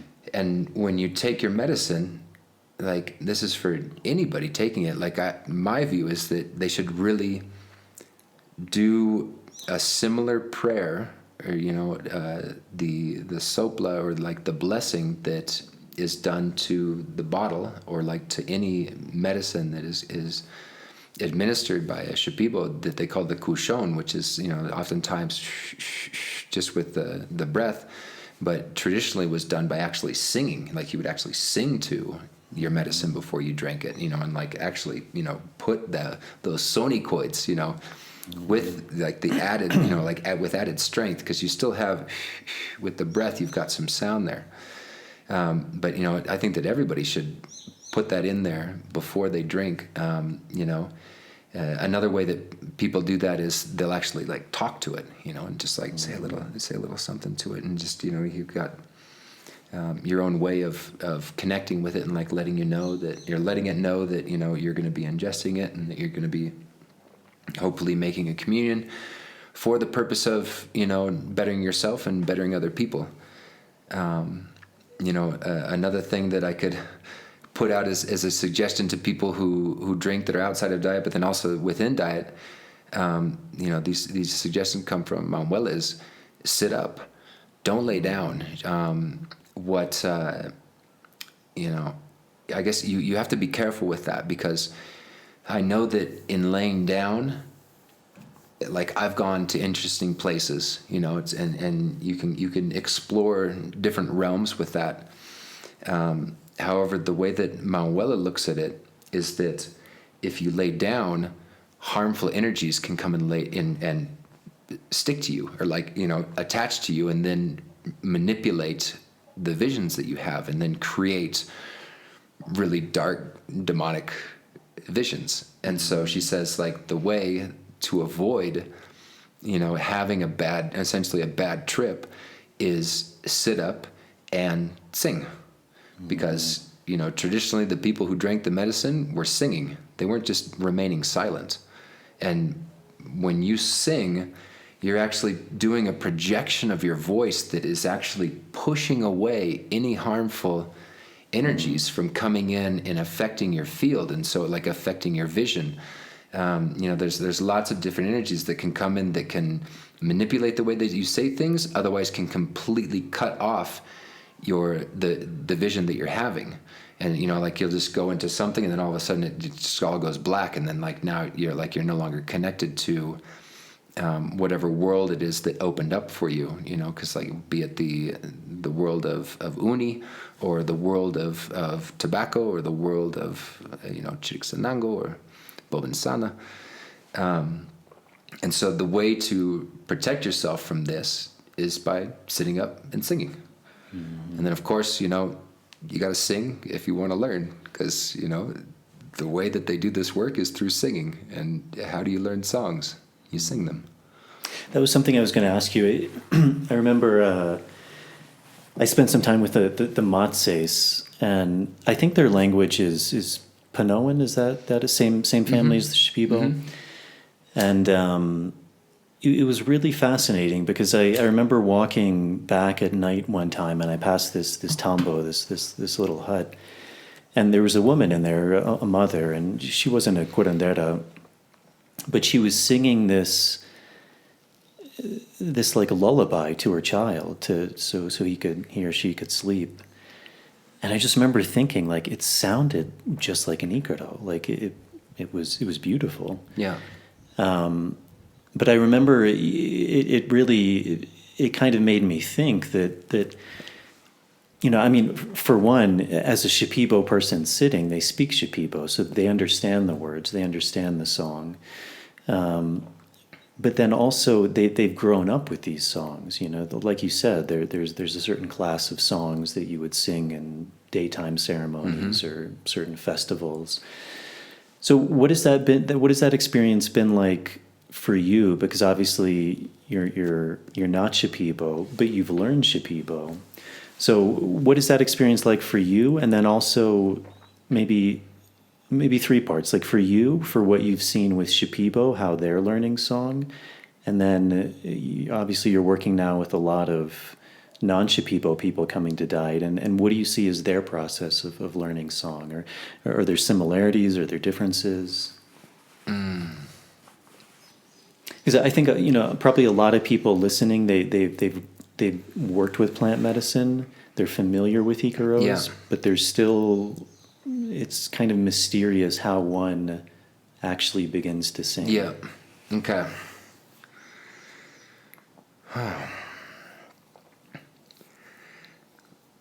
One of the thoughts that come into my mind is like this concept of like the pitiful remnants. And so the oral tradition is at risk of being lost, and like the language is endangered and at the risk of being lost, like within, one or two generations for certain people. Because what's happening in communities that are closer to the city is you have children that are growing up possibly hearing their grandparents speak to them, because in some cases the parents actually make the conscious decision to speak to them only in Spanish, thinking that it's an advantage for them, mm-hmm. because they, as they were growing up, possibly have received ridicule and been what do you call that? Discriminated against for the language, and so that the trauma is there, and they don't want that for their kids, and so they're like, no, you need to speak Spanish from the time that you're a baby. And so what you have is a lot of kids that are growing up possibly becoming fluent in listening to it, but they don't actually speak it. And so they call this passively fluent. And so what happens is when you get a generation that becomes passively fluent, they don't pass it on to their children, and then it's gone. And so within the oral tradition, songs are very, crucial part of it. That might be the most crucial part. Or, it's a very key component. And from what I've seen is that, there's not a lot of people who, choose to take this path to learn how to do this, knowing that, like with the healer's burden and all that, it's hard work. And I remember Dionis telling me, I asked him one time, I was like, what's the one thing that's like keeping, young Shipibo from doing this work? Like what's the hardest thing for them? And he's like, sexo. Like they can't stay away from the sex. And so like they always cross their diets with the sex, and then, the next thing they're not going to, they give it up. Otherwise they become brujos, that's, one other thing that we talk about. But learning the songs it's going to those ceremonies and like hearing them and singing along with them. And so another way that I've seen this transmit is, going back to the ceremony that was with Benjamin and Ines. And I wanted to get to this point that I got off into a tangent, was that after the ceremony was over, they were laying down next to each other, and Benjamin was essentially giving her and another man a lesson, like an Icaro lesson. And he was saying, for this specific energy, this is the sequence of words that you have to use to help clear and move that energy out. And then he would sing it to, and then he sang it to him. Mm. And so, like when I was able, like being conscious and being able to like understand that, it was like it was an honor to be able to witness that. And so like that, so I've seen it. That's one way of doing it. And Manuela does this, and she does this with Westerners, where if you begin to sing, like she really wants you to sing, and she says like sing in whatever language, because like don't make not knowing Shipibo be a hindrance on you advancing your learning with the dieta, or with and so when somebody starts to sing, there will be moments there where they'll be singing and she'll be like, yeah, okay, that's good. And then they'll get through like a breath. Like what I've seen with the Icaros is that there's a series, you've got a breath, and you can sing so much within one breath.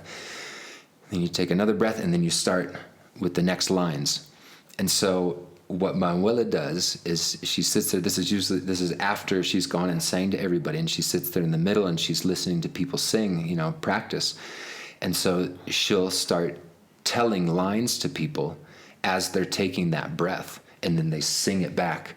Mm. And so it's a really, how to say, I mean, it can be really challenging, especially, in like a mareado state. But for some people, like they can pick up to it. And so it's like, like they sing one line, and then she's like, Kanamai buhay, pikotira buhay, and so it's Kanamai buhay, pikotira buhay, and then she says the next line, and it's like what she does is she'll go through like an entire series, which I suppose would be kind of like a what do they call that? A verse. Mm-hmm. So she goes through an entire verse, and then afterwards she always says, that's the way it is. Now sing it all back. And then for the most part, everybody they kind of like, no way, like what? Like you just like fed me like, 6 lines that included, 7 words that I've never heard before in my life. But I was able to repeat them on command right there. But like, that's how she likes to teach. And it's, for me, it's a really beautiful way of, being in the medicine space and sharing the songs in real time.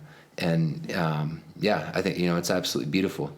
And so, I guess like my suggestion to people that are doing diet is, especially with Manuela, is, don't be shy and sing what you can, and she will help guide you along so that way you can, fill out the gaps that you need.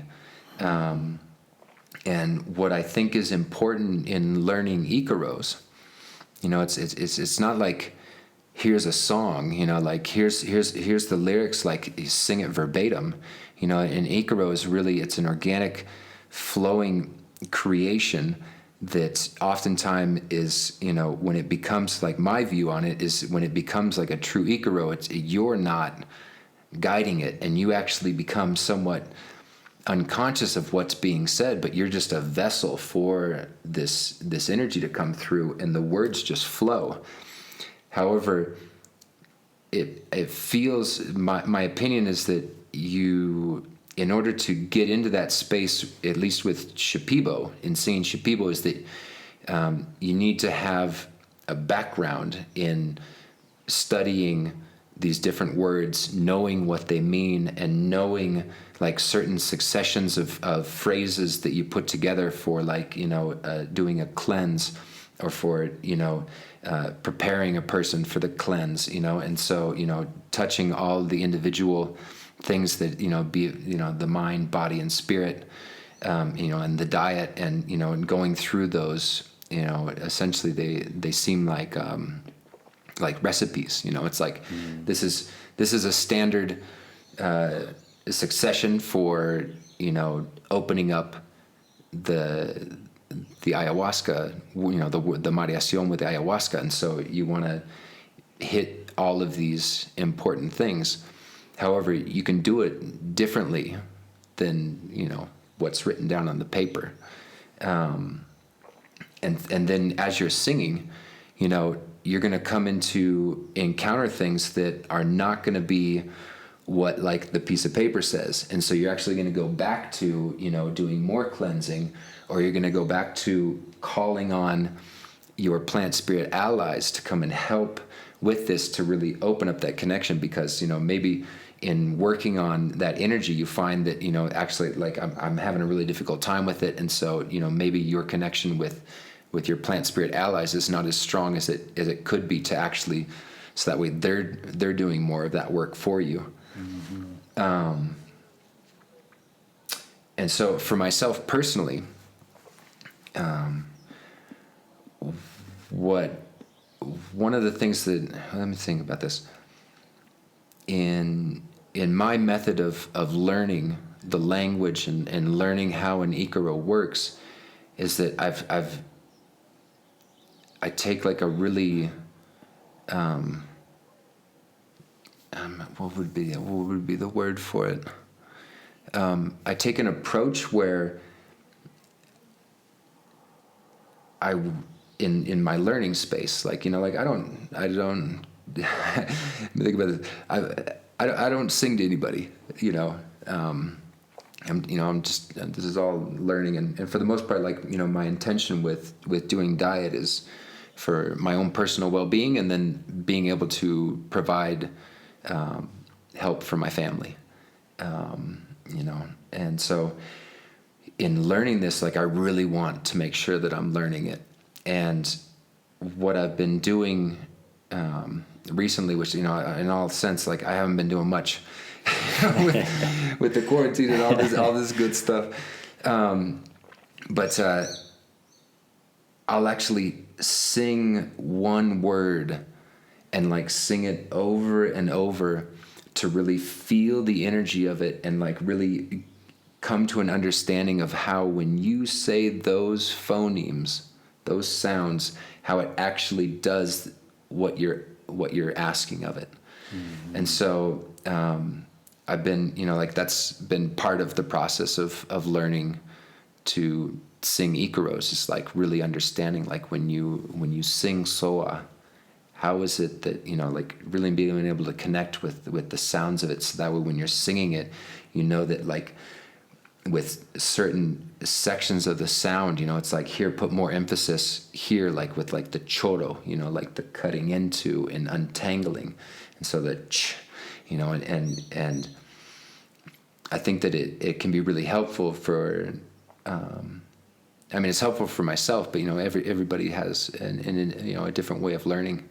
But for me, that's how I've been taking it. And it's just, one step at a time, little by little, and then I get messages, Manuela tells me, she was like, everything, you can do it, you can do this. And she was like, just sing. I'm like, no.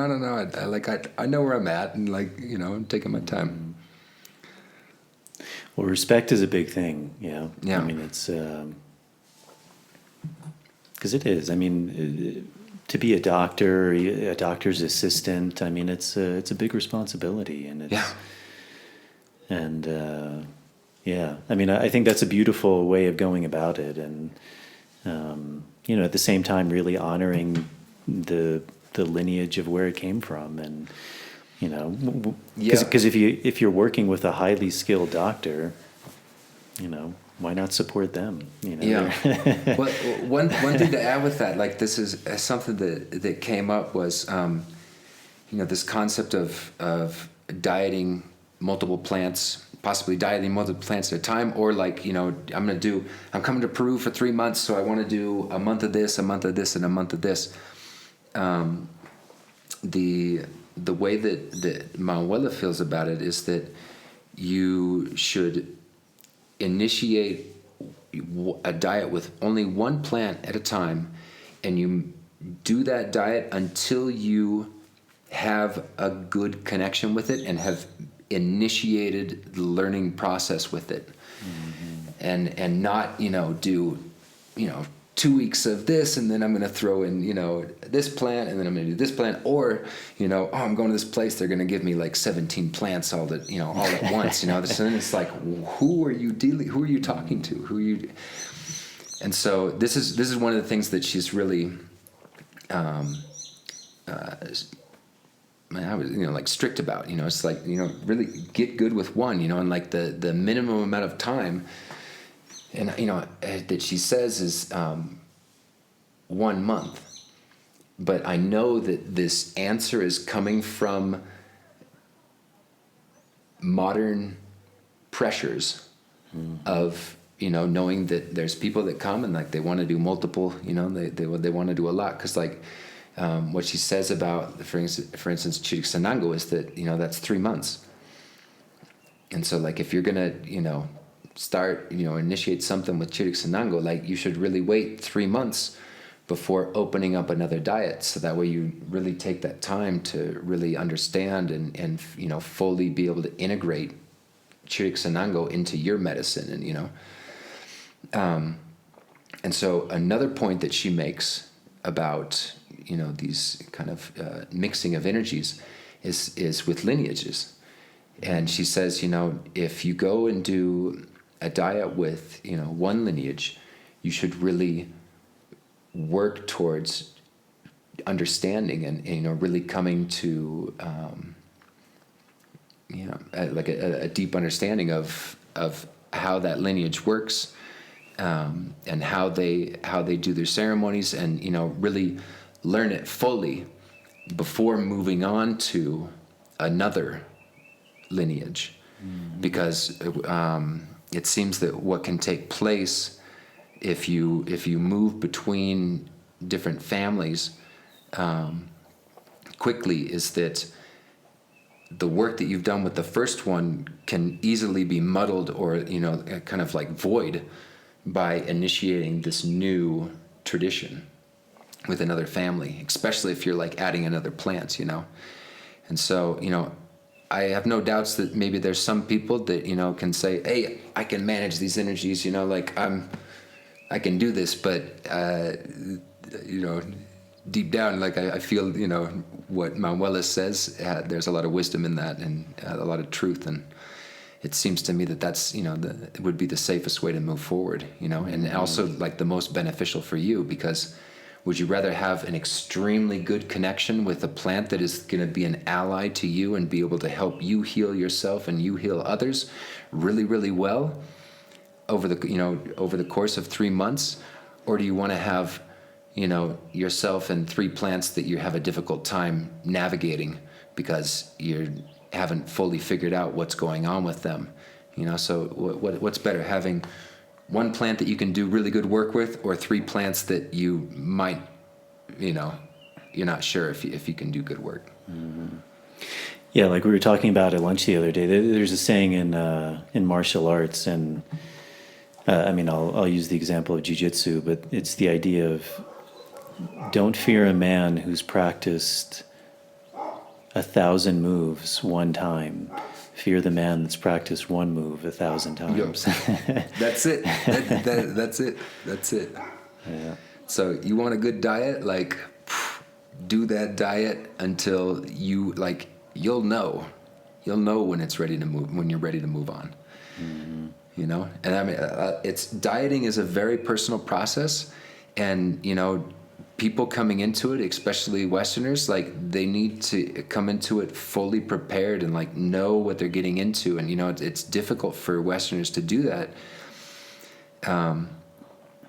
because they don't grow up in that environment, like the locals, like people from the village, little kids that, they've grown up seeing that. And so they know that when they make the decision to enter into diet, they know what it entails fully. And they do it with full commitment. And so with foreigners coming in, it's important that they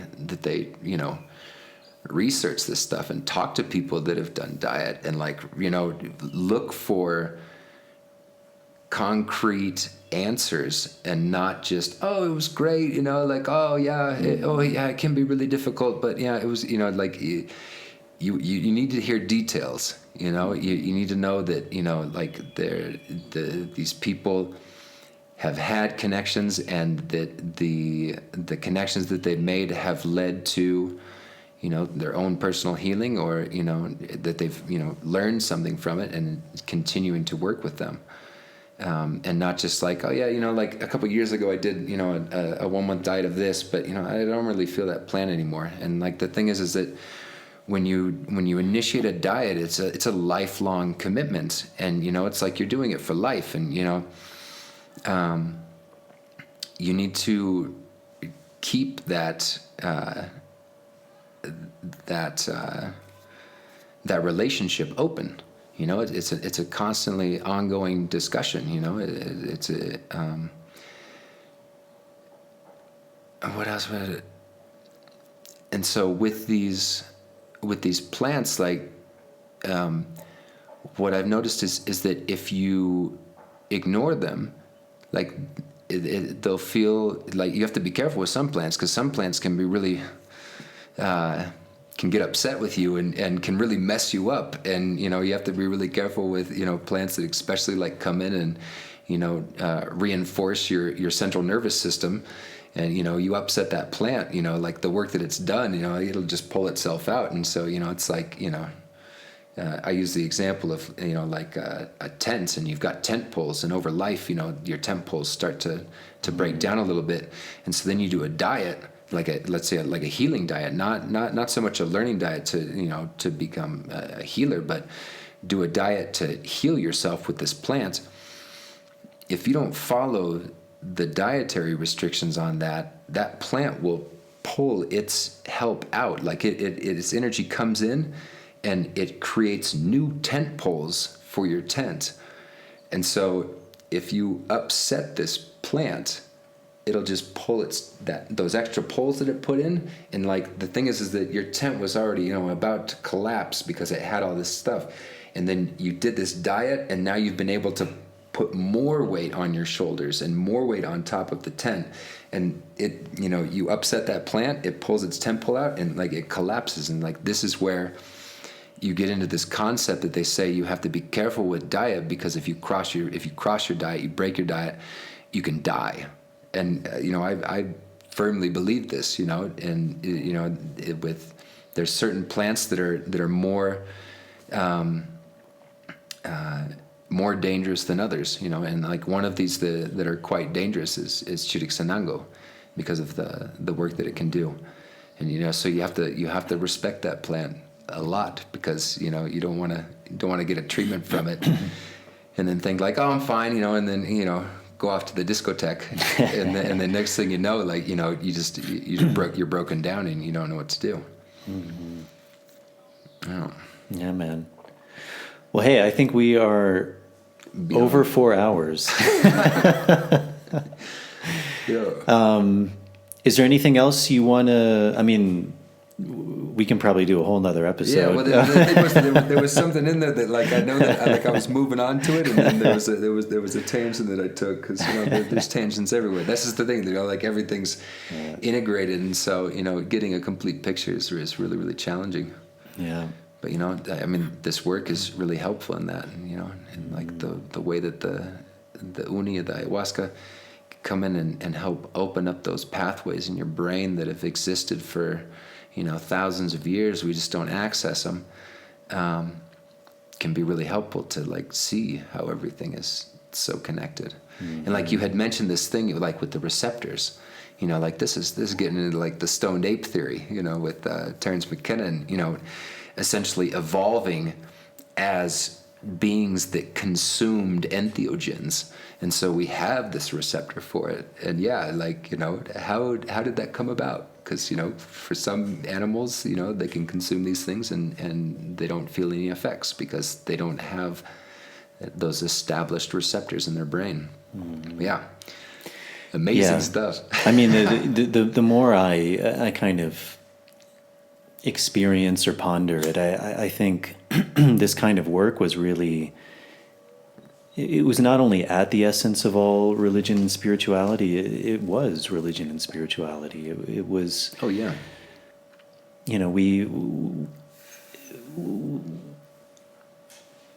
We hear about these stories, like Moses having a direct experience, or Saul having a direct experience of Christ consciousness, or the 40 revelation. Days and 40 nights, all of these things. Buddha, he had a direct experience.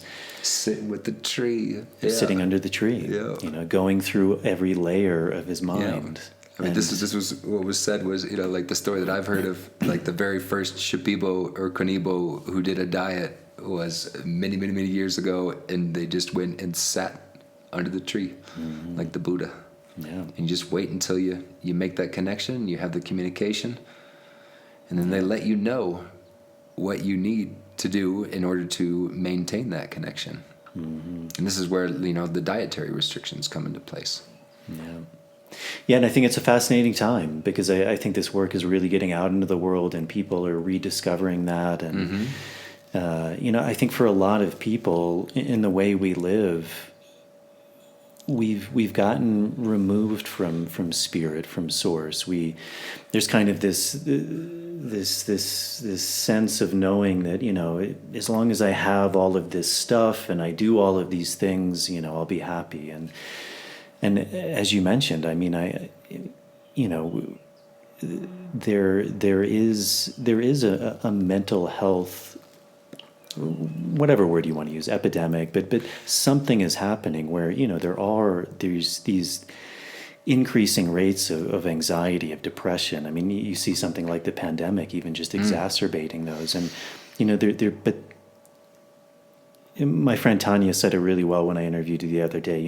If someone who's in jail or in a concentration camp can experience freedom and liberation, then we all can.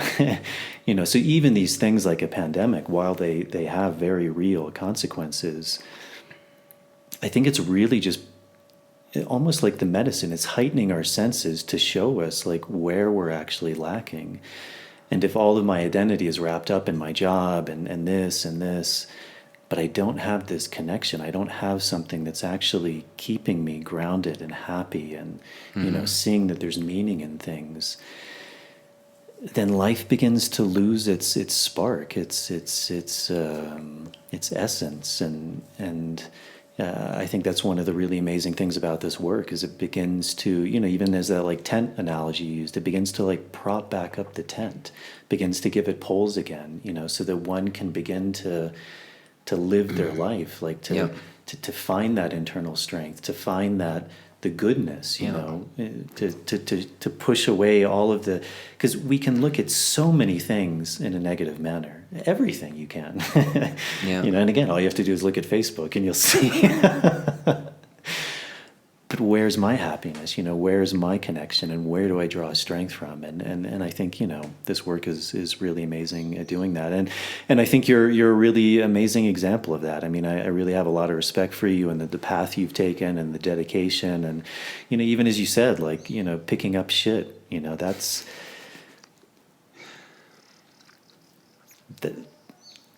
that's where it starts. It's good work, necessary work. It's not only necessary. It's like that's the essence of life. It's that's the cycle of life. Yeah. And well, I've always felt that like that was my medicine. It's like, Brian, you've been doing this for so long. Like, why didn't you do other things? It's like no. Like, this is where my medicine is best used.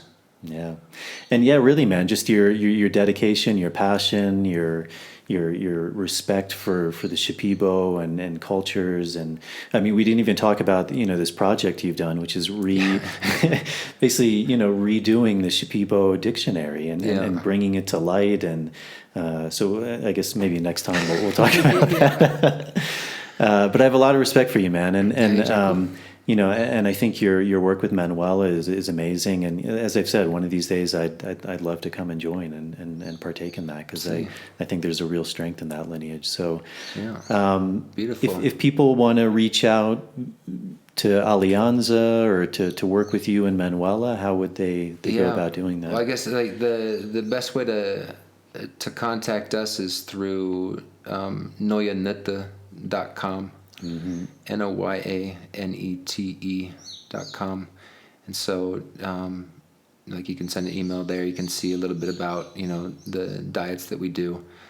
And you're actually running one now. If someone happened to listen to this and they wanted to come, we're going to be in the Sacred Valley until the 24th of December, and so this is like our reactivation episode going on here, and we actually found a really beautiful place to hold this space that's in Lamai and up in the valley a little bit, and it's just a really beautiful location that have owners who have really put a lot of thought and intention into the way that they've designed it, and what they're trying to create there. And we'll be doing a series of 3 diets. You can come for the entire time. You can come for 13, 27, or 40 days. We'll also be doing most likely ceremonies on Saturdays that will be taking place at night, and then at night, of course, and then the following day, the owners of this aldea run a temazcal that is they actually kind of fuse together Andean and Mexican traditions and have a despacho, and which I'm not sure what exactly does despacho mean. Like I haven't spent a lot of time studying Andean traditions, but I don't know the etymology of it, but essentially an offering. But so they do this traditional offering, essentially like looking at personal intentions, and then do a temazcal, and then lunch is served after that. And so if people are interested in coming and doing that, then they can get in contact with Aldea Yanapay. And so it's there in Lamay, and I'm sure that people that are here in the valley might have heard of the place. And welcome. Flights are open now to Peru, so you can come. From some places, And so we've got 2 people coming from the United States, and there's some people that are coming over from Brazil. Yeah, and I think flights to Europe are open now. Okay. At least going out, but I think I would imagine coming in as well. So So of course, we've got like our COVID protocols, and so like everybody has their own cup, and individual rooms.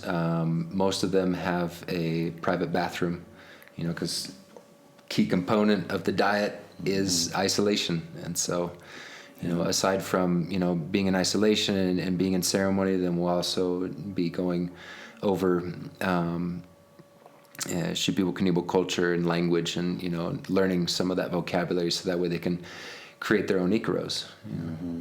So, and if they're not able to come in the next 2 months, you also are working out of Pucallpa. Yeah, so we're based in Pucallpa, and we'll be there. We don't have a schedule yet, just because it's impossible to make a schedule. But contacting us through Noya Neta, they can find us. Yeah, we're here. Well, cool, brother. I'll put all that information in the show notes, and I'll try and get this, edited as soon as possible, and get it out there, so that if anyone does see it, locally or internationally, and they want to come, they can. Hakunshima Irako. Hakunshima Irako. Well, hey, man, it's been a pleasure. Thank you so much for doing this. Yeah. All right, everybody, that is it. I hope you enjoyed that. If you made it through, congratulations. If it took you a few tries, I totally understand. But there's a wealth of information in that show, so I hope you guys got a lot out of it. As always, if you're able to support the show through Patreon, that's a really big help.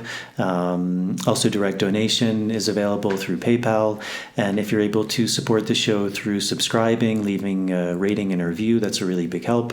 Going on the YouTube channel of the Universe Within podcast, hitting the subscribe button, turning on the notification bell, and liking the video. And then through Apple Podcasts, leaving a starred rating and a review. So thank you guys so much. I'm not exactly sure of the order of the podcast coming up, but I am hoping my friend Marav is going to come on talking about tobacco. One of the guys who I practice jiu-jitsu with is coming on soon, talking about jiu-jitsu and plant medicine. He also runs ceremonies. I have a guy coming on who works with integration, who has a really fascinating story, and I also have a surprise guest. It's still not completely lined up yet, but I think it's going to work out. So hopefully in the next show, I'll be able to definitively say that he'll be coming on. So thank you all for the support, and I will see you on the next episode.